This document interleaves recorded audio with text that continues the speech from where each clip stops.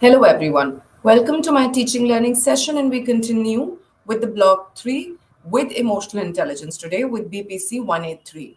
Starting with this model, we will start with the units again. What we had done, we had done the models of emotional intelligence of ability, of trait, and Geno's model. Today, we are going to start with the mixed model of emotional intelligence. The mixed model talks about the combination of the construct, two construct combination of personality characteristics. That means we are going to talk about a model that is going to discuss not only personality characteristics of one model, but a combination of two models. This is communicated mostly and done, the work done was by Goldman. The following statement was given by Goldman. He stated that there is an old fashioned word for the body of skills that emotional intelligence represent character, which was very true. In the initial time when emotional intelligence came as a feature, Goldman felt that emotional intelligence is just taken as a skill by people. So, when we talk about emotional intelligence as a skill, that means something that you can grow within yourself, something that you can acquire as a skill. But ideally, he said in the old fashioned way, this was something which was called as a character. Also, this was stated in 1995, which is being very close to the generation today. Also, the mixed model that we are going to discuss talks about both abilities and skill. That means it's going to talk about something that you inherit as an individual, which is an ability, and some things which can be acquired with a skill. So, do we understand that we talk about the factor that we are going to discuss in mixed model?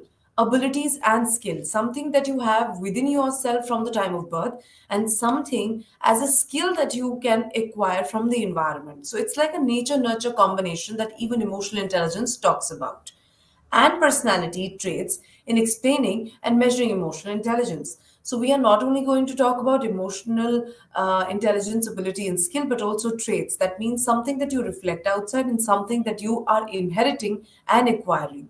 Thus, the assessment of this is done by self-report measure. As we understand that these are mixed model of emotional intelligence, we need to know that the performance is actually going to be assessed by self-report measures. Also, two models are generally thought to fall under the mixed models of emotional intelligence, which is the two models which were under the mixed model was Baron's model and Goldman's performance model. So the two models come under mixed model of emotional intelligence. Then the Baron model was what this was coined, is acknowledged to have coined the term emotional quotient as a measure of emotional intelligence in his doctoral dissertation. Just as emotional quotient is, it is a measure of cognitive intelligence also, and Ermling and Coleman gave this factor. So what is this trying to quote us and tell us is that the Baron model was one of the first model in which psychologists coined us the term quotient, which is like intelligence has IQ, emotional intelligence has EQ. This was considered also not only, a preference and a judgment, a measure of intelligence, but also emotional intelligence and cognitive intelligence. Then Rougon Baron in 2002 emphasized that the adaptive functions of emotional intelligence by defining it as an array of cognitive abilities, competencies, skills that influence one's ability to succeed in the environment, demands, and pressure, which is very true. When we talk about emotional intelligence, ideally it is about adaptation. It is about being able to adapt in the environment that you present according to the environmental demands and the cultural pressures that we have. So, emotional intelligence is just not being able to regulate and passively being able to manage your emotion. It is equally about an ability that will make you succeed in the environment, will be able to make you adapt in the environment according to the environmental demands and pressures.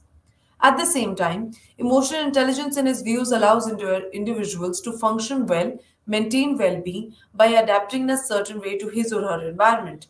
And more specifically, let's count these abilities that Baron model was talking about. They mentioned that if individuals want to function well and maintain their well being, they need to adapt to a certain way. So when we talk about adapting to the certain way to the environment, there were some abilities that we should all have. If we have a higher IQ, these would be a tap to one, two, three, abilities that all of us will have. The first is awareness of understanding and expression of oneself. So being aware about yourself, understanding yourself, and expression of oneself. Then we talk about awareness of understanding and relating to the others. This is This is, how emotional intelligence also functions. It's not about you understanding yourself, but also you understanding others at the same time, relating to them, being able to connect to them emotionally, and understanding their emotions. Then we come down to dealing with strong emotions, controlling one's impulses, which is being able to manage your hardcore emotions that happen and being able to even control it. No emotional outbursts, no outburst of your feelings, and let it all be flowed amongst people. So being able to control that. At the same time, adapting to change, solving problems of a personal and social nature. So this is again a part of EQ, that they're able to help you in problem solving of social environment and personal environment. So these were abilities according to Baron model stated that we all should own if we are talking about being having an emotional intelligence. Then there are the major skills and areas that model maps, that are intrapersonal skills. So let's just elaborate on we would have intrapersonal, interpersonal, we will have stress related management here. So these are some skills that the model map emphasized on. One is intrapersonal. What does intrapersonal talks about? Intrapersonal actually talks about having an awareness of yourself, being able to understand who you are completely, about your motives, your desires, your feelings, your intentions. So it comprises of emotional awareness, which is again being aware of your own emotions, assertiveness, being able to express yourself, by keeping yourself a priority, self-regard, which was being aware of and accepting others and yourself. Actualization is reaching your highest potential, which is marking your fullest potential, being able to relate and to focus and achieve the highest point that you've marked for yourself. These are also to goal achievement. Self-actualization also talks about goal achievement. Then we talk about independence, which is being self-reliant and being opposed to emotional dependency on others, which is very true.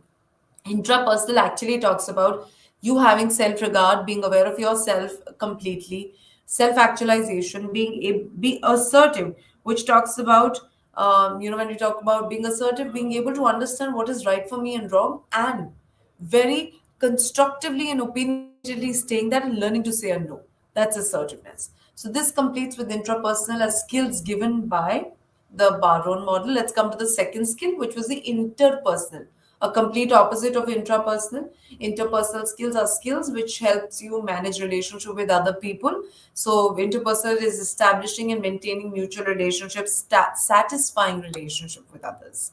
Also, this also brings about, interpersonal is just not about others and you with others. It also emphasizes on social responsibility, which is identifying and finding a part of one social group as well as acting to support them. And empathy. Empathy is extremely important when we talk about when we are relating to the other people. Why? Empathy is what in general terms? Empathy is being able to feel in other people's shoe, like and understanding their pain. So it's like being aware and understanding of how other people's feel. Empathy is one of the, I feel, empathy is one of the most important skill that you have while growing up, not only for emotional intelligence, but also if you're talking about skill development of your own, any kind of skill that you want to develop, you need to essentially understand how people think. Also, if you're thinking about being a psychologist or a counselor, you need to have empathy. You need to completely understand other people's feelings and pains like their own. You cannot be sympathetic in nature. Then another factor that we have is another skill that we have is adaptability skills. Adaptability skills talk about being able to problem solve. There is reality testing. Reality testing is such a it's such an important core of adaptability skills. The reason, keeping your emotion in touch with the facts of the world and the reality of the world. There are times when people tend to daydream, tend to think so many things, build castles in the air about what they wish to do, plan to do, but at the same time they lack adaptation, which is they're unable to solve problems, give out constructive unique problems to interpersonal and intrapersonal problems, and they end up building castles, think very elaborately, but there isn't any constructive and reality oriented solution. So reality testing is very important as a core part of adaptability skills. How do we adapt until we do not relate to the world? Then there is flexibility, which is obviously being able to be plastic, being able to be stretched as per the environmental changes. This is extremely important. COVID was one of the biggest example for people who were able to shift from offline to online, manage it, schedule themselves, being able to prioritize not only the interpersonal but also intrapersonal needs. Then we have the fourth, as I said, stress management skills is another skill that we talk about, which talks about having stress tolerance, an extremely important factor which Baron actually, from that time, from 1995, focuses on is managing one's own emotions effectively and constructively. So if you'll be able to manage your emotion really well, remember, stress tolerance as an individual increases. Impulse control, which is again no outburst of emotion. You need to be thinking before acting. You need to be making sure that whatever that you put out, whatever that you feel, and you displaying your emotion needs to be in control, needs to be in sync with what you want to say and talk and probably express. So that's impulse control. Then we have general mood. General mood will obviously talk about happiness and optimism, and at the same time, the two together talks about how we are optimistic of every life goals in every life situation, and happiness is feeling contented with what you have, and general feeling of joy in your life. A lot of people who do not have this, I feel these were some essential skills that Baron model of the mixed model conveyed us. That emotional intelligence, when talking about people who are emotionally intelligent, according to Baron, must have these skills, which is very true. Intra and interpersonal skills are such an important core. Then the adaptability skills, the stress management, and the general mood.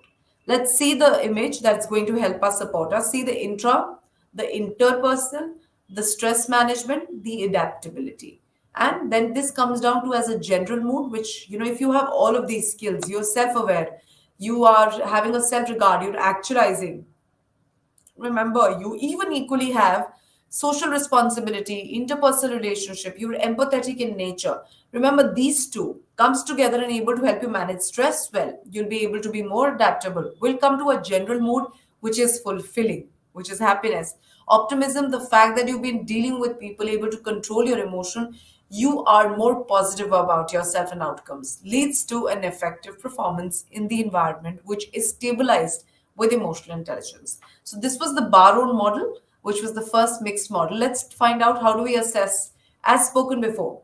Baron model, being a mixed model of emotional intelligence, is going to use self-report measures, and the original EQI, which was the emotional quotient inventory, was given by Baron emotional quotient inventory model. This comprised of 133 items, which is 133 questions, all in self-report measures. That means you are reporting self, you are reporting on your own.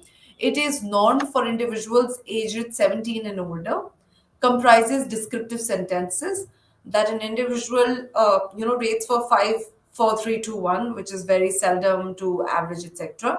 And it's a questionnaire, and it is stated, it's not something that it's a time bound questionnaire, but people state that a lot of us will complete it in 30 minutes, as much time. That's an approximate time that most people have been taking.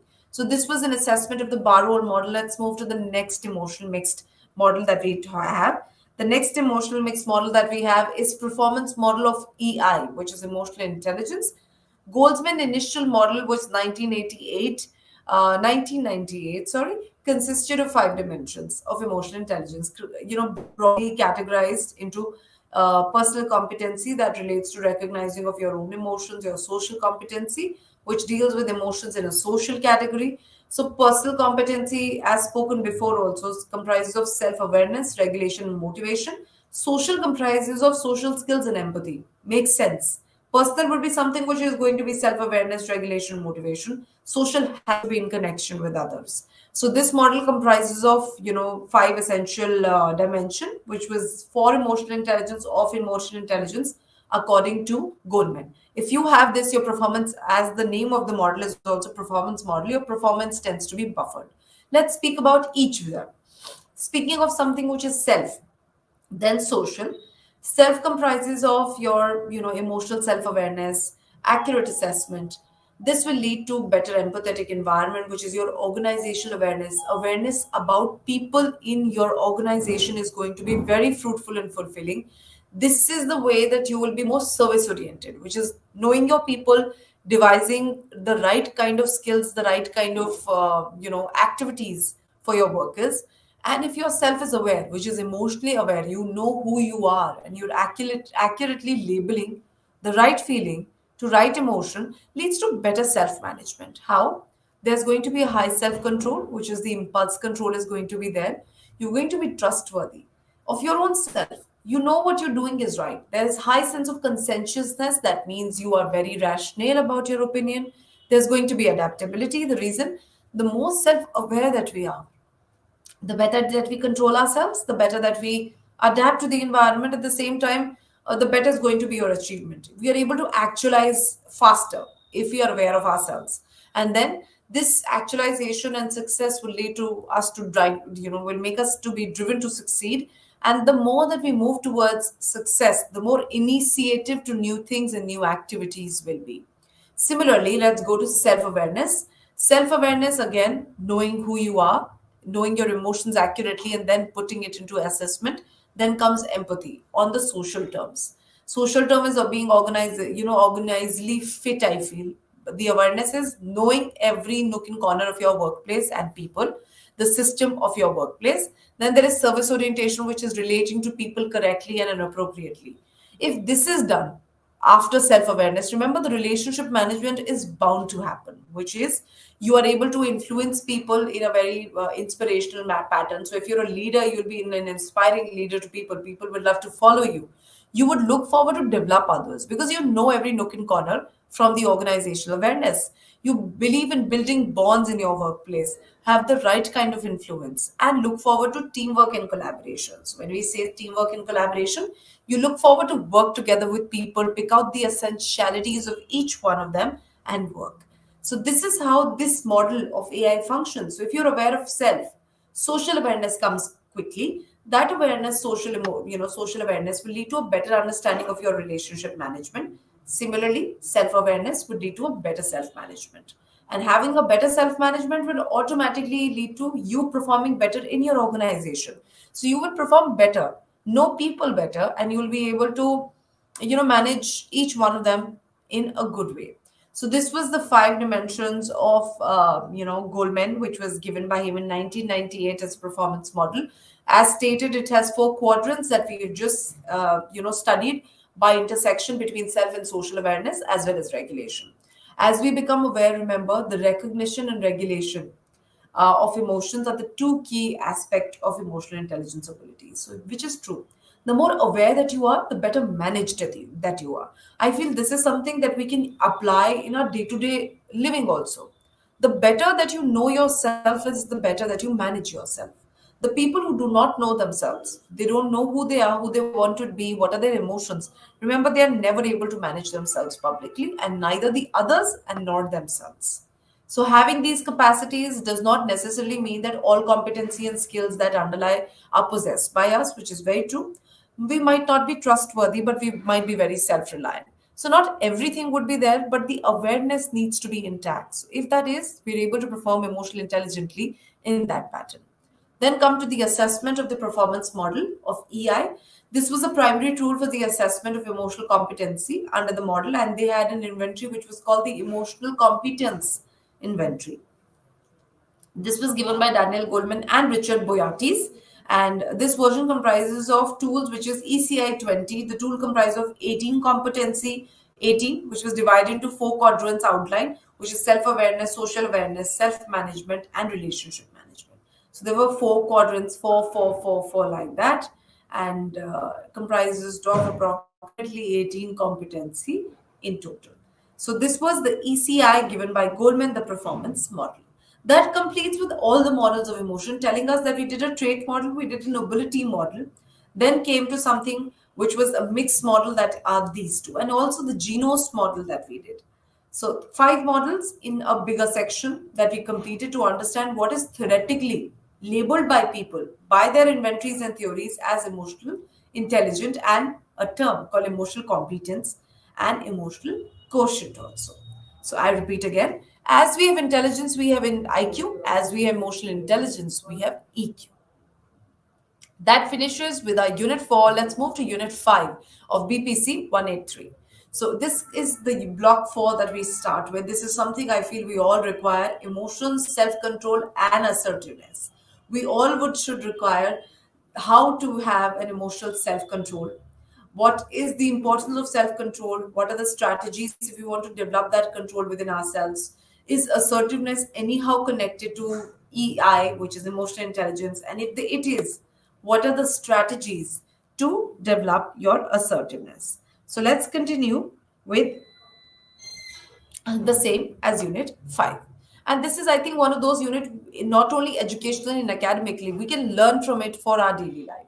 So what are emotions? We all know emotions is a very complex set of feelings, and it is pervasive in all domains. That means emotions will not only impact your academic, professional, and your personal life, but also social, also your, your day-to-day environment. So it has, it is a building block of all our relationship and all our interactions. We at times do make emotional intelligence a pillar for success. We might have emotional intelligence a very important pillar for success. At times, emotion, the term itself means emotion, which is feelings on motion.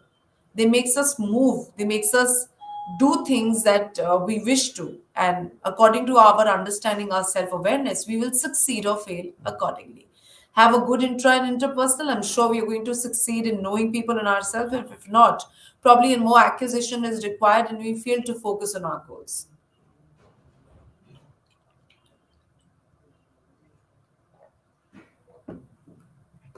Also, speaking of this, hence we need to know that we need to focus on our emotion. We need to recognize them, we need to engage in them, explore them, express and control them. So let's take an example. We are happy today. So let's take an example. We are very happy today. We need to recognize that this is happiness. Happiness is not only just feeling joy. Happiness is also about feeling contented with what you have. So this is the recognition. Then engaging with them, which is using your happiness to devise your entire day, putting out work in a way that your happiness can flourish your work and can support you. Similarly, being able to express it correctly. That means, being happy does not mean you end up smiling the entire day, laughing the entire day. Do not just keep enjoying what and not completely finish it and complete it. That is not happiness. Happiness is feeling contented and utilizing, expressing it in the right manner and not going overboard, which is ignoring the other sects of your life, the other dimensions of your life of goal achievement, priorities, completion of work, and just feeling happy and clapping in one area and feeling very positive about it. That is not, which is recognizing being happy, engaging that it is contentment and the fact that I'm very happy with the goal setting, utilizing the same emotion to express it correctly, and further controlling it so that you're able to actualize in that field correctly and appropriately, which will make our life very effective and also joyful. Then moving to next, we need to first, identification of emotion has been always paramount, very important.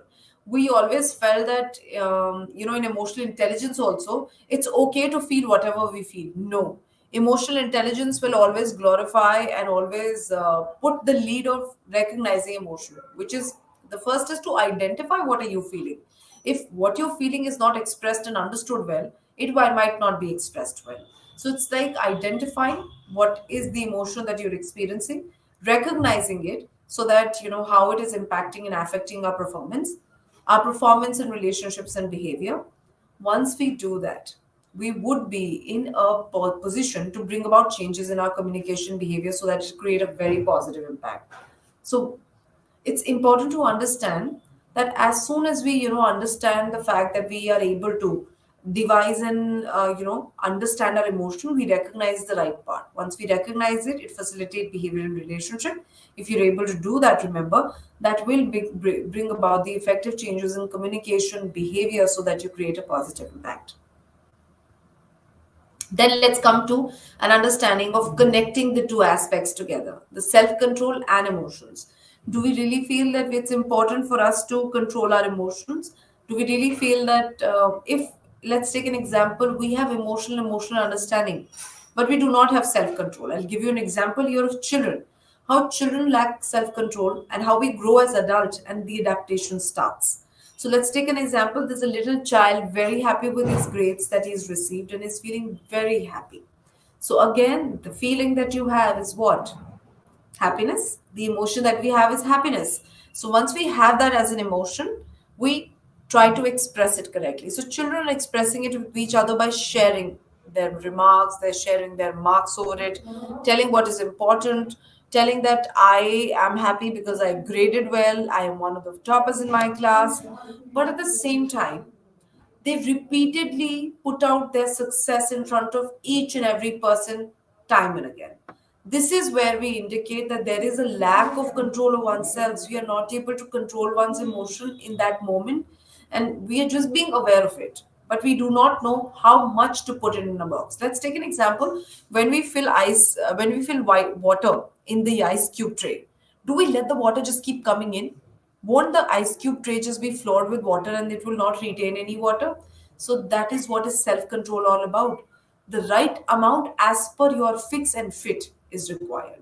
So it's being aware of your emotions and putting a check on them, that you do not burst as a result of one's emotion. You're able to assess situation and other people and not go overboard also. So when we speak about being going overboard, this suggests just not losing control. Being happy, joyfully, smiling, laughing, and shouting in front of other people, that is something that we do not allow.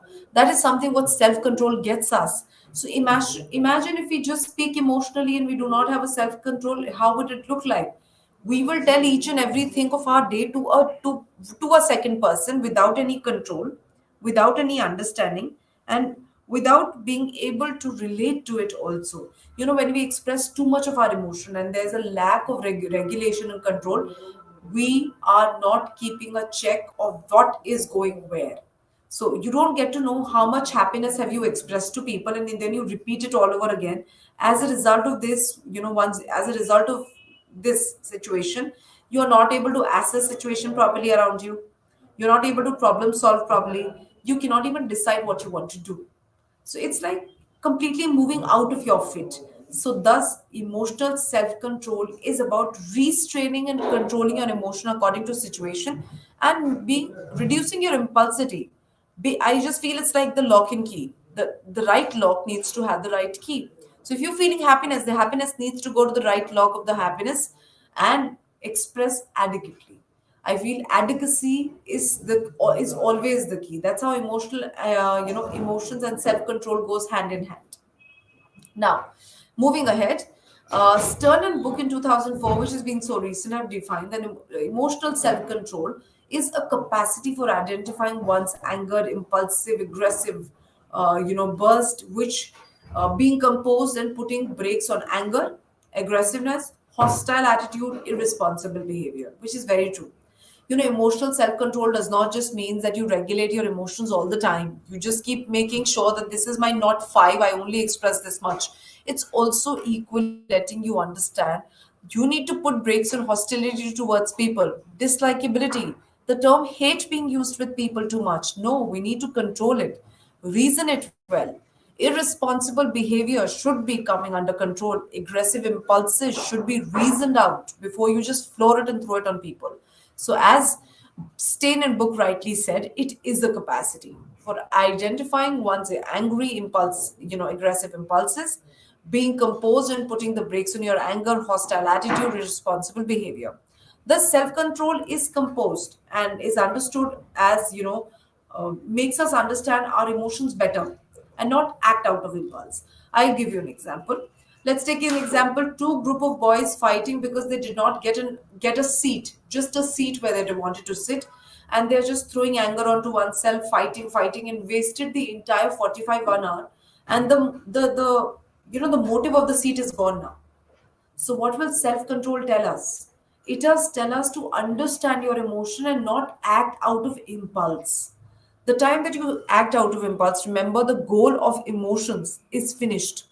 Because goals of emotion is what? It's to identify, recognize, and express it rightly. If you're not able to do that, what's the point of having one? So that's what emotional self control is so important. Let's also have three stages. This was given by Mangal and Mangal. He's an Indian psychologist, has books also of Mangal and Mangal, General Psychology, Experimental Psychology. You can have your hands on it. He stated in 2015, indicated three stages the way that you can develop self control. So, anyone who feels that they have an emotional outburst, they have too much of things that they put out. Remember how you can make sure that you have a self control on your emotional outburst or emotional understanding. First, the first paramount, always going to be one, which is awareness about present emotional state. This is step one. It always starts with awareness, it always starts with recognition. So being able to recognize the development of self control is to become aware of one's own emotional state, knowing how and what are you feeling. So the how, what, and when needs to be understand completely. I feel completely understood. It should be understood properly. There shouldn't be any confusion when you're labeling your emotion, intensity of it, how and when of it. Once you have an awareness of your emotional state, remember, the awareness not only talks about just knowing what you're feeling, it can happen in many ways. Knowing about your emotion is one, the nature and the kind, then paying attention to your physical manifestation. You might feel very sad, but then your body movement and gestures is very anxious. Remember, you have still not developed a self awareness. You have two cross connecting things, your emotions and your body postures. Paying attention to physical manifestation, which is the movement, meditation practices. This is also how you can develop an awareness of yourself. Scanning your physical changes. If you feel that your body is getting warmer, as soon as you feel anxious, your body gets warm, your ear gets red, you feel that hot flushes in your body. It's important to identify what goes in your body. Then scanning others also with regard to changes in body language and behavior. Second, after you become aware through all of this, remember, it's important to determine underlying causes responsible for the present state. So you need to know if you're sad, what has led to that sadness. When you focus on an emotional state, we are experiencing the next step to find out why we are experiencing this. You need to know the why behind it. You need to know why are you feeling like this? What has led to this kind of feeling? What has made me anxious today? Why there's such an unrest? You need to go back a little, identify traces where this anxiety might have started and what has led to these emotions and anxiety. After determining the causes behind what your state of emotion is, you need to adopt measures. Like this is like a complete, not only a complete development of self control, I feel also an understanding of how you regulate your emotions at the same time, which was rightly given by Mangal and Mangal in 2015. So, adopting measures to control your emotional state, so you feel your anxiety is too much, you recognize it has happened because of this. Now, we know that the reason for our emotions, we are in a better position to control these. There are several ways that help us, in emotional self control. How can you regulate it? How can you control and, your emotional self control can be uplifted? Take a pause within yourself and outside yourself, which is like as soon as you experience something, just relax, deep breathe, yoga, or probably just do deep breathing 5 to 10 times. It will make you realize what goes on in your body. Talk to family and friends if body relaxation and self relaxation and meditation yoga is not doing any help. Confined in the right kind of person to vent out or probably to share so that it is able to control your emotions. Another way of this is adopting an internal locus of control. Locus of control is something what churns you to achieve, motivate, and move towards your goals in life. Some people are internally motivated, some people are externally. External locus of control is these people required external stimulation, appreciation, pat on the back, external thought from other people, and at the same time, uh, the internal locus of control, people who are motivated from within, people who understands their motives and goals from within. So if they want to make a change in their life, who do they need to contact? Themselves. They do not require external environment. Internal locus of control is the entire sense of control is inside the body and the person. So that's internal locus of control. Another way of doing is obviously having a very optimistic and a positive thought process, positive attitude and hope. The last is planning beforehand that helps you anticipate the likely impact of your emotions and modify your behaviors accordingly.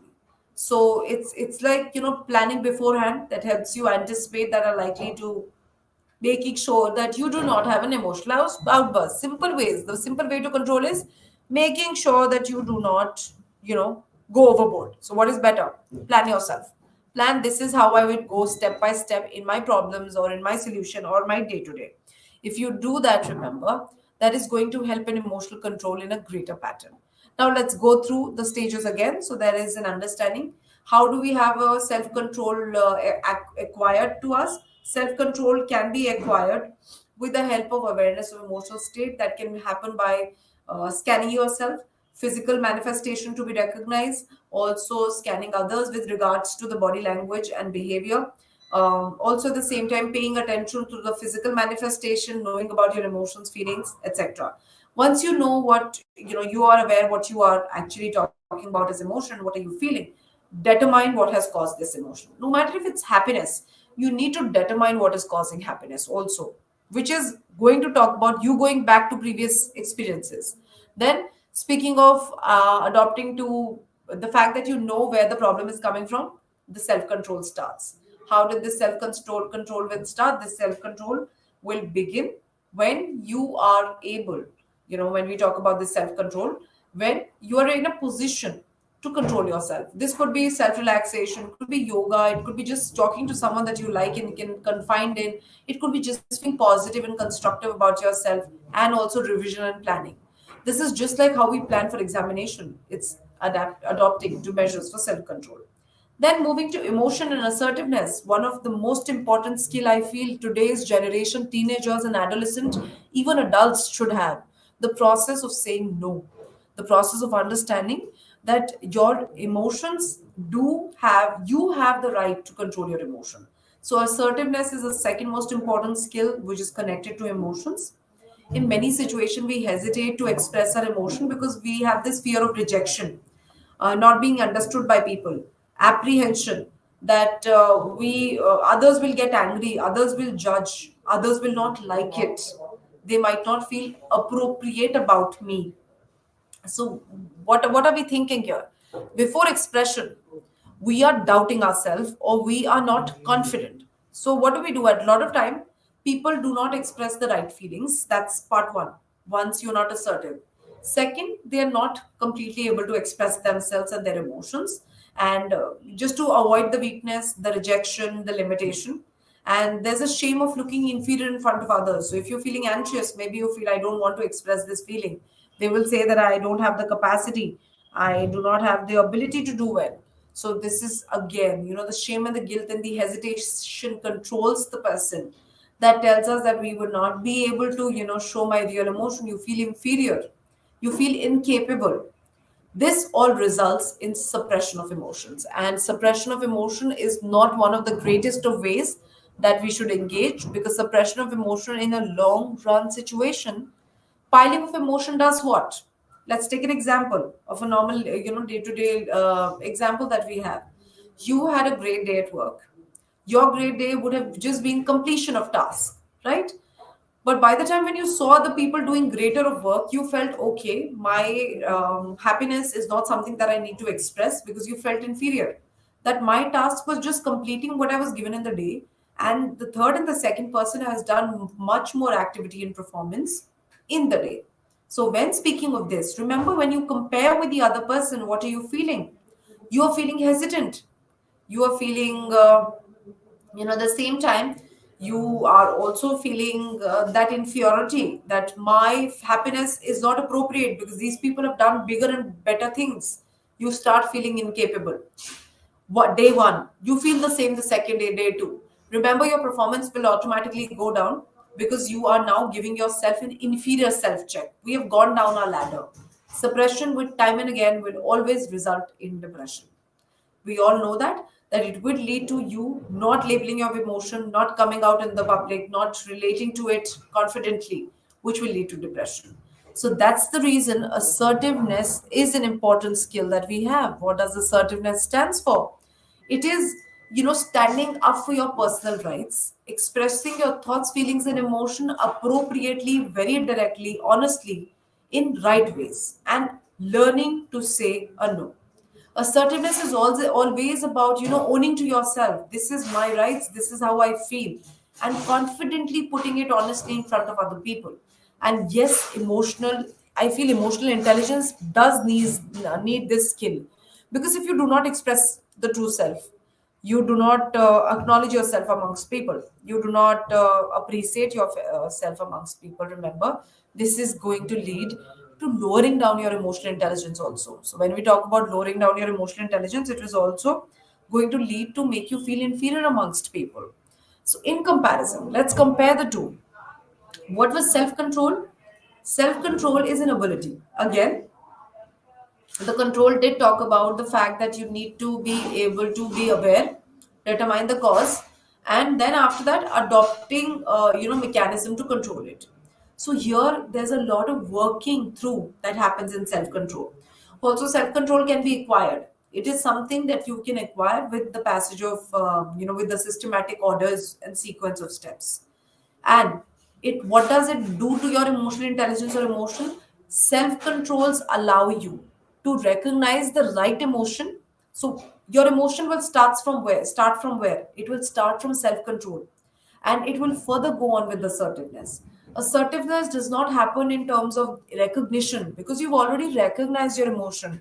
It happens at the time of expression of emotion, at the time of understanding that this is the way I need to be putting out myself. Now, moving ahead, what is the meaning and importance of assertiveness? Assertiveness is it is to assert one's right, to speak up for yourself and what one thinks and feels. So, on the right connotation, assertiveness is just what are you feeling as an emotion which was given by self control. Let's take an example. The self control has facilitated you and made you inform that today you are nervous or today you're very happy. Either of the two emotion, let's pick up. Let's pick that today you're very excited. Let's take that different emotion. Today I'm very excited. This has been recognized by self control, and they tell us that you do not need to show it to everybody. You just need to show it to the right kind of people, express it to the right kind of people. And once that's done, remember you'll be assertive enough, which is you will have the right to share it with people. Speak about your excitement to the other ones of what are you feeling about yourself today, why did that excitement come into play, and what it makes you feel. So this is what is assertiveness: confidently being able to put out your emotion, confidently being able to speaking up for your emotions. Thus it refers to what? Assertiveness. So did you understand the difference? Control makes you begin your emotion and makes you identify the right kind and put it on the platter. Assertiveness supports you of making you identify that it's your right. You need to identify this. And after identification, you need to express the right amount. Label it and express the right amount. It's your right. Don't keep it within yourself if you want to, if you want to share it with people. Thus, assertiveness refers to exercising one's own right to be respected. However, this is done in such a manner that you must not disregard the rights of other people. You need to respect other ones also, but equally pay respect to yourself. Equally pay respect to what you are feeling. That finishes with something which we talk about as self assertion. Also, Steen and book in 2006 also stated that assertiveness is also a skill. That means it can be acquired. So being able to disagree with others without resorting to any sort of emotional sabotage or subterfuge, which is being refusing and falling onto other people, being able to walk the fine line, defending their wishes while at the same time respecting another person's viewpoint and being sensitive to their needs. So, self assertion is a whole chunk of needs and a whole chunk of skill that you need to learn. Why? It will not only tell you about being able to express your emotion in front of people appropriately and properly, but also at the same time it talks about being able to disagree with others without resorting to emotional sabotage. You should not blame yourself that, oh God, today I expressed the factor that I was so excited, shouldn't have told people. People might have felt why I'm excited at the middle of the day. These kind of feelings should be ignored. And subterfuge also, which means subterfuge is something in terms of being falling onto people, controlling people. Your emotion expression should not control others. So neither you should sabotage, neither you should be controlling other people. Being able to walk the fine line, defending your wishes, presenting it to people. At the same time, when you tell about your excitement, you should respect the other person's need. You should respect how are they feeling about your excitement. If they feel good, please appreciate and thank you. And if you feel that these people are not taking it well, make sure you're sensitive to their needs. So this is the importance. Also, let's come down to some important things which is being told about assertiveness. Assertiveness is an interpersonal skill, very rightly. Assertiveness does brings about understanding of other people, relating to other people's need, relating to their emotional intelligence. So being able to understand how are you feeling, how are you expressing your emotion, at the same time how are I'm expressing my emotion and I'm feeling. So again, a skill. Also, this skill consists of 5 C's that we have, which is the conscience, confidence, clarity, courage, and control. So speaking, we'll just I'll just explain it to you. Clear means clarity of thought and emotions, which is when we talk about the three, assertiveness comprises of making you clear about your emotions. Assertiveness does, teaches us this. Let's take an example. You have a presentation on day one, and because of that presentation, you're very confused of what you need to speak. Do you need to speak first? Do you need to speak second? You need to be assertive. You need to be very clear. The person in charge needs to be questioned when I'm going and how. You need to be concise and precise.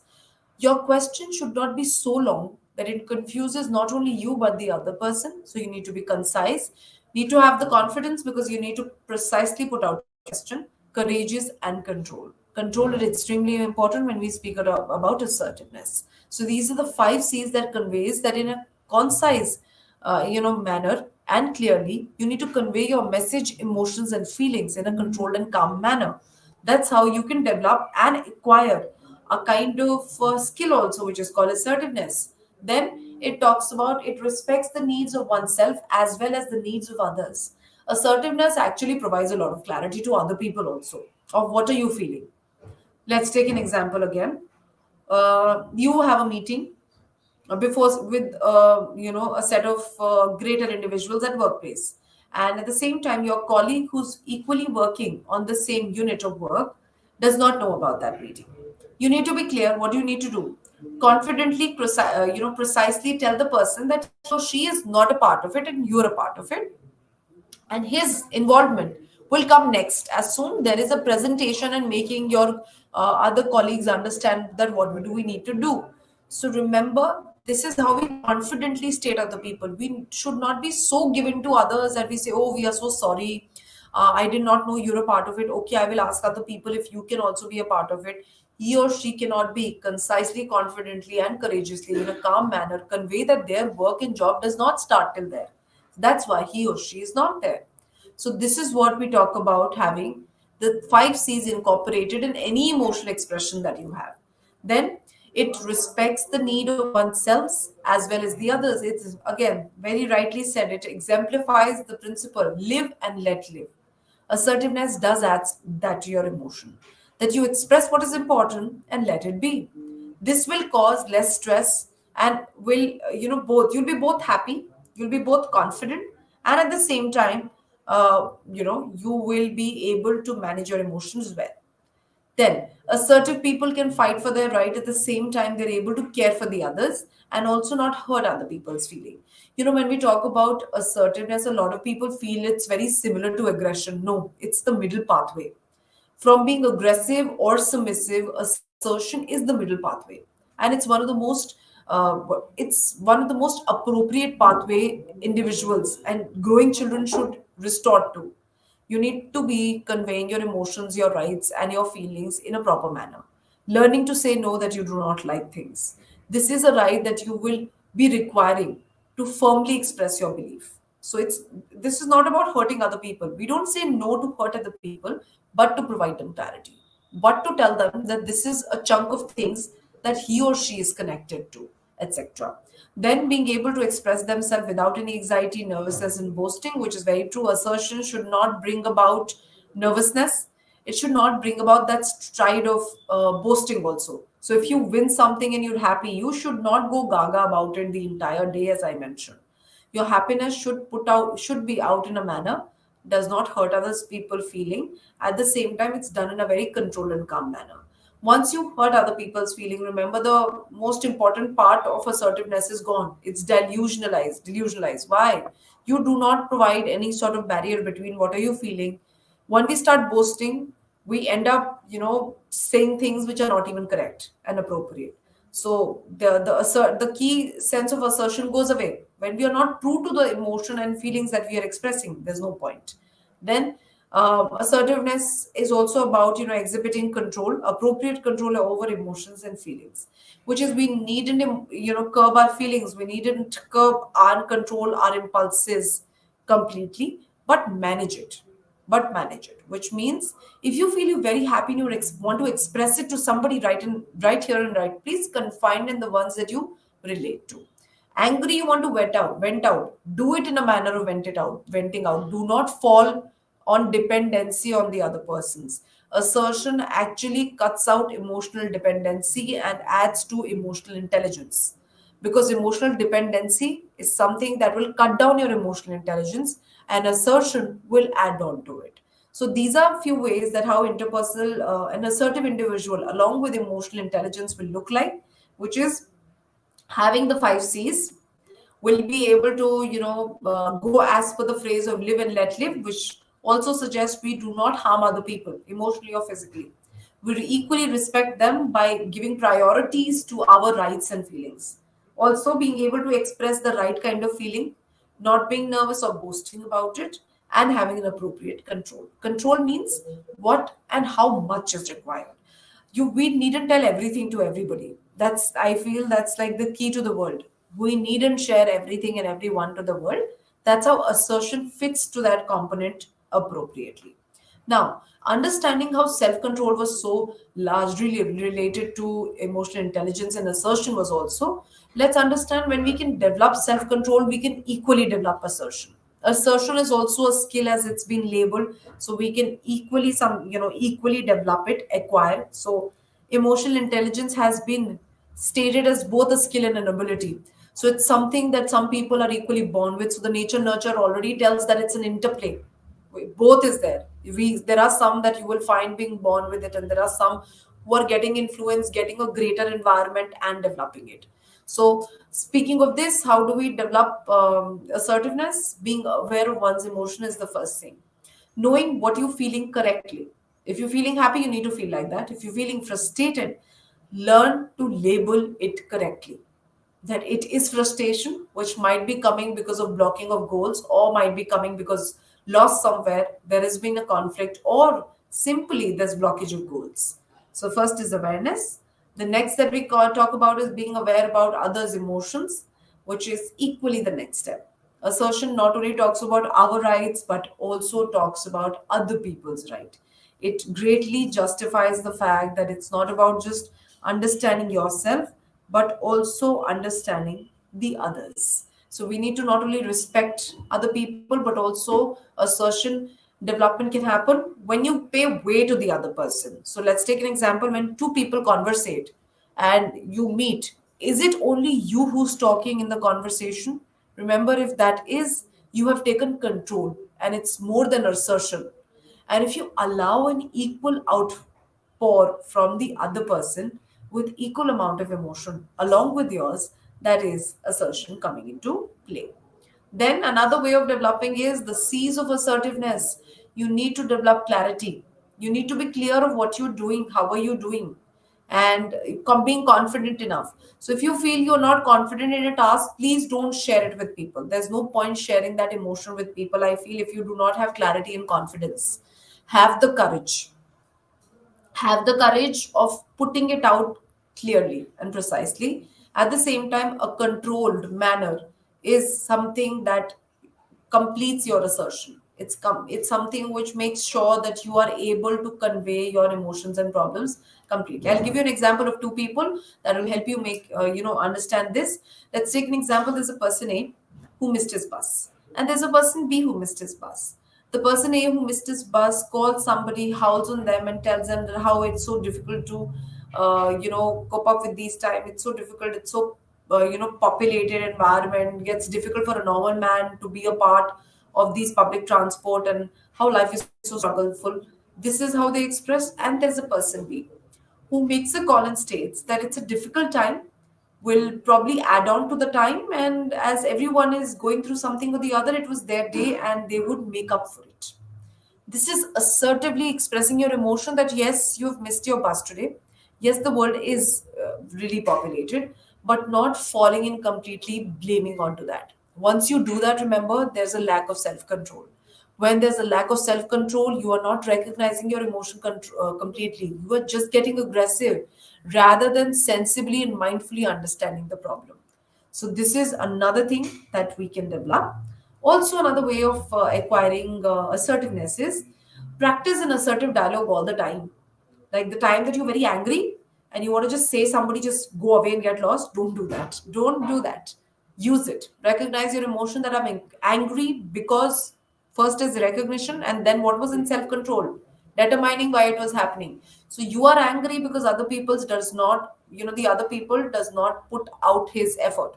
So it's a group task. The other person doesn't show up, does not contribute. So assertion is developing, not developing a communication overnight, rather than practicing it with time. So how do you do it? Let's take an example. There's somebody who's not been contributing to your joint work. How do you tell them?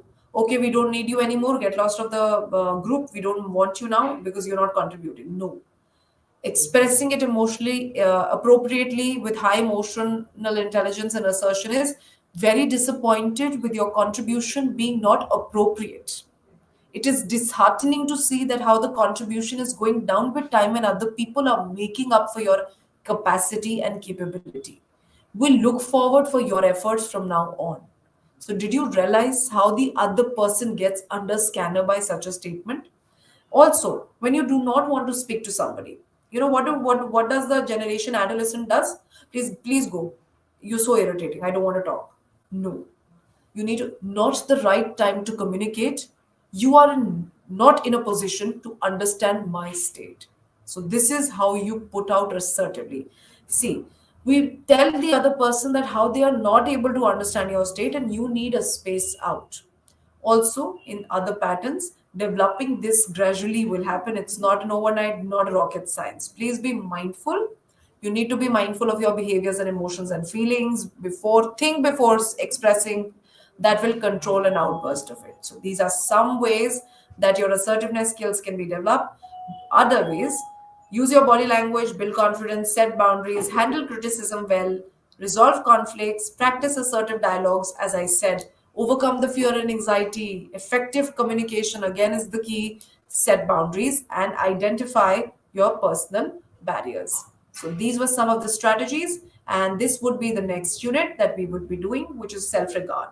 Self regard will talk about how it is important to regard oneself and respect oneself with two of its attributes, which is something which is self regard, comprising of self esteem, self concept, self respect.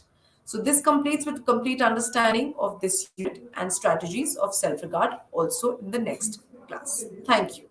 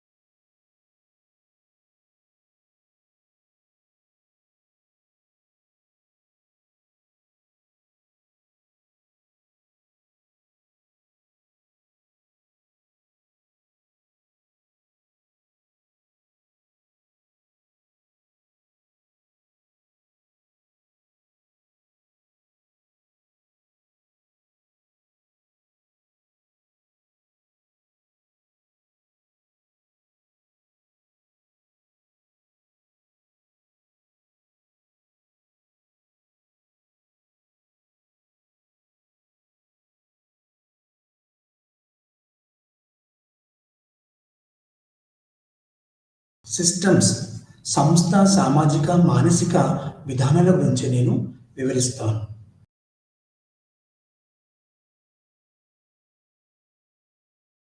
సంస్థ ఎలా ప్రయాణం చేస్తుంది, సంస్థ ఎందుకు ఏర్పడింది అనేది తెలుసుకుందాం. సంస్థ సిస్టమ్ అంటే వ్యవస్థ అనేది ప్రశిష్టమైన మొత్తాన్ని రూపొందించడానికి పరస్పర చర్య చేసే విభిన్న విభాగాలు మూలకాలుగా మనము దీని నుంచి తెలుసుకుంటాము. అంటే మొత్తం విభాగాల మొత్తం మాత్రమే కాదు, వ్యవస్థను సంపూర్ణంగా మాత్రమే వివరించవచ్చును. అంటే వ్యవస్థ ఎలా ఉంటుంది దాని నుంచి మనం సంపూర్ణంగా తెలుసుకున్నాం. దీనిని 1930లో లాబిన్ వాన్ బెర్టాలెన్సీ అనే జీవశాస్త్రవేత్త ప్రథమంగా దీని యొక్క సంస్థ వ్యవస్థ గురించి చెప్పాడు. General system theory foundation and డెవలప్మెంట్లో ఈ యొక్క వ్యవస్థ గురించి అభివృద్ధి పరిచాడు. వాన్ బెర్టాలాన్ఫీ ప్రకారం సిస్టమ్ అంటే సంస్థను అర్థం చేసుకోవడానికి లేదా పరిశీలించడానికి నేను తప్పనిసరిగా ఓపెన్ సిస్టమ్ అయి ఉండాలి. అంటే అది అందరికీ తెలిసినదై ఉండాలి. అంటే దీని అర్థం వ్యవస్థ యొక్క అన్ని భాగాలు పరస్పరం సంబంధం కలిగి ఉంటాయి. వ్యవస్థ ఏదైతే ఉందో అందులో ఉన్న విభాగాలన్నీ ఒకదానికొకటి సంబంధం కలిగి ఉంటుంది అని పరస్పరం అనుసంధానం చేయబడతాయి. అందువల్ల వ్యవస్థ యొక్క భాగాన్ని వేరు చేయడం ద్వారా ఏమీ వివరించబడదు. వ్యవస్థను వేరు చేస్తే ఏది చెప్పడం, వ్యవస్థను కలిపి దాని గురించి తెలుసుకుంటేనే వ్యవస్థ గురించి తెలుసుకోబడుతుంది. సిస్టమ్ వ్యవస్థ ఇన్పుట్లను అవుట్పుట్లకు మరి అవుట్పుట్ ఇన్పుట్ ఉంటుంది. మన పుస్తకంలో ఒక డయాగ్రామ్ ఇచ్చారు. ఏంటంటే సిస్టమ్ థియరీ అంటే వ్యవస్థ దృక్పథం, వ్యవస్థ సిద్ధాంతం. అందులో ఇన్పుట్ అంటే ప్రాసెస్. మనం ఇచ్చిన సమాచారాన్ని లోపలికి పంపిస్తాం. ఆ వచ్చిన లోపల నుంచి అవుట్పుట్ వస్తుంది. అవుట్పుట్ అంటే మనం ఏదైతే సమాచారాన్ని కోరుతున్నామో, ఏదైతే విషయాన్ని తెలుసుకోవాల్సుకుంటున్నామో అది బయటకు వస్తుంది. వచ్చిన తర్వాత దాన్ని ఫీడ్బ్యాక్, దాని యొక్క వివరాలు తీసుకుంటాం. అది ఎలా వచ్చింది, ఏ రకంగా ఉంది అంటే కంప్లీట్మెంట్ ఇన్పుట్ మరియు అవుట్పుట్ మధ్య పరస్పర చర్య కలిగి ఉంటుంది. ఏది వ్యవస్థ యొక్క ఇన్ఫర్మేషన్. కాబట్టి ఇందులో ఓపెన్ సిస్టమ్ అనేది పదార్థం లేదా శక్తి మరియు సమాచారం. ఏదైనా కానీ సమాచారం ఇన్పుట్గా మనం ఒక కంప్యూటర్కి ఒక ఎలక్ట్రానిక్ కంప్యూటర్కి మనం ఒక సమాచారం ఇస్తున్నాం. అది తిరిగి మనకు ఇన్పుట్ ఇచ్చిన దాన్ని అవుట్పుట్గా ఏమొస్తుంది, శక్తి మరియు సమాచారం ఇన్పుట్లుగా అవుట్పుట్లుగా మనకు ఇవి గోచరిస్తున్నాయి. ఓపెన్ సిస్టమ్ వారి వాతావరణంలో సమాచారం, శక్తి లేదా పదార్థాన్ని మార్పిడి చేస్తుంది. ఓపెన్ సిస్టంలో శక్తి లేదా మరి సమాచారం వివిధ వివరణ ఇస్తుంది. ఓపెన్ సిస్టమ్ పరివర్తన నమూనాగా పరిగణించబడుతుంది. దాని పర్యావరణాలతో డైనమిక్ అంటే ఉన్నతమైన చేస్తుంది. గతిశీలతో సంబంధం కలిగి ఇవి వివిధ ఇన్పుట్లను అందుకుంటుంది. ఆ తర్వాత అవుట్పుట్లను ఇస్తుంది. ప్రసారం చేస్తుంది. ఇన్పుట్లను ఏదో విధంగా మారుస్తుంది మరియు అవుట్పుట్లను ఎగుమతి చేస్తుంది. సిస్టంలో వ్యవస్థ సిద్ధాంతంలో ఒక సంస్థ స్థిరమైన స్థితి ఎలా నిర్వహిస్తుందో అర్థం చేసుకోవడంలో అభిప్రాయ భావన ముఖ్యమైనది. అది ఎలా పనిచేస్తుంది, ఆ వ్యవస్థ ఎలా పనిచేస్తుంది, దాని యొక్క దృక్పథం ఎలా ఉంది అని తెలుసుకోవచ్చును. అంటే అవుట్పుట్ల సంబంధ డైనమిక్ అంటే దాని యొక్క గతిశీలతలు సమతుల్యంగా ఉందా లేదా అని తెలుసుకోబడుతుంది. లేదా సిస్టమ్ యొక్క వ్యవస్థ యొక్క ప్రక్రియ వ్యవస్థలో ఇన్పుట్ల తిరిగి అందించబడుతుంది. అవుట్పుట్ నుంచి ఇన్పుట్ తిరిగి ఇవ్వబడుతుంది. బహుశా ఇది మార్పులకు దారి తీస్తుంది. పరివర్తన ప్రక్రియ వ్యవస్థలో ఇన్పుట్కు తిరిగి అందించబడుతుంది. ఈ విధానం మొదటి సహజ మరియు భౌతిక శాస్త్రాల్లో అభివృద్ధి చెందింది. గతంలో వ్యవస్థ భావనను టేలర్ మరియు ఇతరులు ఉపయోగించారు. సిస్టమ్ అనే పద్ధతిని వ్యవస్థ అనే పద్ధతిని టేలర్ మరియు ఇతర శాస్త్రవేత్తలు దీన్ని ఉపయోగించారు. వారి యొక్క శాస్త్ర సాహిత్యంలో ఇది మనకు తెలియజేస్తుంది. సిస్టమ్ ఒక వ్యవస్థగా సంస్థ ఎట్లా పనిచేస్తుందో ఇప్పుడు మనం చూద్దాం. సిస్టమ్ అప్రోచ్ అనేది సంస్థ కేవలం ఒక భాగాలుగా మాత్రమే కాకుండా సంపూర్ణతకు ప్రాధాన్యత ఇచ్చే వ్యవస్థగా వీక్షించబడుతుంది. ఒక వ్యవస్థగా సంస్థ అనేది తీవ్రమైన ఉపవ్యవస్థ లేదా భాగాలతో రూపొందించబడుతుంది. ఏదైనా వ్యవస్థ కావచ్చు, అది ఆ వ్యవస్థ అనేది తీవ్రమైన ఉపవ్యవస్థలు భాగాలుగా ఉంటుంది. ఉదాహరణకి ఒక కాలేజ్ తీసుకుంటే ఆ కాలేజ్లో ఉదాహరణకి యూజీ తీసుకుంటే బిఏ, బీకామ్, బిఎస్సి, బీబీఏ అని ఉంటుంది. ఉదాహరణకి బిఏ తీసుకుంటే ఉపవ్యవస్థలు ఉంటాయి. అందులో వివిధ సామాజిక శాస్త్రాలు ఉంటాయి. ప్రభుత్వ పాలన శాస్త్ర, రాజనీతి శాస్త్రము, అర్థశాస్త్రము, రాజనీతి శాస్త్రము మరియు మొదలైనవన్నీ సాంఘిక శాస్త్రం ఉన్న వివిధ విభాగాలుగా మనము చదువుకోవాల్సిన ఉంటుంది. బిఏలో ఒక ఎడ్యుకేషనల్ అంటే ఒక ఉన్నత విద్యలో తెలియజేయబడుతుంది.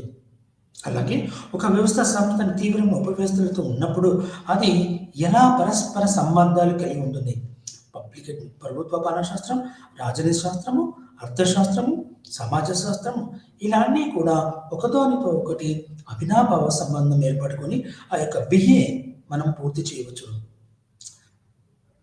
ఇలాగా క్రమంగా సంస్థ యొక్క పర్యావరణంలో సంరక్షణ చెందడానికి నిర్మించిన సరిహద్దులను కూడా కలిగి ఉండదు. ఆ సంస్థ ఎలా పనిచేస్తుంది, దాని సరిహద్దులు ఏంటిది? ఉదాహరణకి భారతదేశం ఉంది. దాని సరిహద్దులు 3 వైపులా తూర్పున బంగాళాఖాతం, దక్షిణాన హిందూ మహాసముద్రం, పశ్చిమాన అరేబియా సముద్రం, ఉత్తరాన హిమాలయ పర్వతాలు. ఇవి ఒక దేశం యొక్క సరిహద్దులు. అలాగే ఒక సంస్థ యొక్క సరిహద్దులు కూడా ఉంటాయి. ఆ సరిహద్దులను కలిగి ఉండి తన యొక్క కార్యకలాపాలను నెరవేరుస్తుంది. ఇది ఆర్థిక, సామాజిక, రాజకీయ మరియు సాంకేతిక ప్రభావాలతో కలిసి ఉంటుంది. ఆర్థిక అంటే దేశంలో ప్రాథమిక, మాధ్యమిక, ఉన్నత స్థాయి వర్గాలు ఉంటాయి ఆర్థిక విధానాల్లో. ఇవి భారతదేశం యొక్క ఒక వ్యక్తి, ఒక సంస్థ, ఒక రాష్ట్రము, ఒక దేశం యొక్క ఆర్థిక స్థితిగతి ఇవన్నీ కూడా ఒక సంస్థలు. ఉదాహరణకి ఒక కుటుంబం తీసుకుంటే దాని యొక్క ఆర్థిక పరిస్థితి వాళ్ళ పేదవాళ్ళ, మధ్యతరగతి వాళ్ళ, ఉన్నతమైన వాళ్ళ తెలుసు. ఇక సమాజంలో కులము, మతము, వర్ణము, లింగాలు, ప్రాంతీయము, జాతీయము ఇవన్నీ కూడా సామాజిక వ్యవస్థలుగా ఉంటాయి. భిన్న కులాలు, భిన్న మతాలు అనేది ఈ యొక్క వ్యవస్థలుగా ఉంటాయి. అంటే తెలుగు, హిందీ, మలయాళం, కన్నడ అని ఎలా అవుతున్నాయో ఇవన్నీ కూడా భాషాప్రాయుక్తంగా సంస్థలు ఏర్పడుతున్నాయి. నేడు తెలుగు అనేది రాష్ట్రం, భారతదేశంలో ప్రతి రాష్ట్రంలో తెలుగు వాళ్ళు ఒక సంస్థగా ఏర్పడతారు. ప్రపంచంలో పేరెన్నికైన వివిధ America, Australia, England, Germany, Japan, New Zealand ఇలా మొదలుకొని రష్యా మొదలైన దేశాల్లో కూడా తెలుగు వాళ్ళని ఒక సంస్థగా ఏర్పడి వాళ్ళకి జీవన విధానం అంటే ఒక సంస్థ అయినా ఒక మతం, ఒక భాష, ఒక మతం ఎట్లా ఉంటుందో అలాగే నేడు రాజకీయ సంస్థలు ఉదాహరణకి గ్రామ పంచాయతీ, స్థానిక స్థానిక సంస్థలు 2 రకాలు. ఒకటి గ్రామీణ లేదా పంచాయతీరాజ్ సంస్థలు, 2 పట్టణ ప్రభుత్వాలు లేదా మున్సిపాలిటీలు. ఉదాహరణకి గ్రామీణ ప్రభుత్వం పంచాయతీ గ్రామ పంచాయతీ, మండల పరిషత్తు, జిల్లా పరిషత్తు. తిరిగి పట్టణంలో నగర పంచాయతీ, మున్సిపాలిటీలు మరియు నగరపాలక సంస్థలు.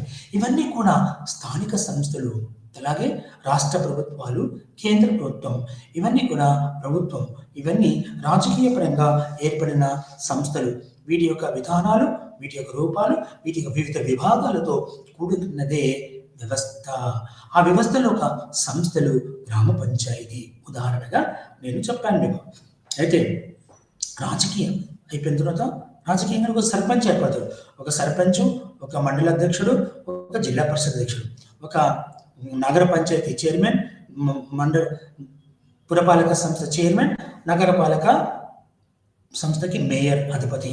ఇది రాజకీయంగా సంస్థలు ఏర్పడి సాంకేతిక ప్రభావాలను కలిగి ఉంటుంది. ప్రతి వ్యవస్థ సాంకేతికం. నేడు ప్రతి ఒక్క సంస్థ, ప్రతి ఒక్క వ్యవస్థ కూడా సాంకేతికంగా అంటే ఐసిటి, ఇన్ఫర్మేషన్ కమ్యూనికేషన్ టెక్నాలజీ, సమాచార సాంకేతిక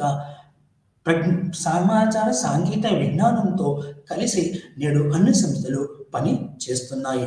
ఒక సంస్థ అనేది ఒక బహిరంగ వ్యవస్థ మరియు ఇది నిరంతర సంరక్షణగా చెందుతుంది మరియు దాని పర్యావరణ విషయంలో మార్పు చెందుతుంది. సంస్థ వాతావరణం, పర్యావరణం. ఈ పర్యావరణం అంటే మనకున్న పర్యావరణంలో గాలి వెలుతురు ఉంటుంది.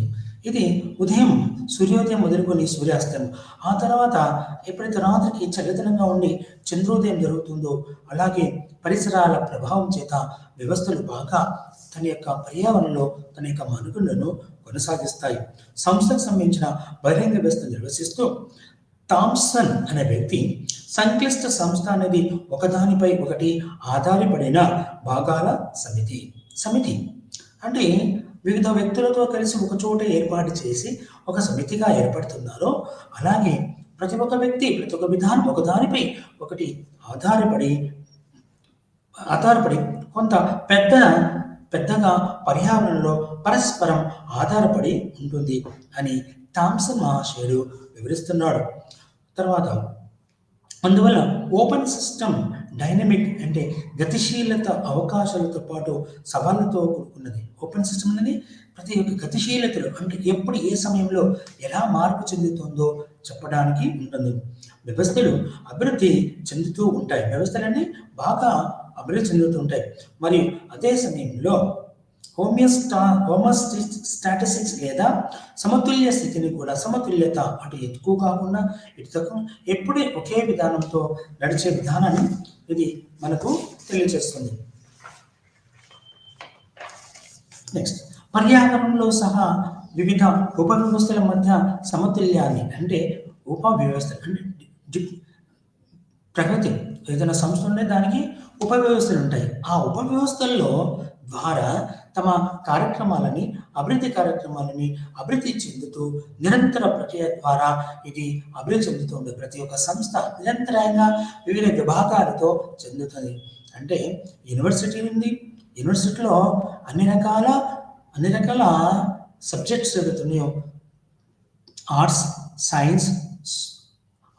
సైన్స్, సోషల్ సైన్సెస్ మరియు వివిధ సాంకేతిక విద్యలాగా ఎట్లనైతే వివిధ ఉపవ్యవస్థలు ఉంటాయో అలాగే సమాజంలో కూడా వివిధ ఉపవ్యవస్థలు ఉంటాయి.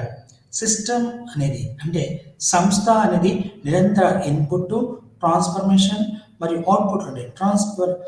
ట్రాన్స్ఫర్మేషన్ అంటే ప్రసార ప్రక్రియ అంటే ఇన్పుట్ ఇచ్చి వచ్చిన దాన్ని ఒక ప్రక్రియ ద్వారా చేసి మళ్ళీ అవుట్పుట్ అనేది ఉంటుంది. ఈ ప్రక్రియ నుండి జీవించే చక్రీయ ప్రక్రియ ఒక సైకిల్ ఉంటుంది. ఆ సైకిల్ అంటే ఒక జీవి, ఒక పిండము జీవిగా పుట్టి ఆ పాప ఒక చైల్డ్, ఒక బాబును పాకుతూ, నడుస్తూ, చదువుతూ జీవితంలో సెటిల్ అయి ఆ తర్వాత సంసార జీవితాన్ని అనిపించి ఆ తర్వాత ముసలిగా ఉండి తన జీవితాన్ని అర్పించేస్తాడు. అంటే పరమోపదేశం. పుట్టుక నుంచి చావు వరకు జరిగే జీవన విధానంలో ఎలానైతే ఉంటుందో అదేవిధంగా వ్యవస్థలో కూడా ఇన్పుట్ అవుట్పుట్ అయిన జీవన ప్రక్రియ ఉంటుందని చెప్తున్నాడు. ఇంకా system approach view of the Chester Bernard అంటే వ్యవస్థ విధానం గురించి చెస్టర్ ఇర్వింగ్ బెర్నార్డ్ ఏమైతే చెప్పాడో అది వ్యవస్థ గురించి ఏం చెప్పాడో మనము ఇప్పుడు మీకు వివరిస్తాను. అంటే బెర్నార్డ్ అనుభవాల ఆధారంగా నూతన సిద్ధాంతాలను వ్యవస్థలోని మానవ ప్రవర్తనపై వ్యవస్థలో మానవ ప్రవర్తన తన యొక్క భావాలను పాలన సిద్ధాంతంలో ప్రవేశపెట్టాడు. ఫలితంగా బెర్నార్డ్ సామాజిక వ్యవస్థ సిద్ధాంతానికి ఆధ్యాత్మిక మూల ప్రశ్నలు వివరిస్తారు. నేడు ఈ యొక్క సామాజిక వ్యవస్థ సిద్ధాంతానికి ఇతను ఆద్యుడు, మొదటివాడు మరియు ఆధ్యాత్మిక పురుషునిగా అంటే ఒక ఆధ్యాత్మికంగా అంటే సంస్థ ఎలా ఉండాలి అని చెప్పే ఒక మూల పురుషునిగా మనం చదివేస్తున్నాం. ఇతను రచించిన 1948లో తన ఒక పుస్తకం రచింది, the functions of the executive, కార్యనిర్వాహక విధులు. అంటే ఇది 1948 సంవత్సరం రచించాడు. ఆ తర్వాత 1952లో వరకు రాక్ఫెల్లర్ ఫౌండేషన్కి ఇతను అంటే 1948 మొదలుకొని బెల్ టెలిఫోన్ కంపెనీలో అతను పదవీ విరమణ చేశాడు. ఎప్పుడు 1951 వరకు.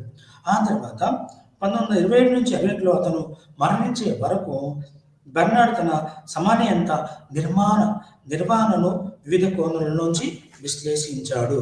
నిర్మాణాన్ని వివిధ కోణాల నుంచి అతను విశ్లేషించాడు. ఇక వ్యవస్థ ఎలా ఉంటుంది అనే దాని నుంచి బెర్నార్డ్ తన రూపాన్ని తెలియజేస్తున్నాడు. అంటే ప్రతి వ్యవస్థలో వ్యక్తుల మధ్య సహకారం తప్పనిసరి అనే ప్రమేయంతో బెర్నార్డ్ తన విశ్లేషణను ప్రారంభించాడు. ప్రతి వ్యవస్థలో శారీరక, భౌతిక, సామాజిక పరిమితులు ఉంటాయని, ఆ పరిమితులను అధిగమించడానికి వ్యక్తులు తామొక్కరే సాధించలేని పనిని సమూహంగా సాధించవచ్చని బెర్నార్డ్ విశ్లేషించాడు. తన ఒక్కడిగే చేయలేడు. ఏ వ్యవస్థ అయినా ఎందులో పనిచేస్తున్నా అని ఒక్కడే తన పనిని నిర్వహించలేడు. అప్పుడు ఏం చేస్తాడు? ఒక్కడిగా చేయలేని ఒక సమూహంగా, ఒక గ్రూపుగా, కలిసికట్టుగా సాధించవచ్చని బెర్నార్డ్ వ్యవస్థ గురించి తెలియజేస్తున్నాడు.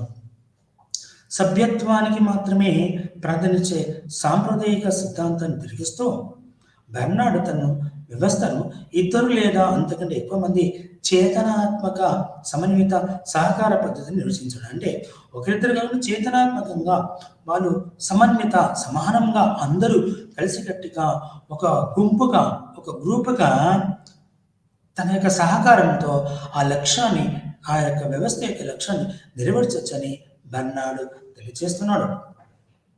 అందువల్ల వ్యవస్థ అంటే వ్యక్తులు ఉద్దేశపూర్వకంగా తమ మధ్య ఏర్పరచుకున్న సహకారం అని బెర్నార్డ్ భావించాడు. ఏమంటాడు ఇక్కడ? అందువల్ల ఏమంటున్నాడు? వ్యవస్థ అంటే వ్యక్తులు ఉద్దేశపూర్వకంగా తమ మధ్య ఏర్పరచుకునే సహకారం అని. సహకారం లేకపోతే కోఆర్డినేషన్ ఇస్ వెరీ ఇంపార్టెంట్. అంటే కోఆర్డినేషన్ లేకపోతే వ్యవస్థ మనుగడ కొనసాగదు.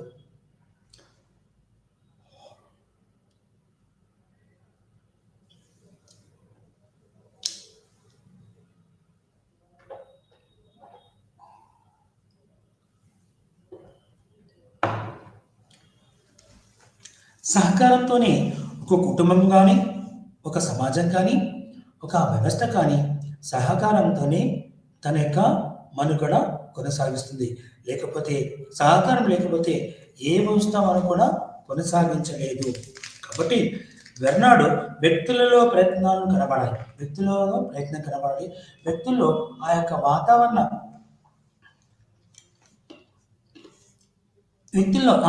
వాతావరణంలోని ఆవరణలో తమ యొక్క విధానాల అమలు కానీ, ఆ వ్యవస్థ అభివృద్ధి కానీ తోడ్పాటు ఉండాలి. వాళ్ళు కూడా ఒక సహకార పద్ధతితోనే వ్యవస్థ యొక్క మనుగడ కొనసాగుతుందని బెర్నార్డ్ తెలియజేస్తుంది. బెర్నార్డ్ 1938లో అధికార మరియు అనధికార గల సంబంధాల గురించి తెలియదు. అనధికారం అంటే లాంఛనప్రాయమైన, లాంఛనప్రాయం కాని వ్యవస్థలు ఉంటాయి. అసలుగా చెప్పాలంటే తెలుగులో లాంఛనప్రాయమైన, లాంఛనప్రాయం వ్యవస్థలు అంటే లాంఛనప్రాయ వ్యవస్థలు అంటే నియమ నిబంధనలతో నడుస్తుంది. లాంఛనప్రాయం అంటే నిబంధనలు కాకుండా వారి మధ్య ఒక అంగీకార భావంతో నడవడాన్ని లాంఛనేతర వ్యవస్థలు కూడా ఉంటాయని చెస్టర్ బెర్నార్డ్ తెలియజేస్తారు. అంటే ఒకరి విషయాలు తెలుసుకోగలిగినప్పుడు, అంటే వ్యక్తులు ఒకరితో ఒకరు విషయాలు తెలియజేసుకున్నప్పుడు, పరస్పర సహకారానికి సిద్ధంగా ఉన్నప్పుడు సంస్థలో ఒక 3 విషయాల గురించి తెలియజేస్తారు. ఒకటి, వ్యక్తులు ఒకరితో ఒకరు విషయాలను తెలియజేసుకుంటారు. నీది ఇలా తెలుసు, అదేలా ఉంది, ఒకరి నుంచి ఒకరు తెలుసుకుంటారు.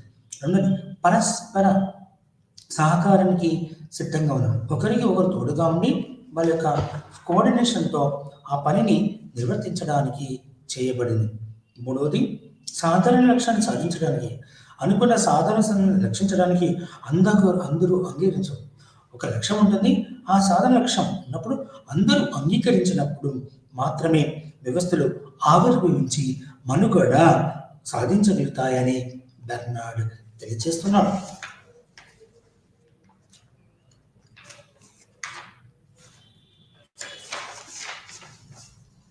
సంస్థాగత సమతుల్యం.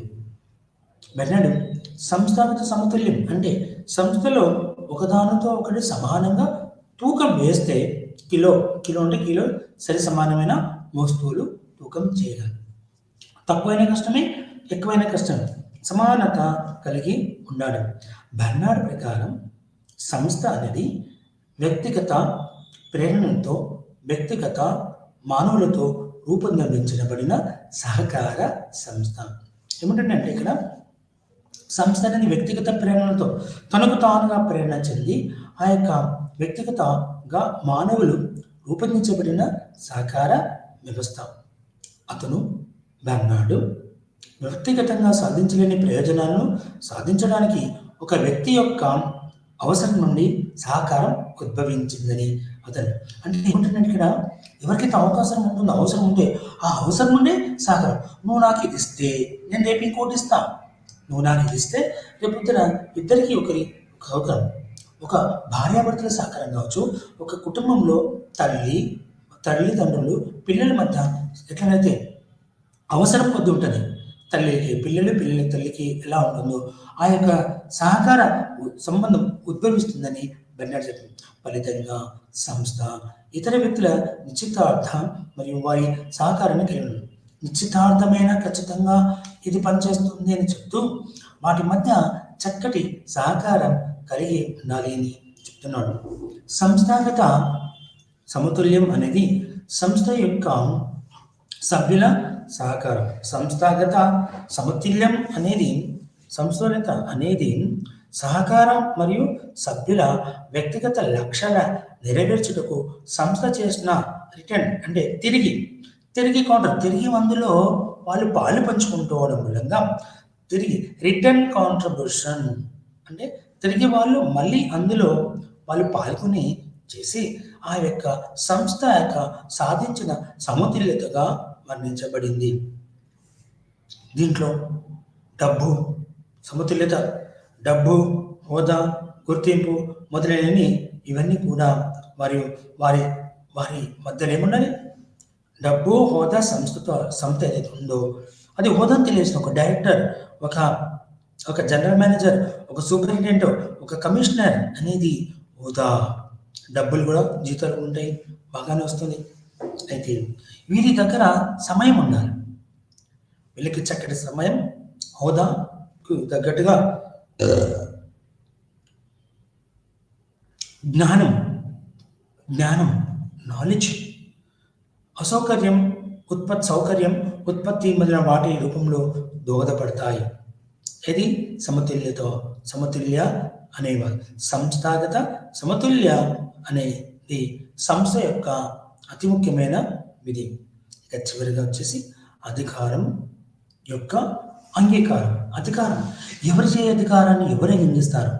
ఒక డైరెక్టరు, ఒక డిప్యూటీ డైరెక్టరు, ఒక సూపరింటెండెంట్, ఒక సూపర్వైజరు, ఒక మేనేజరు, ఇవన్నీ కూడా బెర్నార్డ్ అధికారం యొక్క అంగీకార సిద్ధాంతాన్ని, దీని ప్రకారం నిర్వాహక అధికారం యొక్క సమ్మతి సబార్డినేట్ అంటే తన కింద పనిచేసే వ్యక్తిపై ఈ యొక్క సహకార అధికారం ఉపయోగపడే విధానం నుంచి తెలుస్తుంది. Right to command to order అంటే అతనికి ఆ యొక్క అధికారం, ఆ యొక్క నిర్వహణ, అతనికి ఆజ్ఞ, కమాండ్ చేయడం, అతన్ని ఆజ్ఞాపించగల శక్తి టాప్ టు బాటం అంటే ఉన్నత స్థాయి నుంచి కింది స్థాయి వరకు వెలుగుతూ ఆజ్ఞాపించి పనిచేయవలసి ఉంటుంది. ఆజ్ఞల ద్వారా వాళ్ళని ఆజ్ఞాపించి, సమన్వయం ద్వారా అంటే వాళ్ళని సహకారంతో పనిని నెరవేర్చగలం. అంటే పైనుండి కింది వరకు సాంప్రదాయ దృక్పథానికి విరుద్ధంగా ఉండకూడదు. బాటమ్ అప్ నాట్ ఇది యొక్క వివరణ ఇచ్చింది.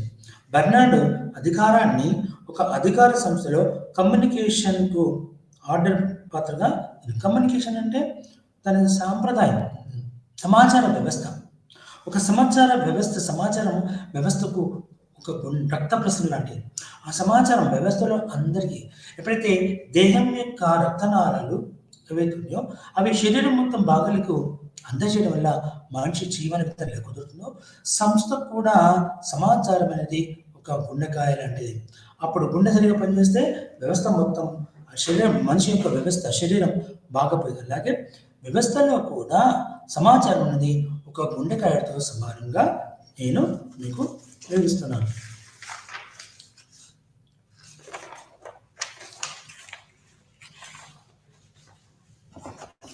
ఇక సంస్థ యొక్క కాంట్రిబ్యూటర్ లేదా సభ్యుడు అతను దోహదపడే చర్యను నిలుస్తున్నది అంగీకరించబడుతుంది. కాంట్రిబ్యూటర్ అంటే అతను పాల్గొనాలి. అతను పాల్గొని అతను ఏమి చేస్తున్నాడు, నువ్వేమి ఇవ్వగలుగుతావు అది ఇచ్చి అతని ద్వారా ఆ సంస్థ యొక్క పనిని నిర్వహించడానికి ఉపయోగపడుతుంది. అతని ప్రకారం అంటే బెర్నార్డ్ ప్రకారం అధికారం 2 అంశాలను కలిగి ఉంటుంది. ఆత్మాశ్రయ మరియు లక్ష్య యొక్క అంగీకారం వల్ల ఇది తెలియజేయబడుతుంది. మొదటి ఆత్మాశ్రయ అంటే ఆత్మ అంటే వ్యక్తిగతమైనది. ఆత్మాశ్రయ అంశం అంటే అది వ్యక్తిగతంగా ఉంటుంది. లక్ష్యం కమ్యూనికేషన్ అది అంగీకారం లక్ష్యంతో అందరు కలిసి ఒప్పుకునేది లక్ష్యం. అందరు కలిసి చేస్తేనే లక్ష్యం నెరవేరుతుంది. ఇది ఉదాసీనత జోన్. చివరి అంశం బెర్నార్డ్ దాంట్లో ఉదాసీనత. అయ్యో పాపం పోనీ ఏదైనా జరిగిందంటూ ఒక వ్యక్తి అయ్యో ఏమైందో పోనీ అని అన్నట్లయితే ఉదాసీనత వేసును. ఇక్కడ ఉదాసీనత జోన్ అనేది బెర్నార్డ్ 1948లో కీలక సహకారం బెర్నార్డ్ ప్రకారం ప్రతి వ్యక్తి ఉదాసీన జోన్ ఉంటాడు.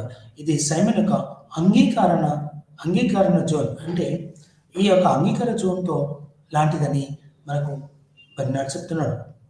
ఇది ఒక వ్యక్తి జోన్ అంటే ఆ యొక్క జోన్లో ఉన్నంత వరకు ఆర్డర్లను ఇష్టపూర్వకంగా మరియు ప్రశ్నించకుండా అంగీకరిస్తాడు. ఎప్పుడైతే ఇతను ఉదాసీనత జోన్లో ఉండి ఉన్నత వ్యక్తి ఏదైనా ఆర్డర్ ఇస్తే అతను ఏమీ అనకుండా అతని కాకపోయినా సరే అని ఒప్పుకుంటాడు. సంస్థ పట్ల వ్యక్తి యొక్క నిబద్ధత మరియు ప్రేరణ. నిబద్ధత ఖచ్చితంగా ఇది చేయాలి. ప్రేరణ నువ్వు చేయగలవు. Motivation is a very important. అది మనిషిని ప్రేరణ చేయడం అతి ముఖ్యమైన సాధనము సంస్థలో ఉపయోగిస్తారు. ప్రేరేపిస్తాడు. అతను చేయకపోయినా నువ్వు చేయగలవు, లేకపోతే నీకు ప్రైజ్ ఇస్తాను, లేకపోతే నీకు బహుమతి ఇస్తాను, లేకపోతే ఇంకో రకంగా నేను ఆదుకుంటాను. కాబట్టి ఆ యొక్క పనులలో ప్రేరణ అనేది అతి ముఖ్యంగా చెప్పబడుతుంది. అతను గమనించిన చర్యల కోసం అన్ని ఆదేశాలు సహేతుకంగా ఆచరణీయమైన ప్రభావితమైన వ్యక్తికి అభినందన యోగ్యమైన క్రమంలో అమర్చబడి ఉంటే స్పష్టంగా ఉపయోగించగాని స్పష్టంగా ఆమోదయోగం కానీ అంటే విచ్ఛిన్నంగా చేయని సభ్యులు ఉన్నాయని ప్రభావితపరిచి చెప్తుంది. ఉదాసీనత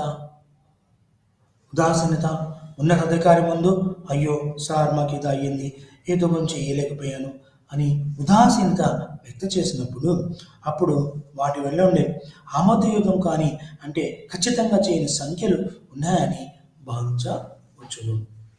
ఇది ఉదాసీనత జోన్లో ప్రభావితమైన ఒక జోన్లో ఉన్న ఆర్డర్ను అంగీకరిస్తాడు ఉదాసీన.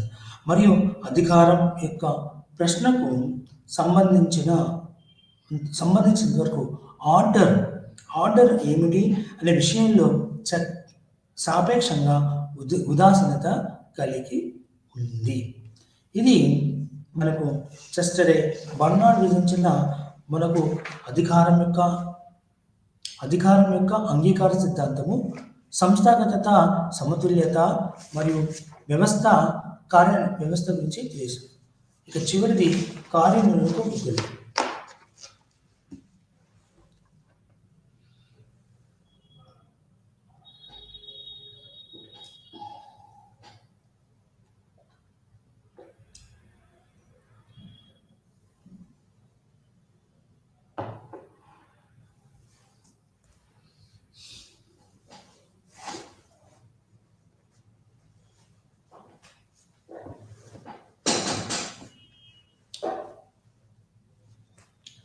కార్యనిర్వహణకు ఉదాహరణ అంటే ప్రతి వ్యవస్థలో కూడా కార్యనిర్వాహకుడు అనేవాడు ఉంటాడు. కార్యనిర్వాహకుడు లేకుండా ఏ వ్యవస్థ కూడా పనిచేయదు. అంటే functions of executive. Functions of executive అంటే ఒక వ్యవస్థ ఒక సహకార వ్యవస్థ అయినప్పుడు అందులో సహకారం సాధించడం ముఖ్యమైన పని. ప్రతి వ్యవస్థలో కూడా సహకారం కంపల్సరీ. దాన్ని సమన్వయం అంటారు, ఇంగ్లీష్లో కోఆర్డినేషన్ అంటారు. ఎప్పుడైతే ఈ కోఆర్డినేషన్ అనేది సరిగా లేకపోతే వ్యవస్థ యొక్క మనుగడ కొనసాగించడం కష్టం. అంటే ఆ వ్యవస్థ పనిచేయడం కష్టం. అందులో నేనెంత, నువ్వెవరు, నేనెవరు, నేనెందుకు చేయాలి, అది నా పని కాదు, ఇది నేను చెయ్యను అనే భావన ఎప్పుడైతే ఏర్పడుతుందో అప్పుడు ఈ యొక్క సహకారం పనిచేయదు. సహకారం అంటే ఒకరికొకరు అందిపుచ్చుకొని, ఒకరికొకరి అభిమానించుకొని, ఒకరికొకరి రెస్పెక్ట్నెస్ అంటే మర్యాదపూర్వకంగా ఉంటేనే ఆ వ్యవస్థలో ఉన్న ముఖ్య కార్మికుల పని సాఫీగా సాగుతుంది.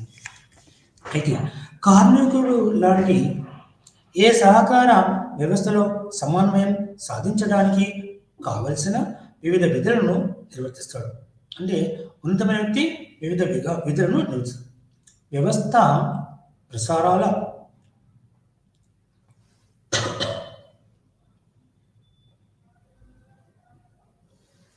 వ్యవస్థ ప్రసారాలు ముఖ్యమైనవి. అంటే ప్రసారం కార్యక్రమాలు సమాచారం మీద ఆధారపడి ప్రతి వ్యవస్థ కూడా సమాచారం మీద ఆధారపడి అందిస్తుంది. నా యొక్క క్లాసు కూడా నాకు ఇచ్చిన సమాచారం ప్రకారమే నేను వచ్చి క్లాసు చెప్పగలుగుతున్నాను. ఇది వ్యవస్థ ప్రసారం అనేది అతి ముఖ్యం. శరీరానికి రక్తనాళాల ద్వారా రక్తం ఎట్లా ప్రసారం చేస్తుందో అలాగే వ్యవస్థ కూడా సమాచారం అనేది ఒక రక్త ప్రసారం పనిచేసి ఆ వ్యవస్థ మనుగడ కొనసాగించడానికి ఆస్కారం జరుగుతుంది. వ్యవస్థ ప్రసారం ముఖ్యమైనవి కాబట్టి కార్మికుడు ప్రసార కేంద్రంగాను ప్రసార నాళాలను పనిచేస్తాడు. బెర్నార్డ్ దృష్టిలో కార్మికుడు చేసే పనులన్నీ కార్యనిర్వాహక విధులు అంటారు. వ్యవస్థలో పనిచేసే కార్మికుడు అన్ని పనులు కూడా కార్మిక విధులుగా చెప్పబడుతుంది. కొన్నిసార్లు కార్యనిర్వాహకేతర పనులు, ఉదాహరణకు ఒక వైస్ ఛాన్సలర్ ఉన్నాడు అనుకో, అతను వైస్ ఛాన్సలర్ అయితే ఒక ప్రొఫెసర్గా ఉంటాడు కాబట్టి అప్పుడప్పుడు వెళ్ళి క్లాసులు కూడా తీసుకుంటాడు. అది దాన్ని ఏమంటారంటే కొన్నిసార్లు కార్యనిర్వహణేతర పనులుగా మనము చెప్పవచ్చు. కార్యనిర్వాహక విధి అంటే కార్యనిర్వాహక విధి అంటే వ్యవస్థలను ఎల్లప్పుడూ పని చేసేలాగా చూడడం, చేసే ప్రత్యేక విధి అని బెర్నార్డ్ కొనసాగించాడు. కార్యనిర్వాహక విధులు వ్యవస్థ నాటి మండలం వంటివి. ఉదాహరణకి మన యొక్క ఆర్థిక వనరుల గురించి ఇప్పుడిప్పుడే తెలుసుకుంటున్నాం. రాబోయే కాలంలో అది విభజన జరిగి ఏదైనా పంపకాలు జరిగినాయి అనుకో, అప్పుడు ఆ వ్యవస్థ యొక్క మనుగడ కొనసాగదు. బెర్నార్డ్ దృష్టిలో కార్మికుడు పనిచేసే కార్మిక విధులను కొన్నిసార్లు కార్మికేతర విధులుగా మనము చెప్పవచ్చు. కార్మిక విధి అంటే వ్యవస్థ ఎల్లప్పుడూ పనిచేసేలాగా చూసే ప్రత్యేక విధి అని బెర్నార్డ్ చెప్పాడు. అంటే ఎక్కడైతే పని జరుగుతుందో ఆ పనికి ఖచ్చితంగా ఒక కార్యనిర్వాహకుడు ముఖ్యంగా ఉంటే అక్కడికి వెళ్ళి ఆ పనిని పూర్తి చేసుకొని వస్తాడు. కాబట్టి కార్మిక విధి అంటే వ్యవస్థ ఎల్లప్పుడూ పనిచేసేలాగా ఒక ప్రత్యేక విధి ఏర్పాటు చేయాల్సి ఉంది. ఇది జస్ట్ బెర్నార్డ్ యొక్క విశ్లేషణ. అయితే ఇప్పుడు ఈయనతో ఏమంటాడంటే వ్యవస్థ ప్రసారాలకు అంటే 3 రకాలు ఉంటాయి. కార్మిక విధులు 3 రకాలు. ఒకటి వ్యవస్థ ప్రసారాలను నిర్వర్తించడం, రెండవది వ్యక్తుల నుంచి అవసరమైన సేవలను రాబట్టడం. ఆ యొక్క సంస్థకు కావాల్సిన వ్యక్తుల నుంచి వివిధ లక్ష్యాలు ఉంటాయి. ఆ లక్ష్యాలను ఉద్దేశాలను రూపొందించడం జరుగుతుంది. ఇక్కడ మూడవది వ్యక్తుల నుంచి అవసరమైన సేవలను రాబట్టడం. అంటే వ్యక్తులకు ఏదైతే ఉంటుందో వాళ్ళకి అవసరమైన సేవలు అందించి వాటి ద్వారా ఈ యొక్క మినిస్టర్తోని మాట్లాడి అప్పుడు తమ వస్తువులని పంపించవచ్చు. లేకపోతే ఊరు నుంచి పట్టణం కావచ్చు, పట్టణం నుంచి ఊరు కావచ్చు, వాళ్ళకి సంబంధించిన కుర్రాల ద్వారా ఇది రామదాస్ తెలుసా, ఇంకోటిలో ఉన్నాయి. ఇక్కడ ఈ యొక్క విధానంలో ఏమంటాడంటే అవసరమైన సేవ రాబట్టడం. ఒక వ్యవస్థ ఉంది, ఒక హాస్పిటల్ ఉంది, ఇంకోటి అనే హాస్పిటల్. అందులో వివిధ విభాగాలు ఉంటాయి. కన్ను, ముక్కు, ఈఎన్టీ, కళ్ళు, న్యూరాలజీ, ఆర్థోపెడిక్, జనరల్ సైన్స్. వీరన్నిటిని కూడా వాళ్ళ జనుల యొక్క అవసరాలను తీర్చడం చెబుతున్నారు. మూడవది వ్యవస్థ లక్ష్యాలను, ఉద్దేశాలను రూపొందించడం. వ్యవస్థ లక్ష్యాలంటేనే వాటి యొక్క ఉద్దేశాలంటే వాటి గురించి ముఖ్యంగా తెలుసుకొని ఆ విధానాన్ని తెలియజేయాలి. అయితే ఈ యొక్క ఫంక్షన్ సబ్జెక్టులో ముఖ్య విధుల్లో సంస్థ యొక్క కాంట్రిబ్యూటరీ అంటే పైసలు ఇచ్చిపుచ్చుకునేది ఉంటుంది, ఇచ్చి పుచ్చుకునేది ఉంటుంది. అతని ప్రకారం, బెర్నార్డ్ ప్రకారం అధికారం 2 అంశాలను కలిగి ఉంటుంది. ఒకటి ఆత్మాశ్రయ, రెండోది ఉదాసీన వైఖరి.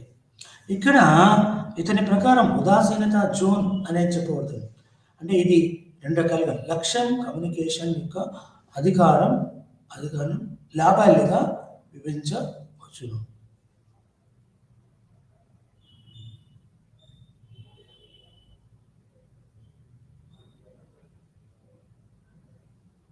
అయితే ఇక్కడ ఉదాసీన జోన్ మరియు లక్ష్య దీని ప్రకారం 2 రకాలుగా ఉన్నాయి. ఏంటిది? ఒకటి ఆత్మాశయ, రెండోది లక్ష్య. ఈ 2 అంశాల యొక్క అంగీకారం ప్రకారమే అధికారం తెలియజేయబడుతుంది. ఉదాసీనత జోన్ అనేది బెర్నార్డ్ 1948లో కీలక సహకారం. బెర్నార్డ్ ప్రకారం ప్రతి వ్యక్తి ఉదాసీన జోన్లో ఉంటుంది. ఇది సైమన్ ప్రకారం వస్తే అంగీకార జోన్. ఇది ఒక వ్యక్తి జోన్లో ఉన్నంత వరకు ఆర్డర్లను ఇష్టపూర్వకంగా మరియు ప్రశ్నించకుండా అంగీకరిస్తాడు. ప్రతి ఉన్నతాధికారి ఏం చెప్తే అది తీసుకుంటాడు, దాని ప్రకారమే చేస్తాడు. క్రమానుగతంగా ఉండే భారాలు మరియు అంగీకారాలను అధిగమించే స్థాయికి బట్టి విస్తృత లేదా ఇరుకైనవిగా ఉంటాయి. ఇతను గమనించింది ఎగ్జిక్యూటివ్ ఫంక్షన్లో చర్యల కోసం అన్ని ఆదేశాలు ఆశించిన యోగ్యమైన ప్రక్రియలో అమర్చబడి ఉంటే స్పష్టంగా అయోధ్య నగరానికి అంటే ఖచ్చితంగా చేయని సంఖ్యలు ఎన్నో ఉన్నాయని తెలియజేయబడుతుంది. తర్వాత ఉదాసీన భావన జోన్. ప్రభావితమైన వ్యక్తి జోన్లో ఉన్న ఆర్డర్ను తీసివేస్తారు మరియు అధికారం యొక్క సంబంధించిన వరకు ఆర్డర్ అంటే ఏంటి? ఆర్డర్ వేయడం, ఇది చెయ్యండి, ఆర్డర్ వేయడం అనే విషయంలో సాపేక్షంగా ఉదాసీనంగా ఉంటాడు. ఇది మీకు చెస్టర్ బెర్నార్డ్ యొక్క విషయాల గురించి మీకు చెప్పాను. సంస్థ గురించి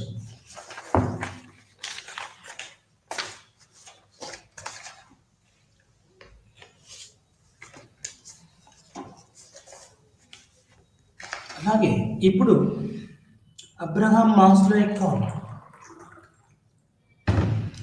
అవసరాల క్రమానుగత శ్రేణి గురించి చెప్తాను.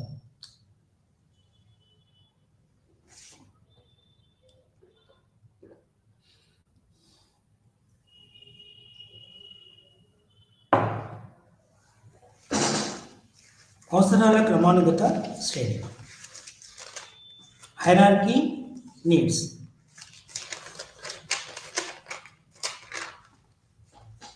ఇది సామాజిక మానసిక దృక్పథంలో అవసరాల క్రమానికి దిశ. అబ్రహాం మాస్లో గురించి నేను మీకు ఇప్పుడు వివరిస్తాను. మానసిక సమస్యల విశ్లేషణ ద్వారానే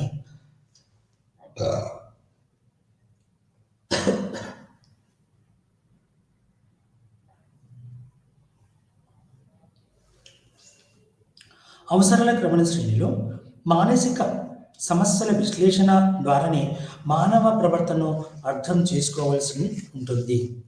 మాస్లో తన అనుభవాల ఆధారంగా 5 అంచెల అవసరాల క్రమానుగత శ్రేణిని ఇతను ప్రతిపాదించాడు. తన అధ్యయనం నుండి 1940 నుంచి 50 మధ్య కాలంలో జరిపిన వాటన్నింటినీ కలిపి 1950లో తన అనుభవం ద్వారా ఏదైతే పరిశోధన చేశాడో ఆ పరిశోధన అనుభవాల ఆధారంగా 1940 నుంచి 50 వరకు అది జరిపిన వివిధ కార్యక్రమాల గురించి తెలియజేస్తాడు. అది 1954లో ఆయన రచించిన ప్రేరణా వ్యక్తిత్వం అనే పుస్తకాన్ని ప్రచురించడంతో ఆయన యొక్క భావాలు తెలియచేయబడ్డాయి. మాస్లో తన పరిశోధనన్నింటినీ దేనినైనా చూపించడానికో కాకుండా వ్యక్తిగత నైతిక కుటుంబ సమస్యలను శాస్త్రీయంగా విశ్లేషించి వాటిని తగిన పరిష్కారాలను చూపించడానికి కృషి చేశాడు. మాస్లో కృషి వివిధ మనస్తత్వ శాస్త్రవేత్తలను ఆకర్షించినప్పటికీ వ్యవస్థ నిర్వాహకులు వీటిని అంతగా పట్టించుకోలేదు. ఎవరు కూడా వాటిని పట్టించుకోలేదు. డగ్లస్ మ్యాక్గ్రేగర్ వీటిని ఎప్పుడైతే ప్రచారంలో పెట్టాడో, అంటే అబ్రహాం మాస్లో యొక్క అవసరాల క్రమానుసారం ఎప్పుడైతే ఇతను ప్రపంచానికి చూపెట్టాడో ఆ తర్వాతనే నిర్వహణ పాలనా అధికారులు ఈ యొక్క మాస్లో యొక్క రచనల పట్ల శ్రద్ధ వహించడం మొదలుపెట్టారు. క్రమబద్ధమైన నిర్మాణం గల మానవుని చర్యలన్నీ తన అవసరాలను తీర్చుకోవడానికి ఒక క్రమంలో ఏర్పాటు చేస్తుంటారు.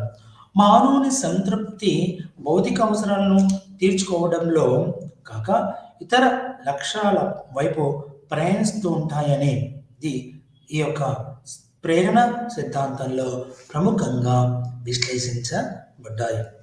మాస్లో మానవుని అవసరాలను ఒక క్రమరూపంలో పొందపరిచాడు. ఈ అవసరాలను కింది నుంచి పైకి ప్రయాణిస్తాయనే సిద్ధాంతాన్ని మాస్లో చెప్పాడు. అంటే కింది నుంచి పైకి. దీన్ని భద్రత, భౌతిక 1, భద్రత 2, సాంఘిక 3, గుర్తింపు 4, తర్వాత స్వీయ సంతృప్తి అవసరంలో 5వది వివరించాడు.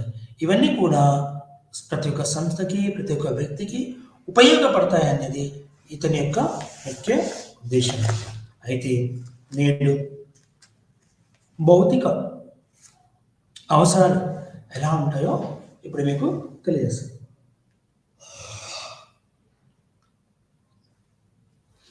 భౌతిక అవసరాలు ఎలా ఉంటాయంటే ఆకలి, దప్పిక, కామం మొదలైన వాటిని భౌతిక అవసరాలు. కూడు, గుడ్డ, మరి కామం. మనిషి ఒక కుటుంబాన్ని ఏర్పాటు చేసుకుంటాడు, భార్య భర్తలు. ఇవి సర్వసాధారణం. శారీరక అవసరం పేర్కొనవచ్చు, లేదా భౌతిక అవసరాన్ని శారీరక అవసరాలుగా పేర్కొనవచ్చు.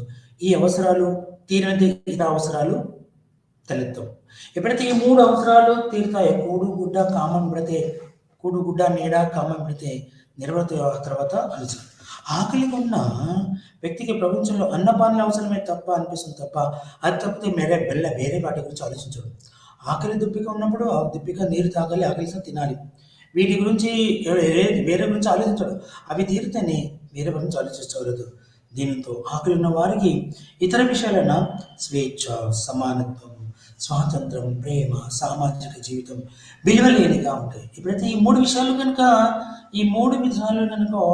వాటిని కోరలేకపోతే స్వేచ్ఛ కావచ్చు, సమానత్వం కావచ్చు, తర్వాత ప్రేమ, సామాజిక జీవితం కావచ్చు, ఇవన్నీ విలువలేనిగా ఉంటాయి. ఎప్పుడైతే ఈ 3 విషయాలు జరిగితే అప్పుడు వీటి గురించి అడుగు. ఈ భౌతిక అవసరాలు తీరగానే మానవుడు మానవుడు మనిషిలో ఇతర అవసరం ప్రవేశపెడుతుంది. అదే భద్రతా అవసరాలు. దాన్ని భద్రత. ఈ భౌతిక అవసరాలు తర్వాత భద్రతా అవసరాల కోసం మనిషి తప్పిస్తాడు. ప్రమాదం నుంచి, గాలివాన నుంచి అతను తన యొక్క మనుగడను ముప్పు కలిగించే ప్రకృతి వైపరీత్యాల నుంచి తనకు భద్రత కావాలని కోరుకుంటాడు. అతను భద్రత అవసరం శిశువులోనూ పసిపిల్లల్లోనూ కనబడుతుంది. అంటే ఏదైనా ప్రమాదం వచ్చిందా, పిల్లల్ని మనం కొట్టినా, ఎవరైనా ఏదైనా చేసినా వాళ్ళు భయపడతారు. అప్పుడు వాళ్ళు స్పందిస్తారు, బాగా ఏడుస్తారు. అంటే ఏదైనా కాలికి గాయం తగిలినా అప్పుడు భద్రత కోసం మరెవరి కోసమో వారిలో ఏర్పడే స్పందనలు గమనించవచ్చును. మనం మధ్యతరగతిలో ఉన్నప్పుడు ఈ విషయాలు చక్కగా ఉపయోగపడుతుంది. అలాగే ఆధునిక సమాజంలో పౌరులు రక్షణ బాధ్యతను ప్రభుత్వాలు స్వీకరించడం వల్ల భద్రత కోసం ప్రభుత్వాలపై ఆధారపడతారు. వీటిని ప్రజలు భద్రతా అవసరాలకు వ్యవస్థ పలు రకాలుగా పథకాలను ప్రవేశపెడుతుంది. అంటే ఏదైనా ఒక వ్యక్తి ఇక్కడ పనిచేస్తున్నంటే అతని పలు రకాలుగా అవసరం. అందులో ఏం చేస్తుంది? ఉద్యోగ భద్రత, ఆరోగ్య పథకం, పెన్షన్, భవిష్య నిధి, ఇన్సూరెన్స్ మొదలైన పథకాలను ఉద్యోగులందరూ కోరుకుంటారు. తన యొక్క జీవన విధానానికి, తన యొక్క ప్రాణానికి భద్రత కోరుకుంటారు. ఇతర కుటుంబాల్లో మగపిల్లాడు పుడితే కుటుంబానికి భద్రతగా భావించడం మన గమనించదు. భారతదేశంలో కనుక ఏదైనా వ్యక్తులకు, ఇద్దరు దంపతులకు ఒక మగపిల్లాడు పుడితే వాడు మగవాడు అయి ఉండి, అతను వంశోద్ధరకుడై ఉండి కుటుంబాన్ని పోషిస్తాడన్న ఆలోచన మన భారతదేశ సమాజంలో కనబడుతుంది. సాంఘిక అవసరాలు. ఇవి మనిషి సంఘజీవి. భౌతిక అవసరాలు తీరినప్పుడు తన చుట్టూ ఉన్న సమస్య నుంచి, తోటి వారి నుంచి ప్రేరణ, వాత్సల్యం కోరుకుంటాడు. ఎప్పుడైతే సాంఘిక అవసరాలు, భద్రత అవసరాలు సంఖ్య తీరగానే అతను ప్రతి ఒక్క మనిషి గుర్తింపు కోరుకుంటాడు. తన ప్రేరణ, తోటి వారి నుంచి ప్రేమను, వాత్సల్యాన్ని కోరుకుంటాడు.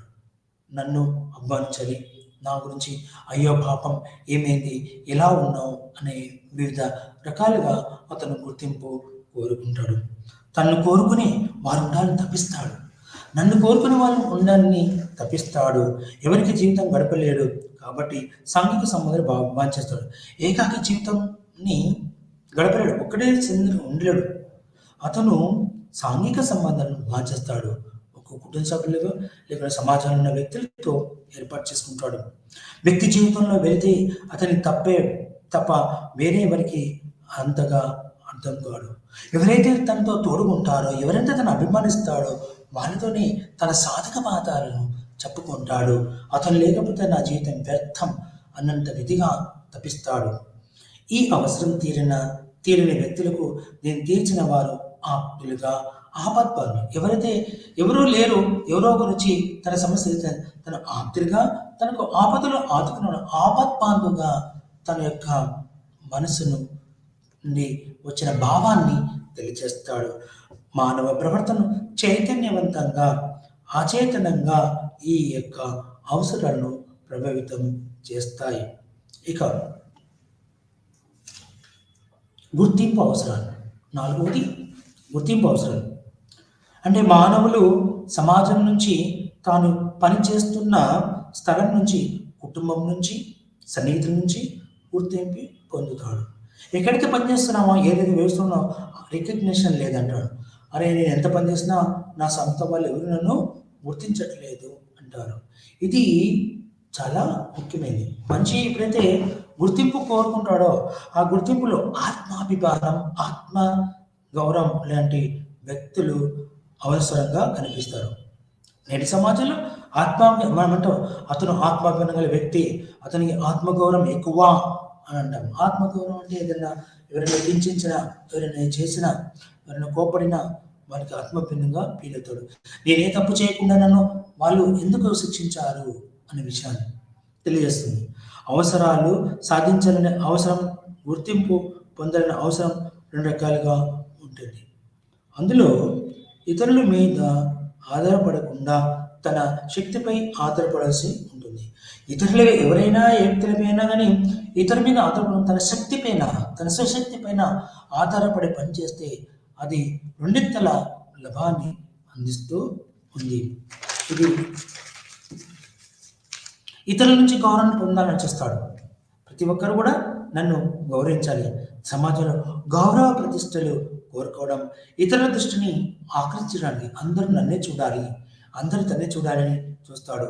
అయితే అతను ఈ యొక్క వ్యక్తులు ఎవరైతే తోడుండో అతను ఆ వ్యక్తులు తృప్తి చెందినప్పుడు మంచిగా ఇనుమడించిన ఉత్సాహంతో ఉత్సాహం రేకించి శక్తితో ఆత్మగౌరవంతో ఇక చేయాల్సిన పనులన్నీ చేస్తారు. మనిషి వ్యక్తిత్వాన్ని తీర్చిదిద్దడానికి ఈ అవసరం ఎంతో ఉపయోగపడుతుంది. మనిషి యొక్క వ్యక్తిత్వాన్ని తీర్చడానికి ఈ యొక్క గుర్తింపు అవసరాలు తెలియజేస్తుంది. చివరిగా 5వది స్వీయ సంతృప్తి అవసరాలు. తనకు తానే ఇది చాలు, ఇది తినగలను,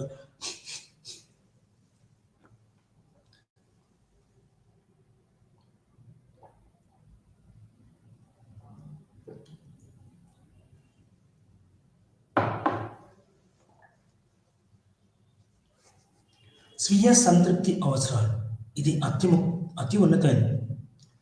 ఎప్పుడైతే సాంఘిక అవసరాలు, భద్రతా అవసరాలు, గుర్తింపు అవసరాలు మరియు సాంఘిక అవసరాలు, గుర్తింపు అవసరాలు, చివరిగా వచ్చేసి స్వీయ సంతృప్తి అవసరాలు 5వ మెట్టు. 5 మెట్లు ఉన్నాయి. కిందే 1, 2, 3, 4. 5వ మెట్టు చివరిది.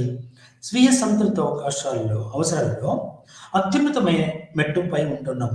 ఇతర అవసరాలు అన్ని తీర్చినప్పటికీ వ్యక్తులు ఎప్పుడూ పరమార్థ జీవితం గురించి గడపాలని, సాధించేది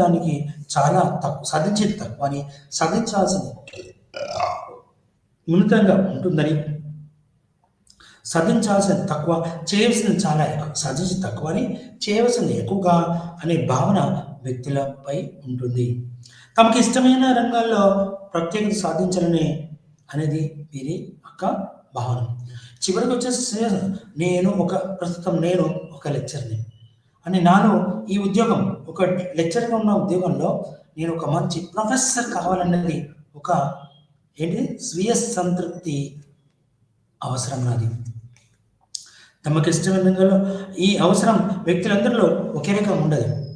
వచ్చిన తర్వాత అందరూ 5వ మెట్టు ఎక్కిన తర్వాత అందరి అభిరుచులు ఒకేలాగా ఉండేవి.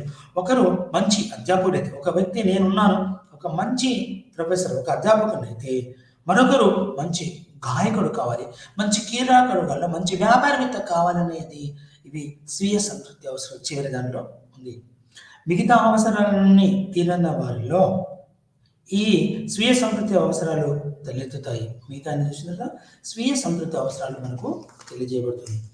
ఇక మీకు నేను చెప్పాల్సింది ఏంటంటే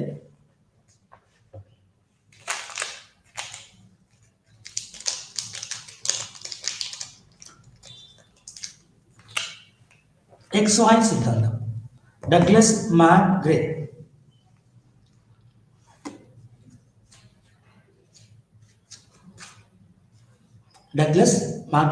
XY సిద్ధాంతం.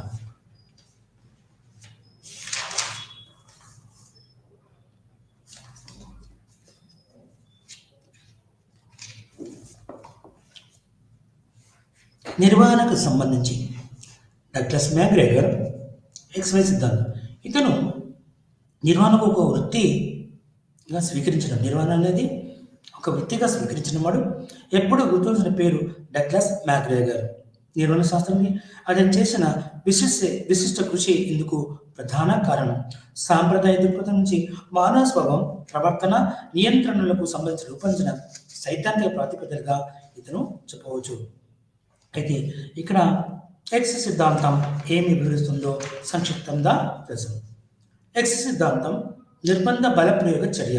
నిర్బంధం ఖచ్చితంగా చేయాలి, ఈ టైం చేయాలి, ఇది పూర్తయితే మీరు వెళ్ళాలి అని నిర్బంధిస్తేనే అది పూర్తవుతుంది. ఇందులో 3 విషయాల నుంచి తెలియజేశాడు. ఒకటి, సగటు మానవుడు ఎక్స్ సిద్ధాంతంలో సగటు మానవుడు స్వాభావికంగా పని అంటే అయిష్టత చూపడమే కాక సాధ్యమైనంత వరకు పనిని తప్పించుకోవడానికి ప్రయత్నిస్తాడు. ఇవై సిద్ధాంతంలో ప్రతి ఒక్క వ్యక్తి పని అంటే ఇష్టం ఉండదు, సాధ్యమైన ఆ పనిని చేయడానికి తప్పించుకోవడానికి ప్రయత్నిస్తాడు. మొదటి పాయింట్. రెండవది, పని పట్ల పై విధమైన మానవ స్వభావాన్ని కలిగి ఉండే కారణంగా వ్యక్తులకు వ్యవస్థ లక్ష్యాలపై మళ్లించడానికి నియంత్రణ, నిర్దేశిస్తాం మరియు శిక్షిస్తామని విధించడం అని బలప్రయోగం వల్ల చాలా మంది వ్యక్తులు ప్రవర్తనను మార్చుకుంటారు. అంటే ఏంటి? భయపరచడం. నువ్వు పని చేయకపోతే శిక్షిస్తాము, నువ్వు పని చేయకపోతే బయట పంపిస్తాము, అతని నీ మంచిగా నిర్దేశిస్తూ, ఆజ్ఞాపిస్తూ, నియంత్రిస్తూ, అవసరమైతే శిక్షిస్తామని చెప్తేనే అప్పుడు ఆ వ్యక్తి పనిచేస్తాడు. మూడవది, సగటు మానవుడు బాధ్యత స్వీకరించడానికి అయిష్టత చెప్తాడు. ఎవరైనా కానీ నేను ఇన్ని బాధ్యతలు తీసుకోవడానికి చేయను, నాకు ఇది బాధ, నేను చేయలేను అని చెప్తాడు. కాబట్టి ఇక్కడ సగటు మానవుడు బాధ్యత స్వీకరించి అయిష్టత చూపుతాడు, నిర్దేశకత్వాన్ని కోరుకుంటాడు. అంతేకాకుండా తక్కువ ఉత్సాహాన్ని కలిగి అన్నిటికీ భద్రత అధిక ప్రయత్నిస్తాడు. తను పని చేయకపోతే తనకి జీవితాన్ని భద్రతగా స్వీకరిస్తాడు. వై సిద్ధాంతం. ఈ వై సిద్ధాంతంలో ఏం చెప్తాడంటే, వై సిద్ధాంతంలో మానవులు పనిలో భౌతిక మానసిక శ్రమను ఆట లేదా విశ్రాంతి వంటి సహజమైన అంశంగా పరిగణిస్తారు. సగటు మానవుడు స్వాభావికంగా పని చేయడానికి వ్యతిరేకి కాదు. ఇలా వై సిద్ధాంతం తనకు తానుగా ప్రేరించుకొని తన యొక్క మానసిక శ్రమను బాగా అభివృద్ధి చేసుకుంటాడు. వ్యక్తులు వారు నిర్ధారించుకున్న లక్ష్యాల సాధన కొరకు స్వీయ నిర్దేశకత్వాన్ని, స్వీయ నియంత్రణను ఉపయోగిస్తారు. అనగా వ్యవస్థ లక్ష్యాల సాధనకు వ్యక్తులకు నియంత్రణ, శిక్షిస్తామని భయపెట్టే వంటి బలప్రయోగాల చర్యలు మాత్రమే ఏకైక మార్గం కాదు. దానివల్ల ఉత్పత్తి కానీ పని కానీ జరగదు. లక్ష్యాల సాధనల వల్ల ప్రతిఫలం వ్యవస్థ లక్ష్యాల పట్ల వ్యక్తులు నిబద్ధతపై ఆధారపడి ఉంటారు. ఇది XY గురించి సంక్షిప్తంగా మీకు నేను తెలియజేస్తాను. ఇక చివరిగా వచ్చేసి మన ఫ్రెడరిక్ హెర్జ్బర్గర్ ఒక 3 నిమిషాల్లో మీకు తెలియజేస్తాను. హెర్జ్బర్గర్ పని పట్ల వ్యక్తి ప్రేరణపై వ్యవస్థ అధ్యయన శాస్త్రం. హెర్జ్బర్గర్ ఏం చెప్తున్నా అంటే, ప్రేరణ సిద్ధాంతాలుగా ఉన్న డగ్లస్ మేకర్ కావచ్చు, తర్వాత అబ్రహాం మాస్లో వల్ల ఇతని రచనలు యొక్క హెర్జ్బర్గ్ మీద ఉన్నాయి. హెర్జ్బర్గ్ ఏమని చేస్తాడంటే, ఇతను ద్వికారక సిద్ధాంతాన్ని ప్రతిపాదించాడు. ద్వికారక సిద్ధాంతం అని పని సంతృప్తికి సంబంధించిన 5 బలమైన నిర్ధారణలను హెర్జ్బర్గ్ ఏర్పాడు. అంటే ద్వి అంటే 2, ఒకటి ఆరోగ్య కారకాలు, రెండోది ప్రేరణ కారకాలు. ఒకటి ఆరోగ్య కారకాలు, దీన్ని హైజీన్ ఫ్యాక్టర్స్. రెండవది ప్రేరణ కారకాలు, మోటివేషన్ ఫ్యాక్టర్స్. అంటే ఆరోగ్య కారకాలు ఏంటి అంటే, కంపెనీ విధానం పాలన, పర్యవేక్షణ. ఒకటి కంపెనీ విధానం పాలన, 2 పర్యవేక్షణ, 3 జీతం శాలరీ, 4వది ఉద్యోగుల మధ్య సంబంధాలు, 5వది పని పరిస్థితులు. ఇవన్నీ ఆరోగ్య కారకాలు. ఇక్కడ ప్రేరణ కారకంలో మొట్టమొదటి వచ్చేసి సాధించడం, అంటే ఏదైనా సరే సాధించడం, గుర్తింపు, పని బాధ్యత, పురోభివృద్ధి. ఇవి ప్రేరణ కార్యక్రమాలు. అంటే కంపెనీ సాధన విధానం అంటే సాధించడం, పర్యవేక్షణ అంటే గుర్తింపు పొందడం, జీతం పని చేస్తేనే జీతం వస్తుంది, ఉద్యోగుల సంబంధాలు అంటే బాధ్యతలు తెలియజేస్తుంది, పని పరిస్థితులు అంటే పురోభివృద్ధి. ఏ పని అయితే చేస్తే ఆ సంస్థ యొక్క అభివృద్ధి బాగా ఉంటుంది. అంటే ఇక్కడ ఏం చెప్తున్నంటే, పని అనుభవం కార్మికులు వీళ్ళ అభిప్రాయాలు విశ్లేషించిన 2 కారకాల ప్రవర్తన హెర్జ్బర్గ్ గుర్తించాడు. పనిచేసే సందర్భము, చుట్టుపక్కల పరిస్థితులు, కారకాలు, పని అనుభవం ప్రేరణకు అనుకూల పద్ధతిని కలిగిస్తాయి. హెర్జ్బర్గ్ గుర్తించాడు. అందుకు భిన్నంగా వ్యక్తిలో సంతృప్తిని వినాగించడానికి దారితీసే ప్రతికూల కారకాలను గుర్తించాడు. వ్యక్తిగత ప్రగతి లేదా మానసిక అవసరాల సాధనకు అనుకూల కారకాలకు సంబంధించినవి. పని అంశంతో సంబంధం ఉన్న అంశాలను సంతృప్తి కారకాలుగా, వ్యక్తి అసంతృప్తిగా బాధను వివరించి వాటిని సందర్భంతో సంబంధం ఉన్న కారకను అసంతృప్తిగా వివరించాడు. ఇవన్నీ సంతృప్తి కారకాలలో ఇవన్నీ కూడా ఉంటాయి. కారకాలు ఏది? ఆరోగ్య కారకాలు, ప్రేరణ కారకాలు. ఆరోగ్యకరమైన హైజీన్ ఫ్యాక్టర్స్, ప్రేరణ కారకం మోటివేషన్ ఫ్యాక్టర్స్ గా మనము చెప్పబడుతున్నాయి. అంటే ఇవన్నీ కూడా కారక సిద్ధాంతంలో హెర్జ్బర్గ్ తను రచించిన ఒక ఫ్రెడరిక్ హెర్జ్బర్గ్ రచన. ఇతను ఏం చేశాడంటే ఇతను ఒక పరిశోధన అయితే చేసిండో క్రిటికల్ ఇన్సిడెంట్ పద్ధతి. ఇతను 200 మందిని తీసుకొని, అకౌంటెంట్లు, ఇంజనీర్లు తీసుకొని ఈ ఒక ద్వికారక సిద్ధాంతాన్ని ప్రతిపాదించాడు.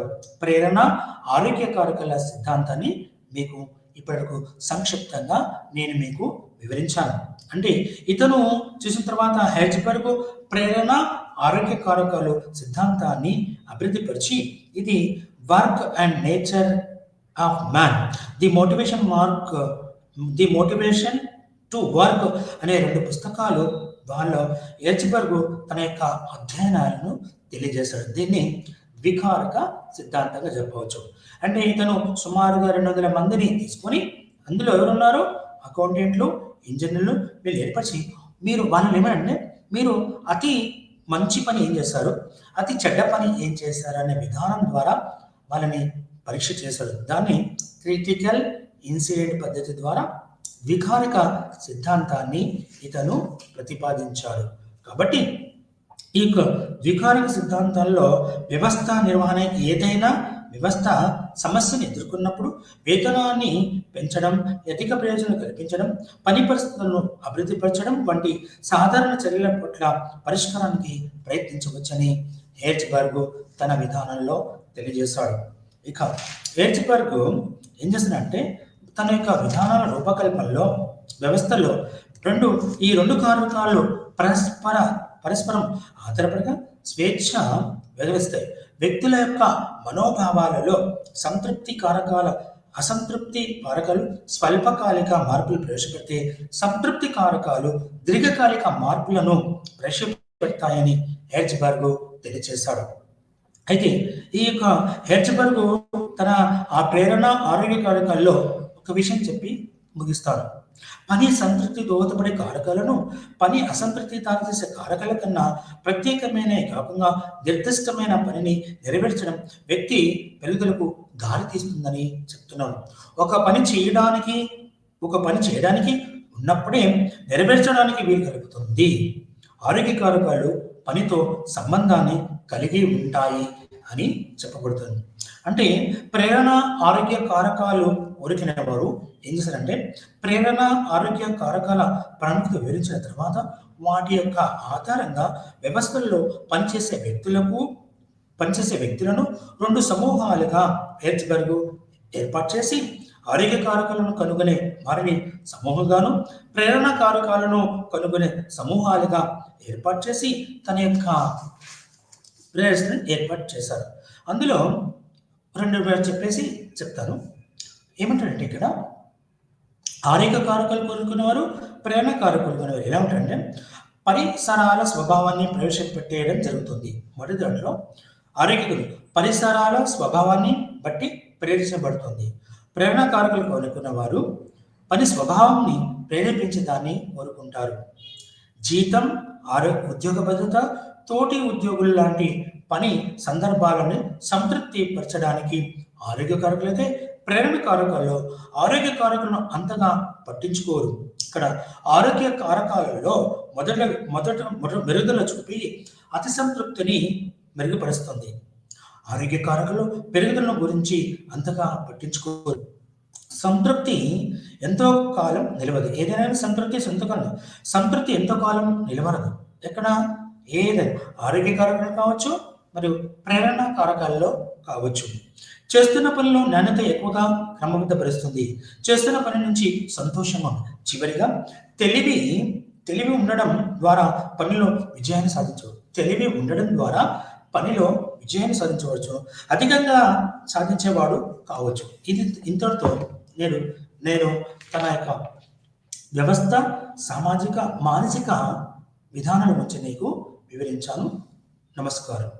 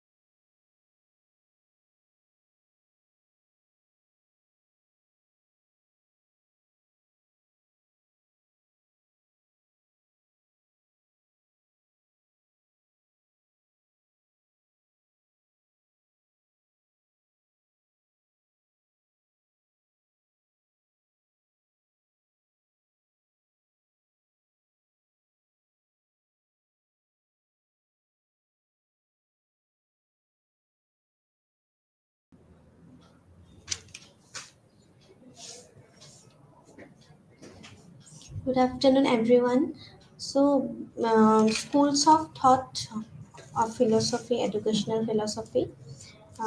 যোনখিনি টপিক আছিলে আইডিয়েলিজম, প্ৰেগমেটিজম, এক্সিষ্টেঞ্চিয়েলিজম, ৰিয়েলিজম, গোটেইখিনি উইথ মিনিং, তাৰ অৰ্থ, বৈশিষ্ট্য হওক বা সংজ্ঞা হওক, গোটেইখিনি পঢ়াৰ পিছত লাষ্টত যোনখিনি পাৰ্ট আছিলে এক্সিষ্টেঞ্চিয়েলিজম, তো তাৰ গোটেইখিনি ইন ডিটেইলছ কেনেকৈ শিক্ষাৰ লগত জড়িত হৈ আছে, আদৰ্শবাদৰ মতে কেনেকুৱা ধৰণৰ বিভিন্ন ধৰণৰ তাৰ পদাৰ্থৰ বা আমি তাৰ জৰিয়তে আমি কেনেকুৱা ধৰণৰ আমি শিক্ষা লাভ কৰোঁ বা এডুকেশ্যন ইমপ্লিকেশ্যনছ আমি গোটেইখিনি পঢ়িছোঁ। তাৰ হিচাপত আমি এবাৰ আকৌ পুনৰ আমি এই কনচেপ্টখিনি, যিহেতু দৰ্শনৰ শিক্ষা বা শিক্ষা দৰ্শন অলপ জটিল কিছুমান ক্ষেত্ৰত বুজি পোৱাৰ, সেইকাৰণে আমি যদি এবাৰ মানে আকৌ এবাৰ চাওঁ, মানে ৰিভিজন কৰি, হয়তো আমাৰ তেতিয়া খুব আমাৰ বস্তুখিনি ক্লিয়াৰ হ'ব হোৱাত। তো এই আইডিয়েলিজমৰ অৰ্থই হওক বা আমি গোটেইখিনি অৰ্থ আমি বেলেগ বেলেগকৈ পঢ়িলোঁ। এতিয়া আমি প্ৰথমৰ পৰা চাম কি যে আইডিয়েলিজমৰ পৰা আমি এক্সিষ্টেঞ্চিয়েলিজম যে পঢ়িছোঁ, তাৰ আমি লিংকটো আমি যাতে লিংকেজ কৰিব পাৰোঁ। আৰু এনেকুৱা ধৰণৰ স্কুলছ অফ থট বা এই বিদ্যালয়কেইখন চিন্তাৰ আমি সদায় এটা ক্ৰনলজিকেল অৰ্ডাৰ, মানে আমি এটা লিংকেজতহে মানে পঢ়াটো উচিত হয়, যাতে আমাৰ বস্তুখিনি আমাৰ ক্লিয়াৰ হয়।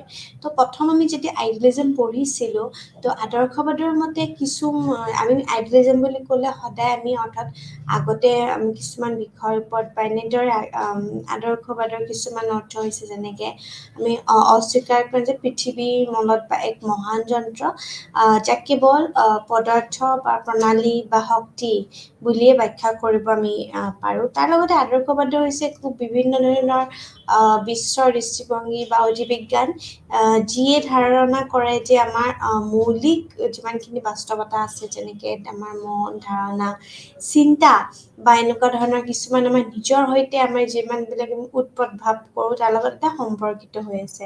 তো পৃথিৱীৰ আমাৰ যিমানখিনি পৃষ্ঠৰ আমাৰ অৱয়ৱবোৰ আছে, তাৰ বাহিৰেও এটা অৰ্থ বা আমি তাৰ দ্বাৰাই আমি বুজি পাবলৈ সক্ষম হওঁ যে যিহেতু বিশ্ব ব্ৰহ্মাণ্ডৰ এটা অৰ্থ আৰু উদ্দেশ্য, যাৰ মানুহৰ বিকাশ এটা দিশ বা আদৰ্শবাদৰ মতেও বিশ্বাস কৰে যে যিহেতু মানে আমাৰ বাকী যিমানখিনি পৃথিৱী বা আমাৰ মানুহৰ লগত মাজত এক প্ৰকাৰ সদায় এটা অভ্যন্তৰী এটা আছে, আৰু তাৰ লগত এটা সম্প্ৰীতিও সদায় আছে।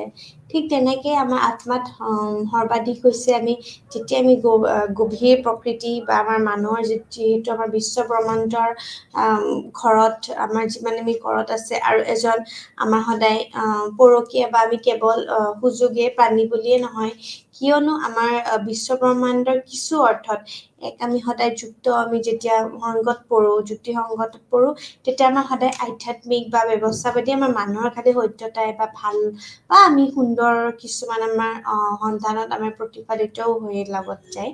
আৰু আত্মা এক বিচ্ছিন্ন বা আমি অবাস্তৱ সত্যও নহয়, যাৰ কাৰণে এইটো আমাৰ সদায় বিশ্ব প্ৰক্ৰিয়াৰ লগতে এটা প্ৰকৃত অংশও হৈছে। এই প্ৰতিযোগিতাটোৱে আমাৰ ইয়াৰ উচ্চ আমাৰ স্তৰত সদায় নিজকে এক সৃজনশীলতা, মন বা আমাৰ নিজকে বা ব্যক্তি হিচাপে সদায় আমাৰ প্ৰকাশ কৰে। তাৰ লগতে মানুহে বিভিন্ন ধৰণৰ বিশ্বৰ অংশ হিচাপে নিজৰ জীৱনটো ইয়াৰ এটা সদায় গাঁথনি প্ৰকাশ কৰিবলৈ চেষ্টা কৰিব লাগে, বা প্ৰকৃততে আমাৰ যিমানখিনি বাস্তৱ দৃষ্টা পৃথিৱী আছে, আৰু এই অৰ্থতে আমাৰ বাস্তৱ যে আমি বিদ্যমান, আৰু ইয়াৰ লগত আমাৰ প্ৰতি আমাৰ সদায় মনোযোগতা সদায় এটা সম্বন্ধই আমাৰ মানে দাবী কৰাৰো উচিত হয়। আৰু আদৰ্শবাদীসকলে যিসকলে বিশ্বাস কৰে যে আমাৰ উচ্চতৰ আমাৰ যিমানখিনি প্ৰকাশবোৰ আছে অধিক গুৰুত্বপূৰ্ণ হ'ব লাগে, আৰু তাৰ লগত আমাৰ ভৌতিক বিজ্ঞানীসকলেও আমাৰ সদায় আমাৰ এই পৃথিৱীখনত সকলোৱে এই শ্ৰেণীলৈ হ্ৰাস কৰিবলৈ চেষ্টা নকৰে। তাৰ লগতে আমি সেইকাৰণে কওঁ আদৰ্শবাদসকলে বিশ্ব প্ৰক্ৰিয়াৰ আমাৰ যিমানখিনি জৈৱিক আমাৰ একতাৰ তাৰ লগত ওপৰতো জোৰ দিয়ে, আৰু সম্পূৰ্ণ আৰু অংশবোৰৰ এক বিপদজনক আমাৰ যিমানখিনি বিমূৰ্তৰ তাৰ বাহিৰেও এক পৃথক কৰিব নোৱাৰি, যাৰ ওপৰত মনোযোগ আন দিশবোৰো আমি সদায় তাৰ ওপৰতে আমি একতা আছে। আৰু যিহেতু পদাৰ্থৰ পৰা আমাৰ যিমানখিনি জৰিয়তে মানুহৰ মন বা আত্মা তাৰ লগত জড়িত পদাৰ্থৰ পৰা স্তৰৰ এক উন্মোচিত আমাৰ শৃংখলাবদ্ধ আমি আছে। চ' এনেদৰে আমাৰ আদৰ্শবাদ এটা কেন্দ্ৰীয় নীতি হৈছে আমাৰ যিমানখিনি আমি কওঁ আমাৰ জৈৱিক সম্পূৰ্ণতা। ঠিক তেনেকে আদৰ্শবাদৰ সত্য পৰীক্ষা আমি সদায় আমাৰ সমন্বয় বা স্থিৰতা বা তাৰ ওপৰত আমাৰ স্তৰৰ ওপৰতো আমাৰ গুৰুত্ব আৰোপ কৰে।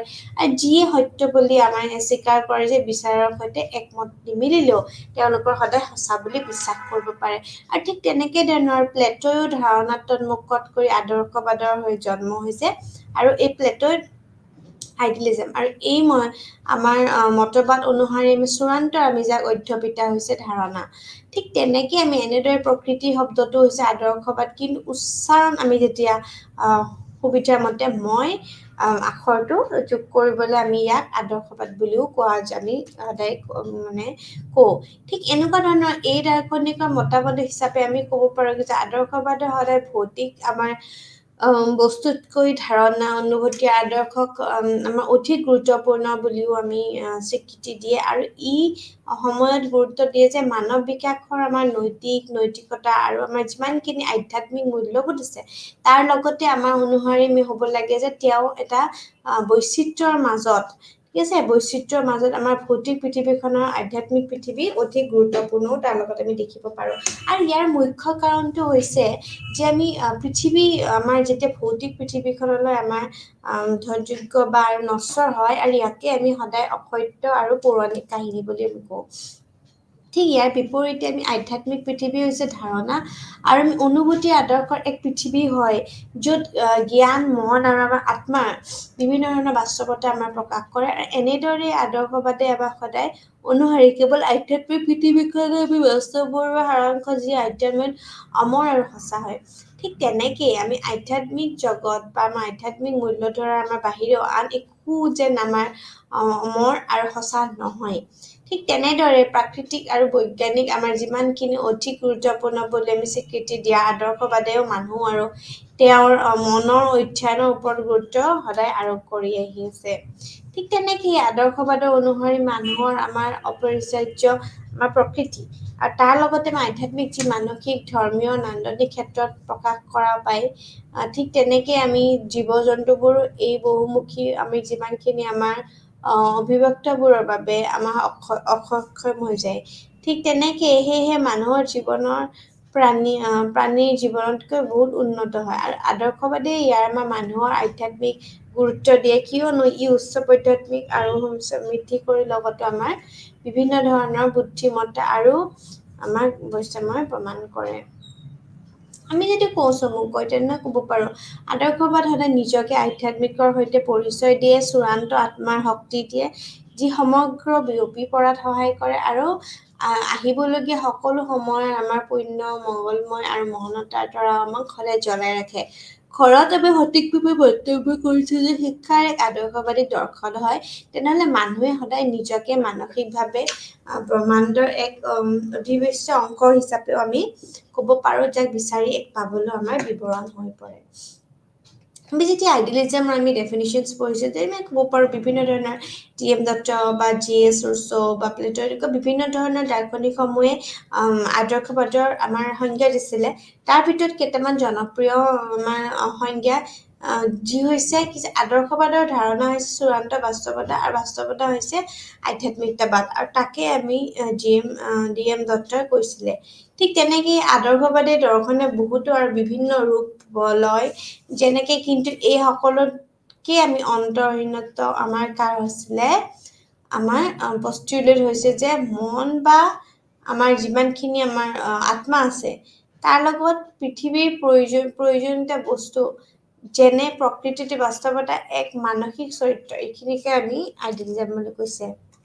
ঠিক তেনেকে আদৰ্শবাদী এইখিনি কৈছিলে আদৰ্শবাদসকলে দেখুৱাইছিলে যে পৃথিৱীখনক বুজাৰ ক্ষেত্ৰতো আমি ক'ব পাৰোঁ মন্তব্য কেন্দ্ৰীয়, আৰু তেওঁলোকৰ বাবেও ইয়াৰ পৃথিৱীখন বুজিবলৈ চেষ্টা কৰা মনৰ কাৰ্যকলাপত এনেকো ধৰণৰ আমি বাস্তৱতা বা এক ডাঙৰ অনুভূতিও প্ৰদান নকৰে। তাৰ লগত যিকোনো বস্তুতে বাস্তৱ জগতত অধিক ধাৰণা দিয়াটো আমাৰ সদায় বিৰোধিতা হ'ব পাৰে, কিয়নো আমি সদায় মনটোতকৈ অধিক বাস্তৱ যিকোনো এক জানাতো আমি নিজেই মনৰ ধাৰণা হ'ব লাগে। ঠিক তেনেকৈ আইডিয়েলিজমৰ বিভিন্ন ধৰণৰ বিষয়ভিত্তিক আছে, যেনেকৈ আমি ছাবজেক্টিভ আইডিয়েলিজম বুলি কওঁ, বিষয়ভিত্তিক আছে। এই ধৰণৰ আদৰ্শবাদী কেতিয়াও মানসিকতাবাদ, কেতিয়াবা আমাৰ আমি যাক কওঁ অভূতপূৰ্ববৰ্তা বুলিও ক'ব পাৰোঁ, আৰু এই আটাইতকৈ সুৰক্ষিত আৰু ইয়াৰ আটাইতকৈ কম প্ৰচাৰিত হয়। আৰু আদৰ্শবাদৰ এটা আছে কি যে আমি বিৰোধীসকলে কেনেকৈ আক্ৰমণ আমি বন্ধ কৰিব পাৰোঁ, বা আমাৰ কেনেকৈ ধৰণৰ আমাৰ আক্ৰমণ হয়। তো ব্যক্তিগতভাৱে আমাৰ যিটো মানে আমাৰ আইডিয়েলিজম আছে, তাৰ লগতে আমাৰ কেৱল ধাৰণা আৰু আমাৰ মাতৃৰ ঠিক আছে, ধাৰণাৰ মাতৃবস্তু নহয়। আৰু ব্যক্তিগত আদৰ্শৰে আমাৰ যিমানখিনি আইৰিছ দাৰ্শনিক আছিলে, আইৰিছ দাৰ্শনিক যিয়ে তেওঁৰ দৰ্শন আমাৰ বৰ্ণনা কৰিবলৈ আমি বস্তুবাদ কৰিছিলে। আৰু তাৰ লগতে আমাৰ সদায় অৱস্থাবাদ আৰু সঠিক আমাৰ কি আছে, তাৰ লগত এটা দাৰ্শনিক ধৰণৰ চিন্তা চৰ্চাও চলিছিলে। ঠিক তেনেকেই আমি যেতিয়া কওঁ যে আমি ইয়াতে ৰূপ, আমাৰ সম্প্ৰচাৰ, দুটা, চিত্ৰ, গতি, সংখ্যা আদি এই বস্তুবোৰত আমি সদায় গুণগত মান, যেনেকৈ বিভিন্ন ধৰণৰ ৰং হ'ব পাৰে, সোৱাদ হ'ব পাৰে, গোন্ধও হ'ব পাৰে, এই বিভিন্ন বস্তুবোৰৰ মাজত সদায় পাৰ্থক্য কৰিছিলে। আমি যেতিয়া কওঁ Emmanuel can't is a great philosopher, okay, western. চ' আমি যেতিয়া কওঁ যে প্ৰাচীন কালত আমাৰ যেতিয়া আগত এনচিয়েণ্ট টাইমতে আমাৰ ইমানুৱেল কাণ্ট ফিলচফাৰ আছিলে, মেইনলি এজন ফেন'মেনলজিষ্ট আছিলে। ফেন'মেনলজিষ্ট মানে যাক চেঞ্জ কৰিব পাৰি, যি ব্যক্তিগত আৰু বস্তুনিষ্ঠ আদৰ্শবাদৰ মাজতে এক মানে থিয় দিছিলে। মানে এটা এক্সাম্পল বা আমি উদাহৰণ হিচাপে ল'ব পাৰোঁ, যিহেতু আমাৰ কান্ত বৰ্ণনাবিলাক পৃথিৱীখন এই অৰ্থ মন নিৰ্মিত পৃথিৱী হয়, যাৰ তেওঁৰ দৰ্শনৰ জৰিয়তে আমাৰ বিষয়ভিত্তিক পৰা সদায় আমাৰ ৰাজ্য আছে।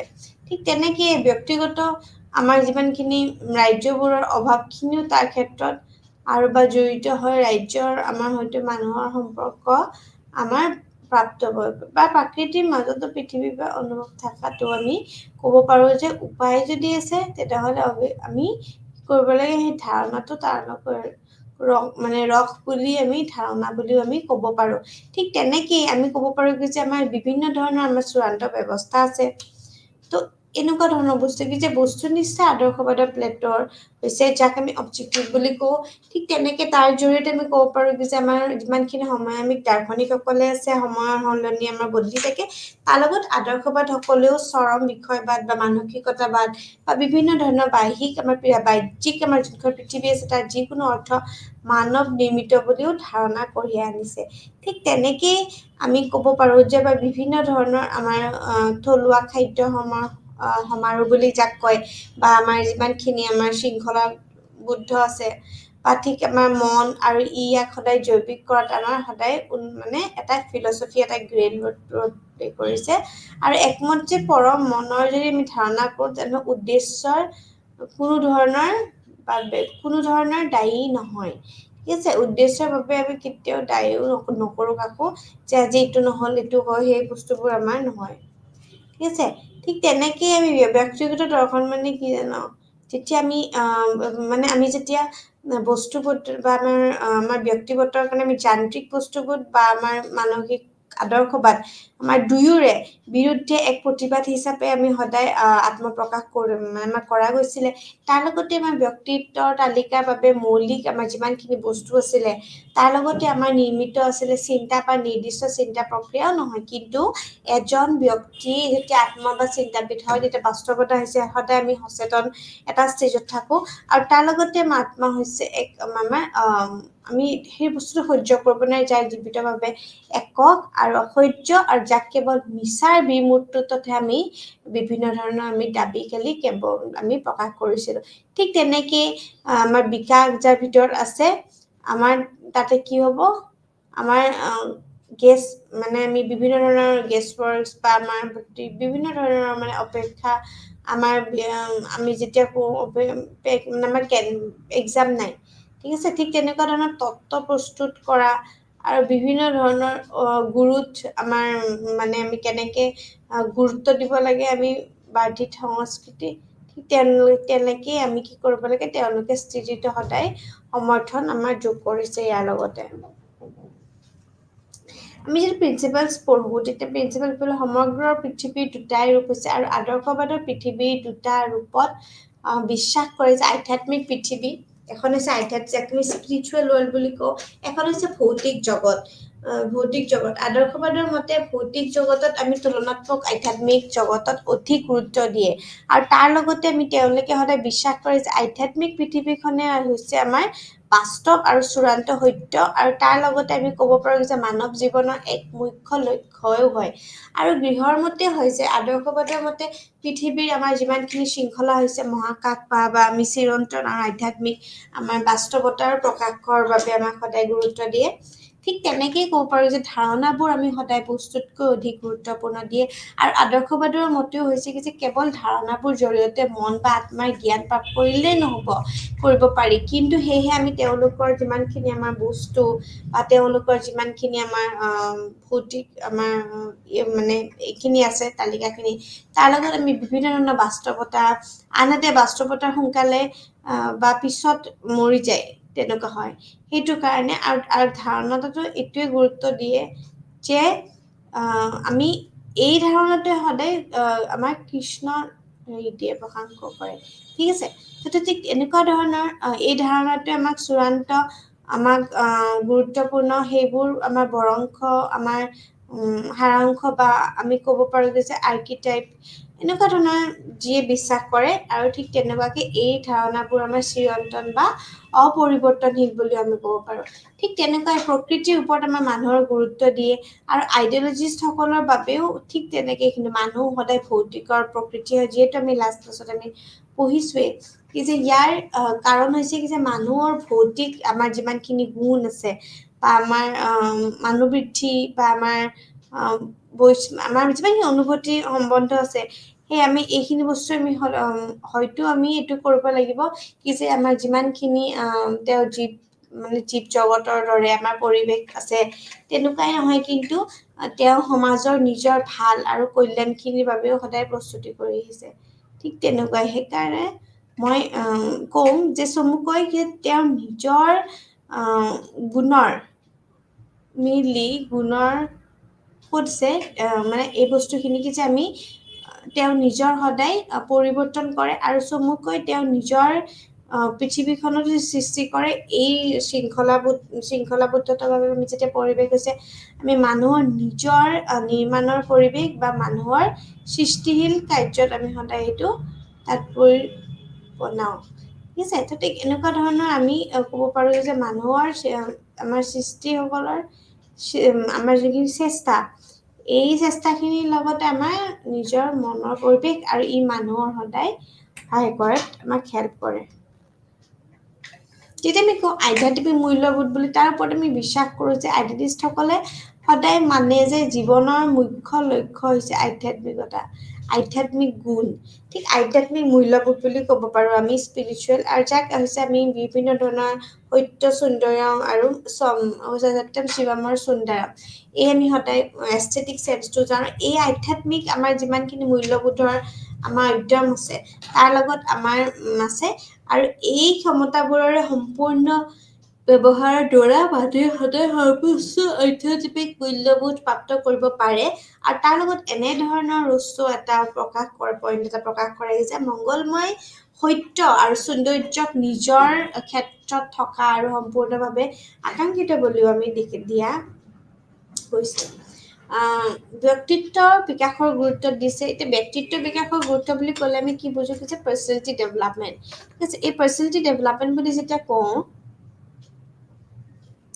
পাৰ্চনেলিটি ডেভেলপমেণ্ট হৈছে ব্যক্তিৰ আত্মাক আমাৰ সদায় যথেষ্ট ধৰণৰ গুৰুত্ব দিয়ে আদৰ্শবাদসকলে, আমি এইটো কথা জানো। সেয়েহে তেওঁলোকৰ এজন ব্যক্তিৰ ব্যক্তিত্বৰ সম্পূৰ্ণ বিকাশৰ ওপৰত সদায় জোৰ দিয়ে আৰু তেওঁলোকৰ মতে ব্যক্তিত্বৰ অৰ্থ হৈছে বিভিন্ন ধৰণৰ সিদ্ধান্তৰ আমাৰ প্ৰাপ্তি হোৱা আৰু তাৰ লগত তেওঁ সেই আদৰ্শ অধিক আৰু অধিক বিকশিত কৰিবলৈ সদায় চেষ্টা কৰে আৰু এই শব্দটোৰ প্ৰকৃতি উপলব্ধি বোধ কৰিব পাৰি যে আত্ম উপলব্ধি যাক আমি চেল্ফ ৰিয়েলাইজেশ্যন বুলি কওঁ তাৰ বাজত আমাৰ সদায় আত্ম উপলব্ধি হয় আৰু তাৰ অৰ্থ হৈছে আত্মাৰ জ্ঞান বুলি যাক কয় আৰু এই আত্ম উপলব্ধি কেৱল সমাজতহে প্ৰাপ্ত কৰিব পাৰি। সেয়েহে আমি কি কৰিব পাৰোঁ যে আমাৰ যিমানখিনি আছে ঠিক মহানুভূতি এইখিনি আমি সহ অনুভূতি লৈ পেলাই আমি ইউজ কৰিব পাৰোঁ এই বস্তুটো খুবেই ইম্পৰ্টেণ্ট হয়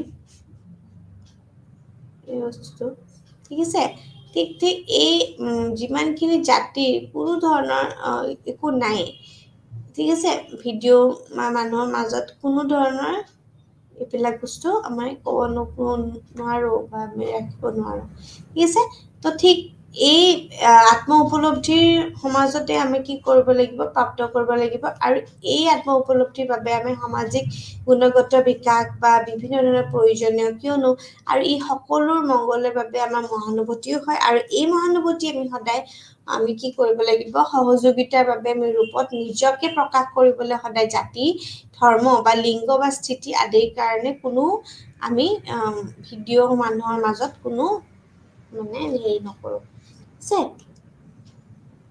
যেতিয়া আমি বৈচিত্ৰ্যৰ মাজত আমি একতাৰ নীতিক সম্পূৰ্ণ সমাধান দিয়ে একতাৰ নীতি যাক আমি ইউনিটি অফ ডাইভাৰ্জিটি বুলি কওঁ বা ইউনিটি অফ আমাৰ মেইন চ' ঠিক তেনেকৈ আদৰ্শবাদসকলৰ মতেও আমাৰ বৈচিত্ৰ্যৰ মাজত প্ৰকৃততে নীতিক আমি যিমানখিনি কওঁ কি যে সম্পূৰ্ণ মানে নীতিটো ট'টেলি বেলেগ আৰু কমপ্লিট বেলেগ ঠিক তেনেকেই আমি এই কওঁ যে তেওঁলোকে বিশ্বাস কৰে যে সকলো আমাৰ বিভিন্ন ধৰণৰ আমাৰ মানে আমাৰ যিমানখিনি অন্তহীন আমাৰ এক মানে টিককৰণ যিমানখিনি আছে সেই বস্তুখিনি আমি অন্তহীনতা আমি প্ৰকাশ কৰিব পাৰোঁ শক্তিৰ লগতে আৰু এই আদৰ্শবাদসকলে আমি এজন ব্যক্তিৰ আত্মাৰ বা সৰ্বোচ্চ শক্তিৰ লগতে আমাৰ সদায় আধ্যাত্মিক আমাৰ সঠিকভাৱে আমাৰ জড়িত হৈ আছে আৰু শিক্ষাৰ এক আদৰ্শবাদ দৰ্শন হৈছে তেনেহ'লে মানুহ নিজকে সদায় বিশ্ব ব্ৰহ্মাণ্ডৰ লগত এক অধিবিশ্ব অংগ হিচাপেও বিচাৰি পোৱাৰ এক বিৱৰণ হয়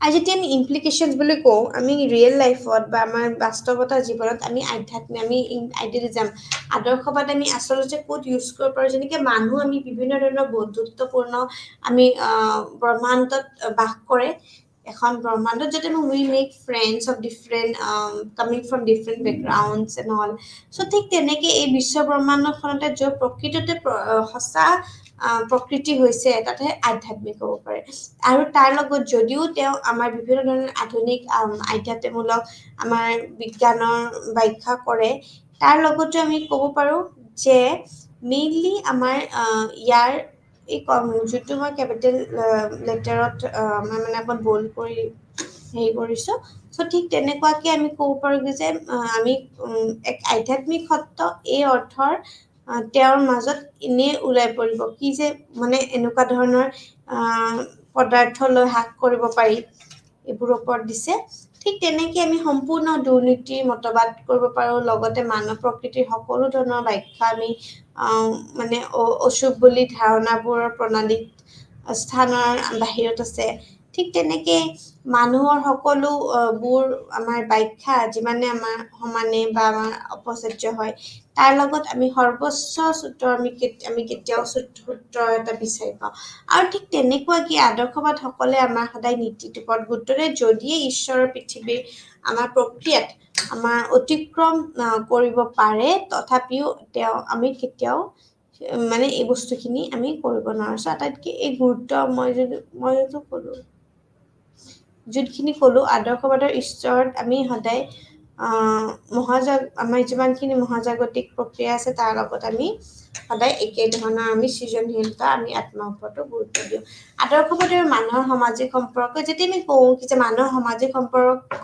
কেনেকুৱা যেতিয়া আমি কওঁ ইয়াৰ ফলত যে পৰিস্থিতি যেনেকুৱা আছে তেনেকৈ গ্ৰহণ কৰা নে সংস্কৃতিৰ ওপৰত প্ৰগতি অনুভৱ হয় বুলি আমি ক'ব পাৰোঁ কি যে আমি মানুহৰ সামাজিক সম্পৰ্ক আছে আমি কোনটো বেচিছত ক'ব পাৰোঁ আমি ক'ব পাৰোঁ কি যে বিবেচনা বা আদৰ্শবাদৰ প্ৰকাৰৰ ওপৰত আমি বহুত নিৰ্ভৰ কৰে বিবেচনা ঠিক আছে তো আমাৰ যিমানখিনি আদাৰ আছে এই বস্তুখিনি এই মেইনলি এই তেওঁলোকৰ জীৱনৰ যিমানখিনি আমাৰ গোটেই আমাৰ ফ'ক্সবিলাক আছে ঠিক আছে এই ফ'ক্সবিলাকৰ লগতে আমি কেনেকুৱাকৈ আমি আদৰ্শবাদ আমাৰ চিন্তা চৰ্চাবিলাক আমি ইউজ কৰিব পাৰোঁ আৰু তাৰ লগত এনে ক্ষেত্ৰতে আমাৰ সমাজ আৰু ৰাজ্যৰ বিপৰীতেও বহুত ব্যক্তিগত অধিকাৰ বা মূল্যবোধ আমাৰ স্বীকৃতি দিয়াৰো কৰে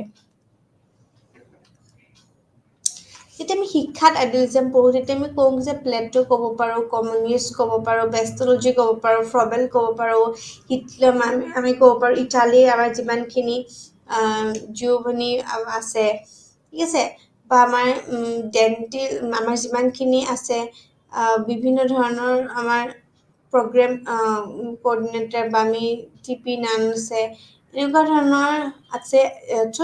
এই বস্তুখিনি গোটেইখিনি আমি আদৰ্শবাদৰ মানুহক এজন মুক্ত ব্যক্তি হিচাপে সদায় ধাৰণ কৰে, মুক্ত, তেওঁ কোনো ধৰণৰ ইনফ্লুৱেঞ্চত নাই। আদৰ্শবাদসকলে বিশ্বাস কৰে যে মেইনলি যে মানুহৰ আমাৰ যিমানখিনি সম্ভৱ আছে সেই বস্তুখিনি কোনো সীমা নাই, আৰু সেয়েহে তেওঁৰ শিক্ষা কেতিয়াও অসম্পূৰ্ণ হৈ থাকিব। আৰু ইয়াৰ লগতে অৱশ্যে আদৰ্শবাদৰ মতে এতিয়াও আমি শিক্ষাৰ এটা নিৰ্ধাৰিত লক্ষ্য থাকিব পাৰোঁ, আৰু ই লক্ষ্য হৈছে আমাৰ যিমানখিনি অসীমৰ দিশত বিকাশ বুলি ক'ব পাৰোঁ।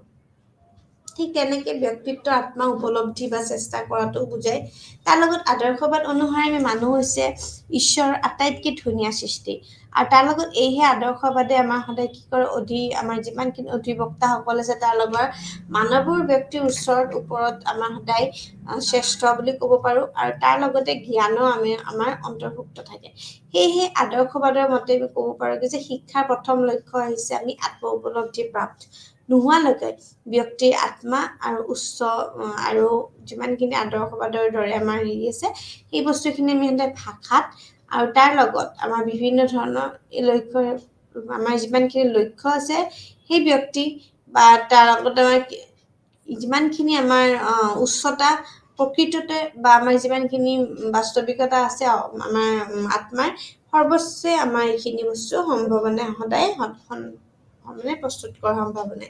ঠিক আধ্যাত্মিক বিকাশ নিশ্চিত কৰা বুলি যে ক'লোঁ, তেতিয়া আমি কওঁ যে যৌতিক আমাৰ যিমানখিনি প্ৰাপ্তি আছে আধ্যাত্মিক মূল্যবোধৰ এই আদৰ্শবাদসকলে অধিক গুৰুত্ব দি আহি আছে, আৰু সেয়েহে তেওঁলোকৰ আমাৰ যিমানখিনি মতে শিক্ষাৰ দ্বিতীয় লক্ষ্য হৈছে শিশুটিক মানসিক, নৈতিক আৰু আমাৰ সৰ্বোপৰি কৰি মানে আমি সদায় কি কৰিব লাগে, আধ্যাত্মিকভাৱে বিকাশ কৰা।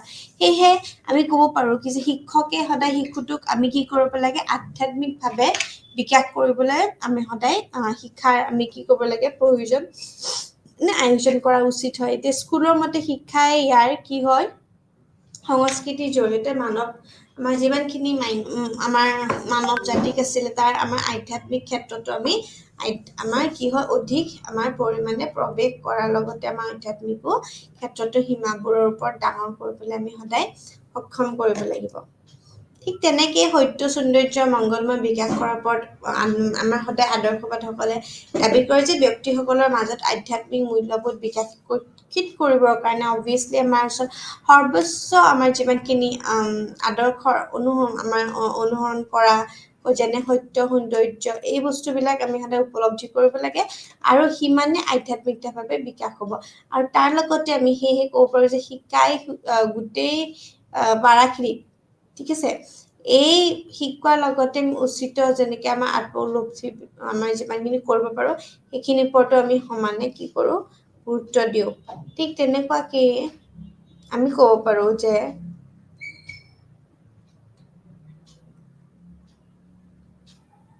প্ৰকৃতি আমি যিমানখিনি আমাৰ জন্মগত আধ্যাত্মিক আমাৰ আছে প্ৰকৃতিৰ ৰূপান্তৰ কৰা যায়, আৰু সেই আদৰ্শবাদসকলৰ ধাৰণা কৰে যে শিশুৰ আমাৰ জন্মগত প্ৰবৃত্তি আৰু আমাৰ যিমানখিনি অৰ্থনীতিভাৱে আমি আমাৰ নিহিত আমাৰ প্ৰবঞ্চক আছে সেই আধ্যাত্মিকৰ লগতে আমাৰ গুণৰ মূল্যবোধৰ সদায় এটা অন্তৰ্ভুক্ত কৰিব লগা হয়, আৰু এইখিনিয়ে মেইনলি ব্যক্তিৰ সম্পৰ্কে সৰ্বোচ্চ বিকাশ প্ৰাপ্ত কৰা সময় হয়। আৰু সেয়েহে আদৰ্শবাদে অনুসৰি শিক্ষাৰ পঞ্চম লক্ষ্যৰ ভিতৰত হৈছে জন্মগত কেঁচা প্ৰবৃত্তি আধ্যাত্মিক গুণাগুণ আমি কি কৰিব লাগে, অন্তৰ্ভুক্ত কৰিব লাগে।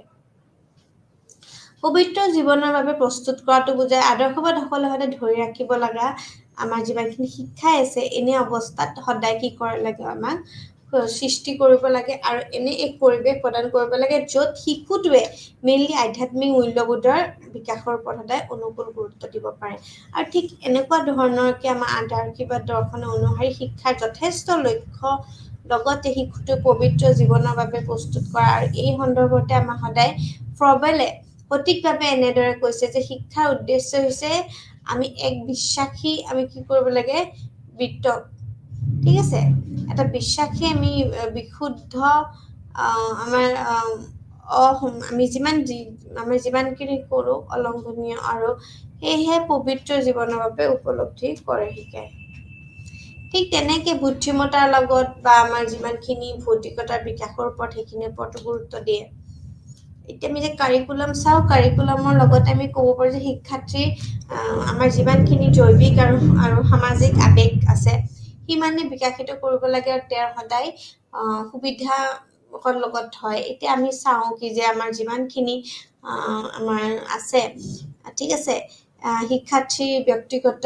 আমাৰ মনোভাৱ যিখিনি গুৰুত্বপূৰ্ণ আছে এনেদৰে পাঠ্যক্ৰমত আমি সদায় সমস্যাগত ধাৰণা বা আমাৰ যিমানখিনি আদৰ্শৰ দৃষ্টি আমাৰ এইখিনি আছে আৰু এইবাবেই কলাবোৰৰ অধ্যয়নৰ আত্মাই এক সৃষ্টি ভূমিকা পালন কৰে অৰ্থাৎ নিজকে সৃষ্টিশীলভাৱে আমি কি কৰিব পাৰোঁ বিকশিত কৰিব পাৰোঁ এই পাঠ্যক্ৰমৰ আঁচনিত আমি কি কৰিব পাৰোঁ আমাৰ আত্মাৰ বিকাশৰ বাবে আমি পৰ্যাপ্ত আমি সুযোগ প্ৰদান কৰাৰ লগতে যিকোনো বিষয় বা অধ্যয়নৰ আমি বাবে উপযুক্ত আৰু ইয়াৰ বিশ্বাস কৰে যে কোনো ধৰণৰ ব্যতিক্ৰম নোহোৱাকৈ আমি যিকোনো বিষয় এনে সুযোগ আমি প্ৰদান কৰে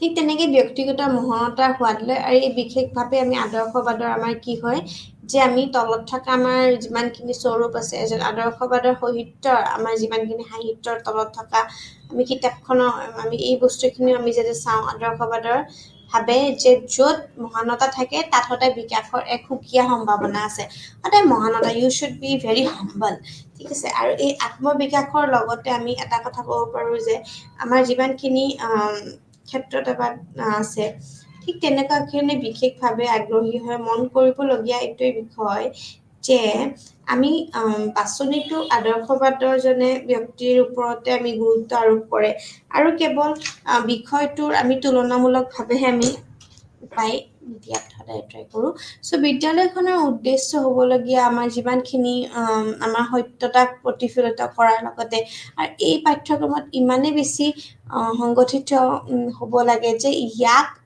আমাৰ সদায় কি হয় তেওঁৰ সৃষ্টিশীলতা মানে আত্মাৰ বিকাশৰ দিশে এই আমাৰ অভিজ্ঞতাসমূহত পুঁজি কৰিব লাগে ঠিক তেনেকৈ তেওঁ আমাৰ বিভিন্ন ধৰণৰ সমাজকৰ্মীসকলৰ মতেও মই ক'ব পাৰোঁ বা বিভিন্ন ধৰণৰ মানুহ মনোবিজ্ঞানো হ'ব পাৰে ঠিক আছে এই বস্তুবোৰৰ কিন্তু আমি কেতিয়াও কি কৰিব নালাগে ব্যৱহাৰ কৰিলে সঠিকভাৱে আমি ব্যৱহাৰ কৰিব লাগে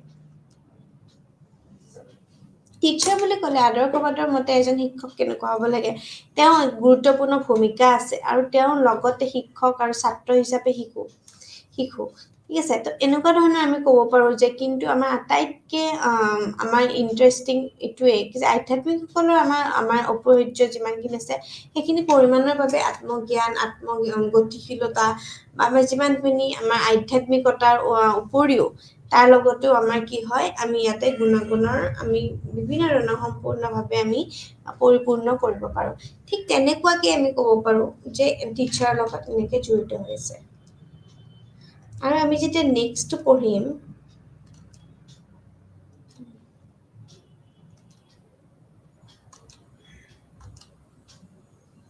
আইডিয়েলিজম ইন স্কুল ঠিক আছে এই আইডিয়েলিজম ইন স্কুলটো আমি পঢ়িম এইটো ভেৰি ইম্পৰ্টেণ্ট হয় আইডিয়েলিজম ইন স্কুল এখন বিদ্যালয় আৰু আইডিয়েলিজম চ' বিদ্যালয় হৈছে এনে এক স্থান য'ত শিশুটোৰ আমাৰ ব্যক্তিগত মানসিক বা দৈহিক এই গোটেইখিনি আমাৰ য'ত ডেভেলপমেণ্ট হয় আৰু ই বিদ্যালয়ৰ পৰিৱেশৰ পৰা এক ক্ৰমান্বয়ভাৱে জীৱনটো আৰু বিকশিত কৰা হয় য'ত উচ্চ আধ্যাত্মিক আদৰ্শ আৰু মূল্যবোধো প্ৰাপ্ত হয় আদৰ্শবাদ অনুসৰি আমি বিদ্যালয়ত দিয়া আমাৰ যিমানখিনি শিক্ষকৰ সঠিক নিৰ্দেশনাৰ জৰিয়তে আমি ক'ব পাৰোঁ যে এক মহৎ অভিযান প্ৰাপ্ত কৰিব পাৰি আৰু সেয়েহে আদৰ্শবাদসকলে বিদ্যালয়ৰ আৰু ইয়াৰ আমাৰ যিমানখিনি প্ৰভাৱবাদী পৰিৱেশ আছে তেওঁৰ প্ৰয়োজনীয়তা বুলি সদায় বিবেচনা কৰে আৰু আদৰ্শবাদৰ গুণাগুণ বুলি ক'লে আমাৰ শিক্ষাৰ লক্ষ্যৰ ক্ষেত্ৰত আদৰ্শবাদে আমি সদায় আমাৰ সংকেত আবেদন আগবঢ়ায় আৰু এইটো কেৱল এই দৰ্শনে নহয় য'ত লক্ষ্যৰ আমাৰ বিতংগ বা প্ৰদৰ্শনৰ ওপৰত গুৰুত্ব দিয়া হৈছে বাট আদৰ্শবাদে সদায় শিকায়ো যে সৰ্বোচ্চ মূল্যবোধৰ যেনে সত্য সৌন্দৰ্য আৰু মংগলময় প্ৰস্তুতিৰ ওপৰতো গুৰুত্ব আৰোপ কৰে ঠিক এনেদৰে শিশুটোৰ আমাৰ নৈতিকতা চৰিত্ৰ বিকাশ হোৱাটো গুৰুত্ব দিয়ে আৰু আদৰ্শবাদে সদায় শিক্ষাৰ লক্ষ্য হৈছে নিজৰ প্ৰচেষ্টাৰ বা আমাৰ দ্বাৰা যিকোনো ব্যক্তিৰ আত্ম উপলব্ধি কৰা হৈছে এইহে সাৰ্বজনীন শিক্ষা এটা প্ৰচাৰ কৰে সাৰ্বজনীন শিক্ষা ৱাইড স্প্ৰেড অফ এডুকেশ্যন বুলি আমি যাক কওঁ যেতিয়া আমি ডিমেৰিটছ বুলি কওঁ আদৰ্শবাদৰ কিছুমান দুখো আছে যেনেকৈ আদৰ্শবাদৰ সম্পৰ্কে সাধাৰণ সমালোচনা হৈছে ই বিমূৰ্ত আৰু মতবাদ হয় আৰু ইয়াৰ বৰ্তমান আমাৰ বাস্তৱতাৰ পৰিহাৰ আৰু শিশুটোক কেনেকৈ ধৰণৰ পৰৱৰ্তী পৃথিৱীখনৰ বাবে প্ৰস্তুত কৰিব লাগে আদৰ্শবাদৰ জীৱনৰ চূড়ান্ত কিছু আমি সমাপ্তিৰো হয় তাৰ লগত ই দৈনন্দিন জীৱন যাপনৰ বাবে প্ৰকৃততে আমাৰ সমস্যাখিনিও পৰিহাৰ কৰিব পাৰিবনে তো এনেকুৱা ধৰণৰ হ'ব লাগে যেন ব্যক্তিসকলৰ সদায় তেওঁলোকৰ সন্মুখীন হোৱা বিভিন্ন ধৰণৰ সমস্যাবোৰৰ সমাধান কৰিবলৈ সক্ষম হোৱাত আৰু সুখী আৰু তাৰ লগত সন্তুষ্ট জীৱন এটা যাপন কৰিবলৈ সদায় আমাৰ কি হয় সক্ষম কৰা তোলে আদৰ্শবাদী চিন্তা আৰু মানসিক কাৰ্যকলাপৰ ওপৰত অধিক গুৰুত্ব আৰোপ কৰে চিন্তা আৰু ই সদায় আমাৰ অপ্ৰয়োজনীয়ভাৱে আমাৰ যিমানখিনি বৈদিকতাৰ গুৰুত্বপূৰ্ণ বৃদ্ধি কৰা সেইখিনিৰ ওপৰত নকয় আৰু আদৰ্শবাদী সদায় সত্য সৌন্দৰ্য মংগলময় নামৰ মূল্যবোধৰ প্ৰাপ্তিৰ ওপৰত গুৰুত্ব আৰোপ কৰে আৰু এই লগতে আমাৰ সদায় মূল্যবোৰ আমাৰ ক্লেশ হৈ যায় ঠিক আছে তো এই মূল্যবোধৰ কেতিয়াও পৰম নহয় আৰু এইখিনি আছে আৰু এতিয়া আমি আহিম যোনটো নেচাৰেলিজম অলৰেডি আমি পঢ়াইছোঁ কিন্তু আমি আকৌ ৰিভিজন কৰিছোঁ চ' প্ৰকৃতিবাদ হৈছে এনে এক ব্যৱস্থা যাৰ আমি নীৰৱ বৈশিষ্ট্যসমূহ আধ্যাত্মিক বা আমাৰ প্ৰকৃততে আমাৰ যিমানখিনি আমাৰ অভিজ্ঞতা আছে সেইখিনি আমাৰ প্ৰকৃতি আৰু মানুহৰ দৰ্শনৰ পৰা ঠিক আছে চ' প্ৰকৃতিবাদ বুলি ক'লে বিজ্ঞান নহয় কিন্তু প্ৰকৃতিবাদ হৈছে এক আমি বিভিন্ন ধৰণৰ দাবী বুলি ক'ব পাৰোঁ আৰু ইয়াৰ মেইনলি আছে কি আৰ.বি. পেৰীয়ে কৈছিলে কি যে বিশেষকৈ এই দুজন ঠিক আছে বা এই আমাৰ বিভিন্ন ধৰণৰ বৈজ্ঞানিক জ্ঞান চোৰাঙত কি যে আমি কি কৰোঁ আমাৰ মেইনলি হৈছে কি যে জ্ঞান আমাৰ দিয়া জ্ঞান চূড়ান্ত কৰা ঠিক তেনেকুৱা ধৰণৰ আৰ.বি. পেৰীয়ে কথা কৈছে আকাশ নাথাকে আমাৰ অৱকাশ নাথাকে ঠিক প্ৰকৃতিবাদে সদায় শিক্ষাগত আমাৰ তত্ত্ব বা প্ৰশিক্ষণৰ প্ৰণালী আছিলে প্ৰশিক্ষণৰ সেইখিনি শিথিলভাৱে সদায় প্ৰয়োগ কৰা এটা চেষ্টা চলাই আহিছে কিয়নো শিক্ষিতভাৱে প্ৰকৃতিৰ জীৱনৰ এক হেৰফেৰ ওপৰত নিৰ্ভৰশীল হৈ আছে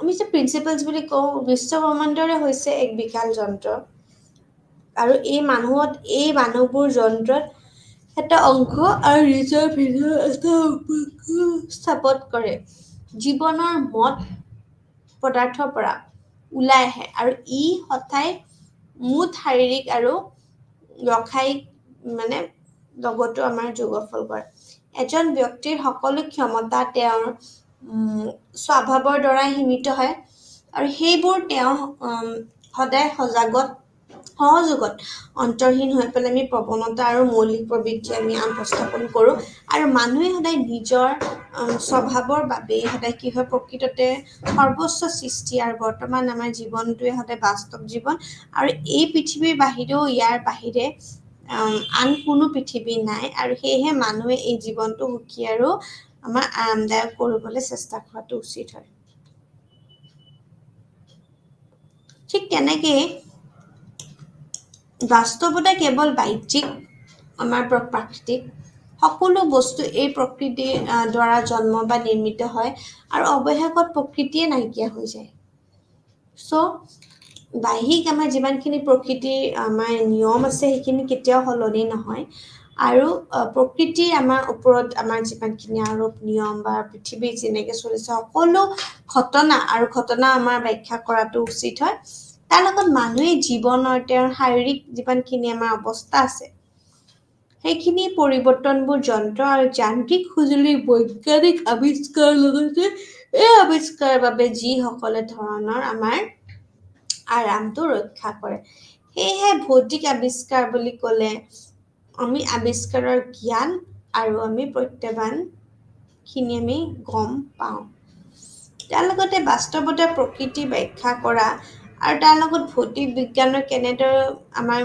মিলি আছে সেই বস্তুখিনি ডিছকাছ কৰাচোন চ' এই চূড়ান্ত বাস্তৱতা হৈছে বিষয়টো আমাৰ ঈশ্বৰ আত্মা মন স্বৰ্গ আৰু নৰক আমি যে কওঁ ঈশ্বৰৰ স্বাধীনতা বা আমি নৈতিকতা মূল্যবোধ বা প্ৰাৰ্থনা আৰু আমাৰ অতিমান আমি আশ্চৰ্যও ফলো কৰিব লাগিব যেটা ন্যাচাৰেলিজম এডুকেশ্যন ন্যাচাৰেলিষ্ট আমি প্ৰতিবাদ শিক্ষা প্ৰকৃতিবাদী আমি কওঁ কি যে আমি অষ্টদশ শতিকাৰ পৰাই আৰম্ভ হৈছে এনেকুৱা ধৰণৰ আৰু মেইনলি আমি কি বুলি কওঁ যেতিয়া আমি ব্যক্তি আমি কওঁ চ' তাৰ মাজত আমাৰ প্ৰকৃতিও শিক্ষা সদায় পৌষ্টিকতা কৰিছিলে আৰু যদিও তেওঁ নিজৰ দাৰ্শনিক স্থিতি আমাৰ সদায় আদৰ্শবাদী আছিল আৰু শিক্ষাৰ আমাৰ বহুতখিনি দীক্ষাত আমি ক'ব পাৰোঁ যে এই কথাৰ প্ৰতি অন্ধ কৰি তুলিছে যে প্ৰকৃতিৰ আমাৰ যিমানখিনি ৰুচই আত্মাৰ প্ৰতি নহয় কিন্তু সামাজিক সমলি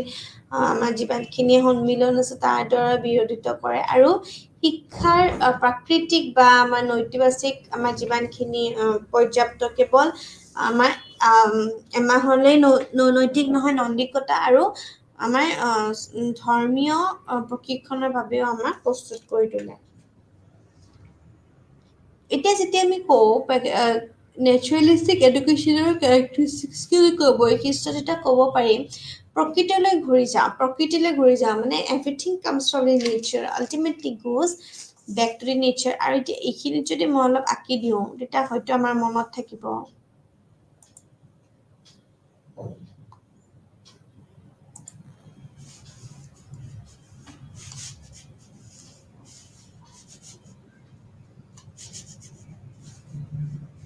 মানে নেচাৰ বুলি যেতিয়া আমি কওঁ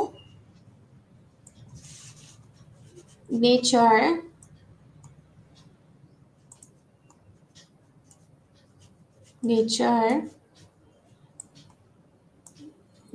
বুলি ক'লে everything comes from the nature আৰু তোমাৰ যি আছে goes back to the nature ঠিক আছে তো নেচাৰ এটা ৰিজিউম হয় আৰু শিক্ষানুষ্ঠানৰ ভাৱে আমি এই বস্তুটো আমি কৰিব লাগে ঠিক আছে তো এই বস্তুটো আমি সদায় চাওঁ এই আমি এইটো ইৰেজ কৰি দিলোঁ এই বস্তুখিনি যেতিয়া আমি একাদশৰ আমাৰ এডুকেশ্যন ৰুচৰ প্ৰথম ব্যাখ্যাতে ঘোষণা কৰা হৈছিল যে সকলো বস্তু ভাল যিহেতু সেইবোৰ প্ৰকৃতিক লেখকৰ হাতৰ পৰা আহে য'তেই সিহঁতে মানে আমাৰ মেইনলি হেৰি কৰে আৰু ঠিক আছে এই বস্তুখিনি আমি ক'ব পাৰোঁ যে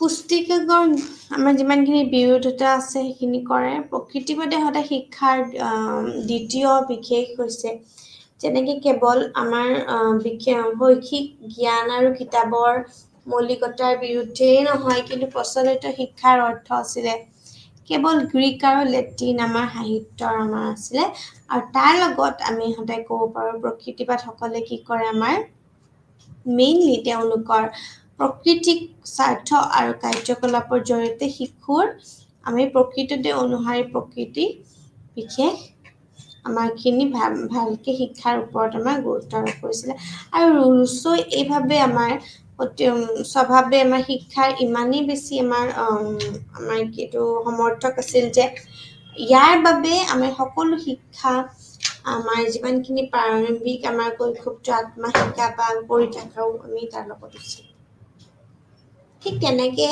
প্ৰগতিশীল আছিলে প্ৰগতিশীল প্ৰগ্ৰেছিভ বুলি যাক কোৱা যায় চ' প্ৰকৃতিবাদী আমাৰ শিক্ষাৰ এইটো এটা বিশেষ শিক্ষা মানে আমি প্ৰগতিশীল হ'ব লাগে আমি যেতিয়া প্ৰচলিত আমাৰ শিক্ষাই আমাক শিশুটোক তেওঁৰ ভৱিষ্যতৰ যিমানখিনি প্ৰাপ্তবয়স্ক জীৱনৰ বাবে ভাবাচোন তো এই প্ৰাপ্তবয়স্ক আমাৰ যিমানখিনি জীৱনৰ বাবে প্ৰস্তুত কৰা তোলা আৰু এই আমাৰখিনিতে আমি বিশ্বাস কৰিছিলোঁ যে শিশু হৈছে মানুহৰ পিতৃ সেয়েহে আমি প্ৰাপ্তবয়স্ক জীৱনৰ আমাৰ সমস্যাৰ সন্মুখীন হ'বলৈ আমি কি কৰোঁ কি যে শিশুটোক প্ৰস্তুত কৰিবলৈ দিওঁ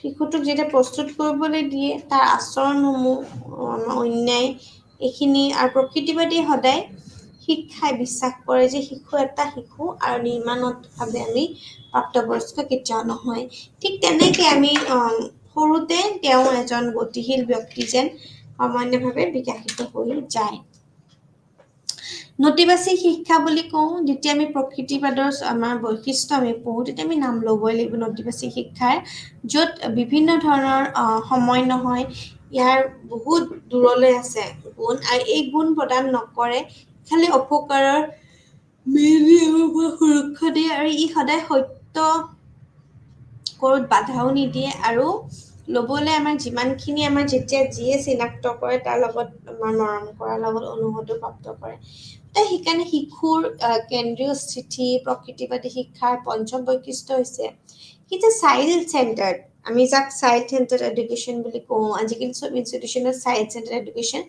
মানে কি যেতিয়া আমি শিশুটোক আমি নিডছ ইণ্টাৰেষ্টৰ প্ৰতি আমি পঢ়াম তেতিয়া এই শিশুটোক নিজৰ কাৰ্যকলাপ বা আমি পৰ্যবেক্ষণৰ পৰা আমি অভিজ্ঞতাৰ দ্বাৰা আমি বহুত কথা শিকিবলৈও দিওঁ আৰু শিকাওঁ ঠিক তেনেকে আমি ক'ব পাৰোঁ আৰু ইয়াৰ লগতে শিশুৰ স্বাধীনতা যাক আমি চাইল্ড ফ্ৰীডম ইয়াত আমি সদায় ফ্ৰী ডিচিপ্লিনৰ কথা কওঁ ঠিক আছে ফ্ৰী ডিচিপ্লিন চ' পৰ্যবেক্ষণ আৰু অভিজ্ঞতা গঠন কৰিবলৈ ইমান মুক্ত আমি কেতিয়াও ইমান মুক্ত হ'ব লাগে তাৰ লগতে ৰুছোৱে সদায় দ্বিতীয় এডালৈ কৈছিল আমি এনেকৈ কয় যে ঈশ্বৰে সকলোবোৰ ভাল কৰে মানুহে তেওঁলোকৰ সৈতে কি কৰে হস্তক্ষেপ কৰে আৰু তাৰ লগত তেওঁলোকৰ দুষ্ট হৈ পৰে মানুহে আল্টিমেটলি মানুহৰ শত্ৰু বুলি যাক কয় চ' আমাৰ যিমানখিনি ইন্দ্ৰিয়ৰ প্ৰশিক্ষণৰ ওপৰত গুৰুত্ব দিয়া আছিলে এইটো এটা আছিলে চ' প্ৰকৃতিবাদী মেইনলি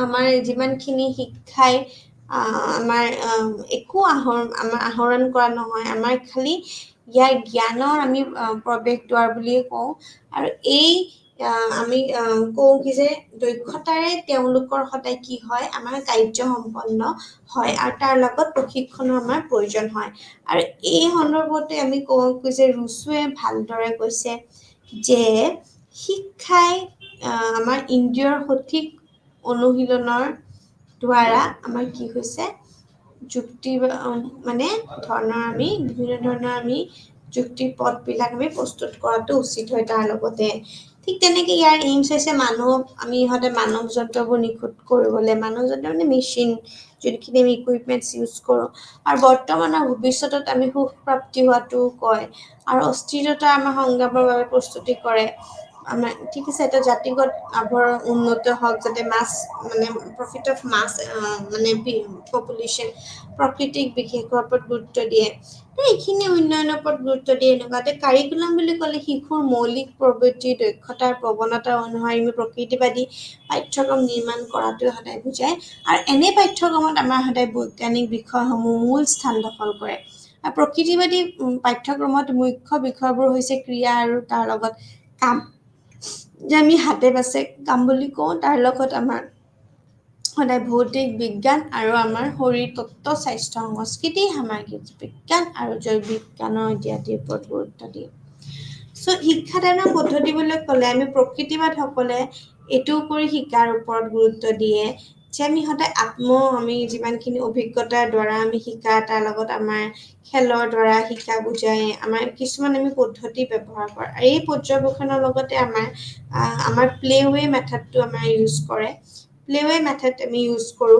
আৰু প্লেৱে মেথডৰ লগত আমাৰ ডিজিটেল প্লেনটো আমি ইউজ কৰোঁ হিউৰিষ্টিক মেথড ইউজ কৰোঁ মণ্টেছৰী আৰু কিণ্ডাৰগাৰ্টেন পদ্ধতিও আমি ইউজ কৰোঁ ঠিক তেনেকুৱাকেই আমি শিক্ষকৰ ভূমিকা সহায়ক হিচাপে বা আনহাতে শিশুৰ স্থিতি কেন্দ্ৰীয় হ'ব লাগে সদায় মানে child should be the main শ্ব'ৰ ষ্টপাৰ বুলি আমি যাক কওঁ বা চেণ্টাৰ সদায় চেণ্টাৰত কেন্দ্ৰীয় হ'ব লাগে আৰু তেওঁৰ লগত তেওঁৰ শিশুৰ বাবে এখন মঞ্চ সদায় নিৰ্ধাৰণ কৰে আৰু সেই নিৰ্ধাৰণ কৰাৰ দ্বাৰাই সদায় পৰ্দাৰ সদায় পিছফালে অৱসৰ আমাৰ ল'ব লাগে যেতিয়া ডিচিপ্লিন চাওঁ বা অনুশাসন তেতিয়া আমি চাওঁ প্ৰকৃতিবাদৰ সদায় এটা শ্লোগান হৈছে স্বাধীনতা আমাক স্বাধীনতা লাগে বা ফ্ৰীডম যদি যাক কয় ঠিক তেনেকে মুক্তিযুদ্ধ অনুশাসনৰ সমৰ্থক কৰে যে আমি মতবাদ আমাৰ প্ৰাকৃতিক পৰিণাম অনুসৰি আমি সদায় অনুশাসনৰ ওপৰত আমি কি কৰোঁ গুৰুত্ব আৰোপ কৰে আৰু বিদ্যালয়ত সদায় প্ৰকৃতিবাদে অনুসৰি আমাৰ সদায় প্ৰাকৃতিক আমাৰ যিমানখিনি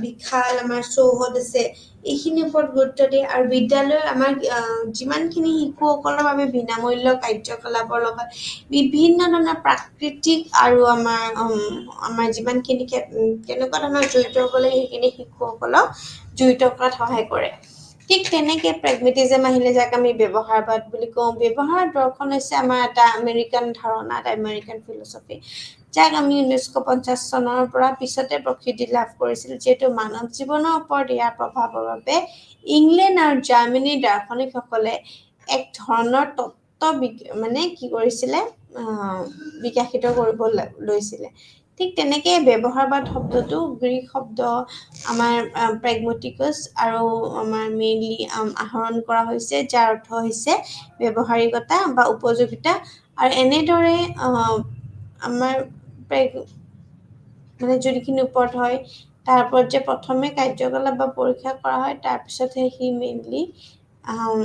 ক্ষেত্ৰত এই দৰ্শনৰ আমাৰ পৰীক্ষাখিনি লক্ষ্য কৰা হয় আৰু লগালগ যে আমি যেতিয়া আমাৰ নিজকে কেপেবল কৰি তোলো ঠিক তেনেকে আমি সেই আমি একেলগে সদায় ইয়াক আমি সদায় বুদ্ধিজীৱীসকলে বিশেষভাৱে আমাৰ হেৰি নকৰিলে আমি ব্যাপকভাৱে সদায় গ্ৰহণ কৰিব লাগিব প্ৰেগমেটিক্স বা আমি যেতিয়া দুয়োটাৰ মাজত একমাত্ৰ পাৰ্থক্য হৈছে যে যদিও আদৰ্শবাদ সদায় মানৱ বিকাশৰ বাবে পূৰ্ব নিৰ্ধাৰিত আদৰ্শ মূল্যবোধবিলাকৰ ওপৰত মেইনলি ওপৰত গুৰুত্ব দিয়ে ব্যৱহাৰবাদেও ঠিক এনেকুৱা যে আদৰ্শৰ মূল্য পূৰ্ব নিৰ্ধাৰিত আৰু পৰম নহয় কিন্তু আমি সেইবোৰ সদায় পৰিৱৰ্তনৰ প্ৰক্ৰিয়াত জৰিয়তে আমি সদায় প্ৰস্তুত হৈ আছে আৰু সেয়েহে প্ৰতিজন ব্যক্তিয়ে নিজৰ বিকাশৰ বাবে নিজৰ আদৰ্শ আৰু মূল্যবোধৰ বিষয়েও সিদ্ধান্ত সদায় হ'ব লাগে আৰু তাৰ লগতে আমি বস্তুখিনি চাওঁ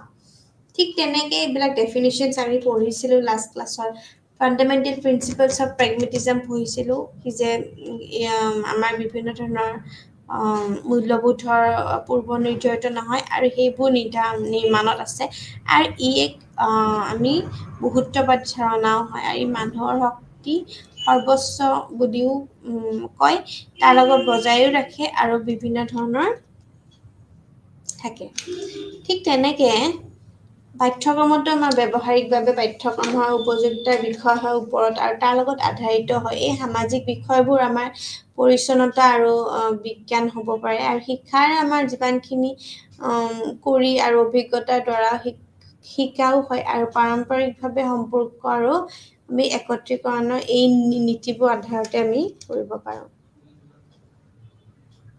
শিক্ষকৰ ভূমিকা যেতিয়া হয় এজন বন্ধু এজন দাৰ্শনিক আৰু এজন নিৰ্দেশক আৰু এই শিক্ষকে সদায় শিশুটোক আমাক কি হয় এনে এটা স্থিতিত ৰাখে য'ত সি ভৱিষ্যতৰ বাবে এটা নতুন আমাৰ গঢ় তুলিব বা মূল্যবোধৰ ওপৰত আমাৰ হেল্প হৈ যায় আৰু তাৰ লগত আমি সদায় ব্যৱহাৰিকবাদ আমি স্বীকৃতি আমি মুক্তিদাতা বা সামাজিকভাৱে আমি অনুশাসনৰ ওপৰত সদায় গুৰুত্ব আৰোপ কৰে আৰু যদি আমি বিদ্যালয়ৰ কথা কওঁ বিদ্যালয়ৰ কথা ক'লে আমি সদায় প্ৰেগমেটিষ্টৰ মতে বিদ্যালয়খন কেনেকুৱা হ'ব লাগে যেনেকৈ শিশুৱে কৰিব লগা পৰীক্ষা আমি বিভিন্ন ধৰণৰ নিৰীক্ষা দিয়ে তাৰ বাবে বিদ্যালয় হৈছে এখন পৰীক্ষাগাৰ আৰু এই পৰীক্ষাৰ বাবে আমি সদায় এই ৰুদ্ৰৰ ওপৰত এখন সমাজলৈ পৰিণত হৈ যায় ঠিক তেনেকুৱা এতিয়া আমি যেতিয়া অস্তিত্ববাদৰ কথা কৈছে এখন এনে বিদ্যালয় য'ত আমি বাহ্যিক আমাৰ যিমানখিনি মানদণ্ডৰ সলনি ব্যক্তিৰ বাবে ওপৰত আমি তাৰ ওপৰত সদায় গুৰুত্ব আৰোপ কৰে আৰু তাৰ লগত আমি সদায় আস্তিত্ববাদীসকলে বিশ্বাস কৰে যে আমাৰ বাস্তৱতা আমাৰ জীৱনৰ অভিজ্ঞতাৰ বাহিৰে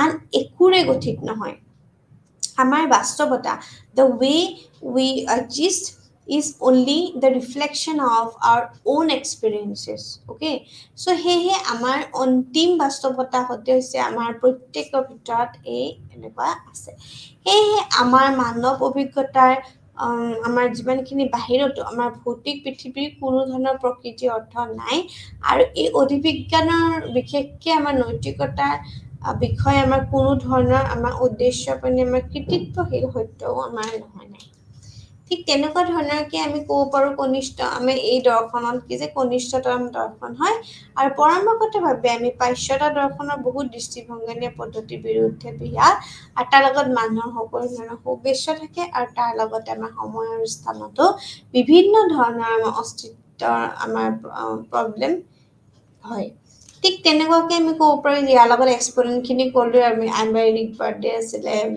ফ্ৰেডেৰিক উইলিয়াম আছিলে মাৰ্টিন হেডেগাৰ আছিলে এইখিনি আছিলে মহান দাৰ্শনিক এইসকল আৰু এইমছ বুলি ক'লে সদায় আত্ম উপলব্ধি বিকাশিতৰ ওপৰত গুৰুত্ব দিয়ে উন্নতি বাছনিত কৰাৰ ওপৰত গুৰুত্ব দিয়ে শিশুৰ স্বাধীনতাৰ ওপৰত গুৰুত্ব দিয়ে শিশুৰ আমাৰ যিমানখিনি প্ৰামাণিক আত্মবিকাশ আছে তাৰ ওপৰত গুৰুত্ব দিয়ে আৰু শিক্ষাৰ্থীসকলৰ মাজত পছন্দ প্ৰস্তুত কৰাৰ আমাৰ যিমানখিনি তাৰ ওপৰত ক্ষমতা গঢ়ি তোলাৰ ওপৰত সহায় কৰে আৰু এটি শিশুক জীৱন আমাৰ যিমানখিনি কৰোণাৰ কাৰণে পৰিস্থিতিত সন্মুখীন হ'বলৈ সদায় প্ৰস্তুত কৰা হয় আৰু শিশুৰ সদায় দায়িত্ববোধ প্ৰকাশ কৰাটো সহায় কৰে আৰু ইয়াৰ লগতে আমাৰ অস্তিত্ববোধৰ কিছুমান কেন্দ্ৰ হৈছে মানুহ আৰু তাৰ লগত মনোবিশ্বাসৰ লগত মানুহৰ সম্পৰ্ক হয় আৰু এই পাঠ্যক্ৰম বুলি ক'লে আমি সদায় কলা সাহিত্য কবিতা নাটক নৈতিক এইখিনিৰ ওপৰতে কৰি দিওঁ তাৰ ওপৰত আমি জাম্পাৰ আৰু কোনো কথা এটা পাঠ্যক্ৰম নাই চ' এনেকুৱা ধৰণৰ আমি পাঠ্যক্ৰম পঢ়িছোঁ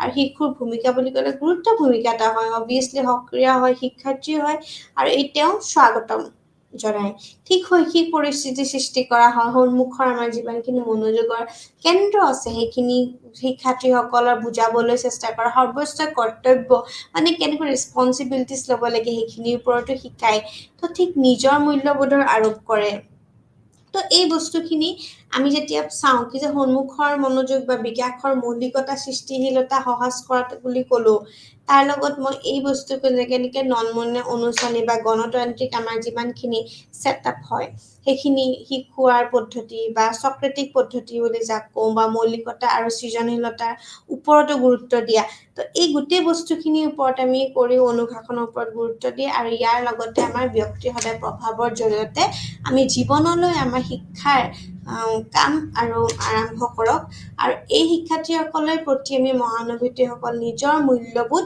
আৰু তাৰ লগতে আমি সদায় কেতিয়াও আৰোপ নকৰে আৰু শিক্ষাৰ্থীসকলৰ আমাৰ বুজাবলৈ সৰ্বোচ্চ কৰ্তব্য আমি কওঁ কি যে আমি যিমানখিনি আমি গুৰুত্বপূৰ্ণ ভূমিকা আমি গম পাওঁ বা তাৰ লগত আমাৰ সক্ৰিয় আৰু শিক্ষাৰ্থীৰ লগত আমাৰ তেওঁ যিমানখিনি ধাৰণাবোৰ আমাৰ স্বাগতম আমি কৰোঁ তাৰ লগতে আমাৰ মূল্যবোধৰ এটা বিভিন্ন ধৰণৰ আৰোপ কৰাৰ লগতে এটা শিক্ষকৰ এটা গুৰুত্ব ভূমিকা বুলি যাক কওঁ সেই ভূমিকা কয় আৰু সেই ব্যক্তিৰ প্ৰভাৱৰ জৰিয়তে আমাৰ জীৱনলৈ শিক্ষাৰ কাম এটা আৰম্ভ হয় আৰু সদায় আমি মনোযোগৰ কেন্দ্ৰ আমি সদায় ল'ৰা ছোৱালীক বাছনি কৰি দিওঁ মনোযোগৰ কেন্দ্ৰ যিহেতু চাইল্ড চেণ্টাৰ্ড এডুকেশ্যন বা ফ'কাছ ফ'কেল পইণ্টটো সদায় আমি চিলড্ৰেনৰ ওপৰত থাকে আমাৰ এডুকেশ্যন তো ঠিক তেনেকুৱাই অস্তিত্ববাদৰ নিজৰ মূল্যবোধৰ ওপৰত কেতিয়াও আৰু সৰ্বোচ্চ কৰ্তব্য কেনেকৈ যে how to be a responsible citizen how to be responsible shine inside the classroom তো এই বিকাশৰ বিভিন্ন ধৰণৰ মৌলিকতাৰ ওপৰতো গুৰুত্ব দিয়ে আমাৰ প্ৰিন্সিপালছ মই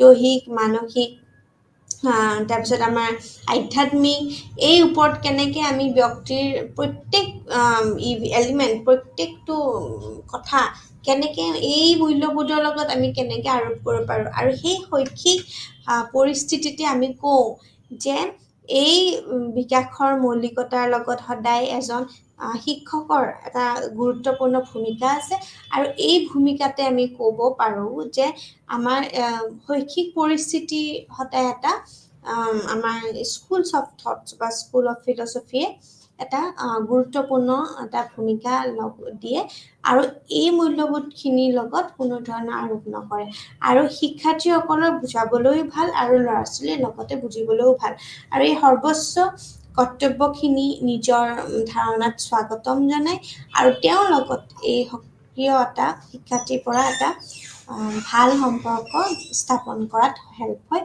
আৰু এইখিনিৰ লগতে কেনেকৈ শিশুটোৱে কেনেকৈ সৰ্বোচ্চ কৰ্তব্যত নিজৰ দায়িত্বখিনি পালন কৰিব তো এইখিনি ভূমিকাৰ লগত শিক্ষকৰ ভূমিকা আমাৰ যিমানখিনি অস্তিত্ববাদ আছে অস্তিত্ববাদহে হওক বা প্ৰকৃতিবাদ আৰু তাৰ লগত আমাৰ যিমানখিনি আদৰ্শবাদ প্ৰত্যেক স্কুল অফ থটত শিশু কেনেকৈ আমি মনোযোগৰ কেন্দ্ৰৰ ওপৰত গুৰুত্ব দিব পাৰোঁ সেইখিনিৰ ওপৰত গুৰুত্ব দিয়ে আৰু তাৰ লগত আমি মহানুভূতিসকলৰো শিক্ষাৰ তাৰ লগত কণ্ট্ৰিবিউশ্যন আছে সো এই গোটেইখিনি বস্তু আমি তাৰ ভূমিকাৰ লগত হওক ক্ৰীড়াৰ শিক্ষাৰ্থীৰ লগত তেওঁ গোটেইখিনি ধাৰণাৰ সৃষ্টি কৰাৰ লগতে বিকাশৰ মৌলিকতাৰ ক্ষেত্ৰতো এই গোটেই ইউনিটটোত আমি ইম্পৰ্টেঞ্চ দিছোঁ আৰু তাৰ লগত আমাৰ তাৰ ৰেছপন্সিবিলিটিজ গোটেইখিনি ৰিলেশ্যন থেংক ইউ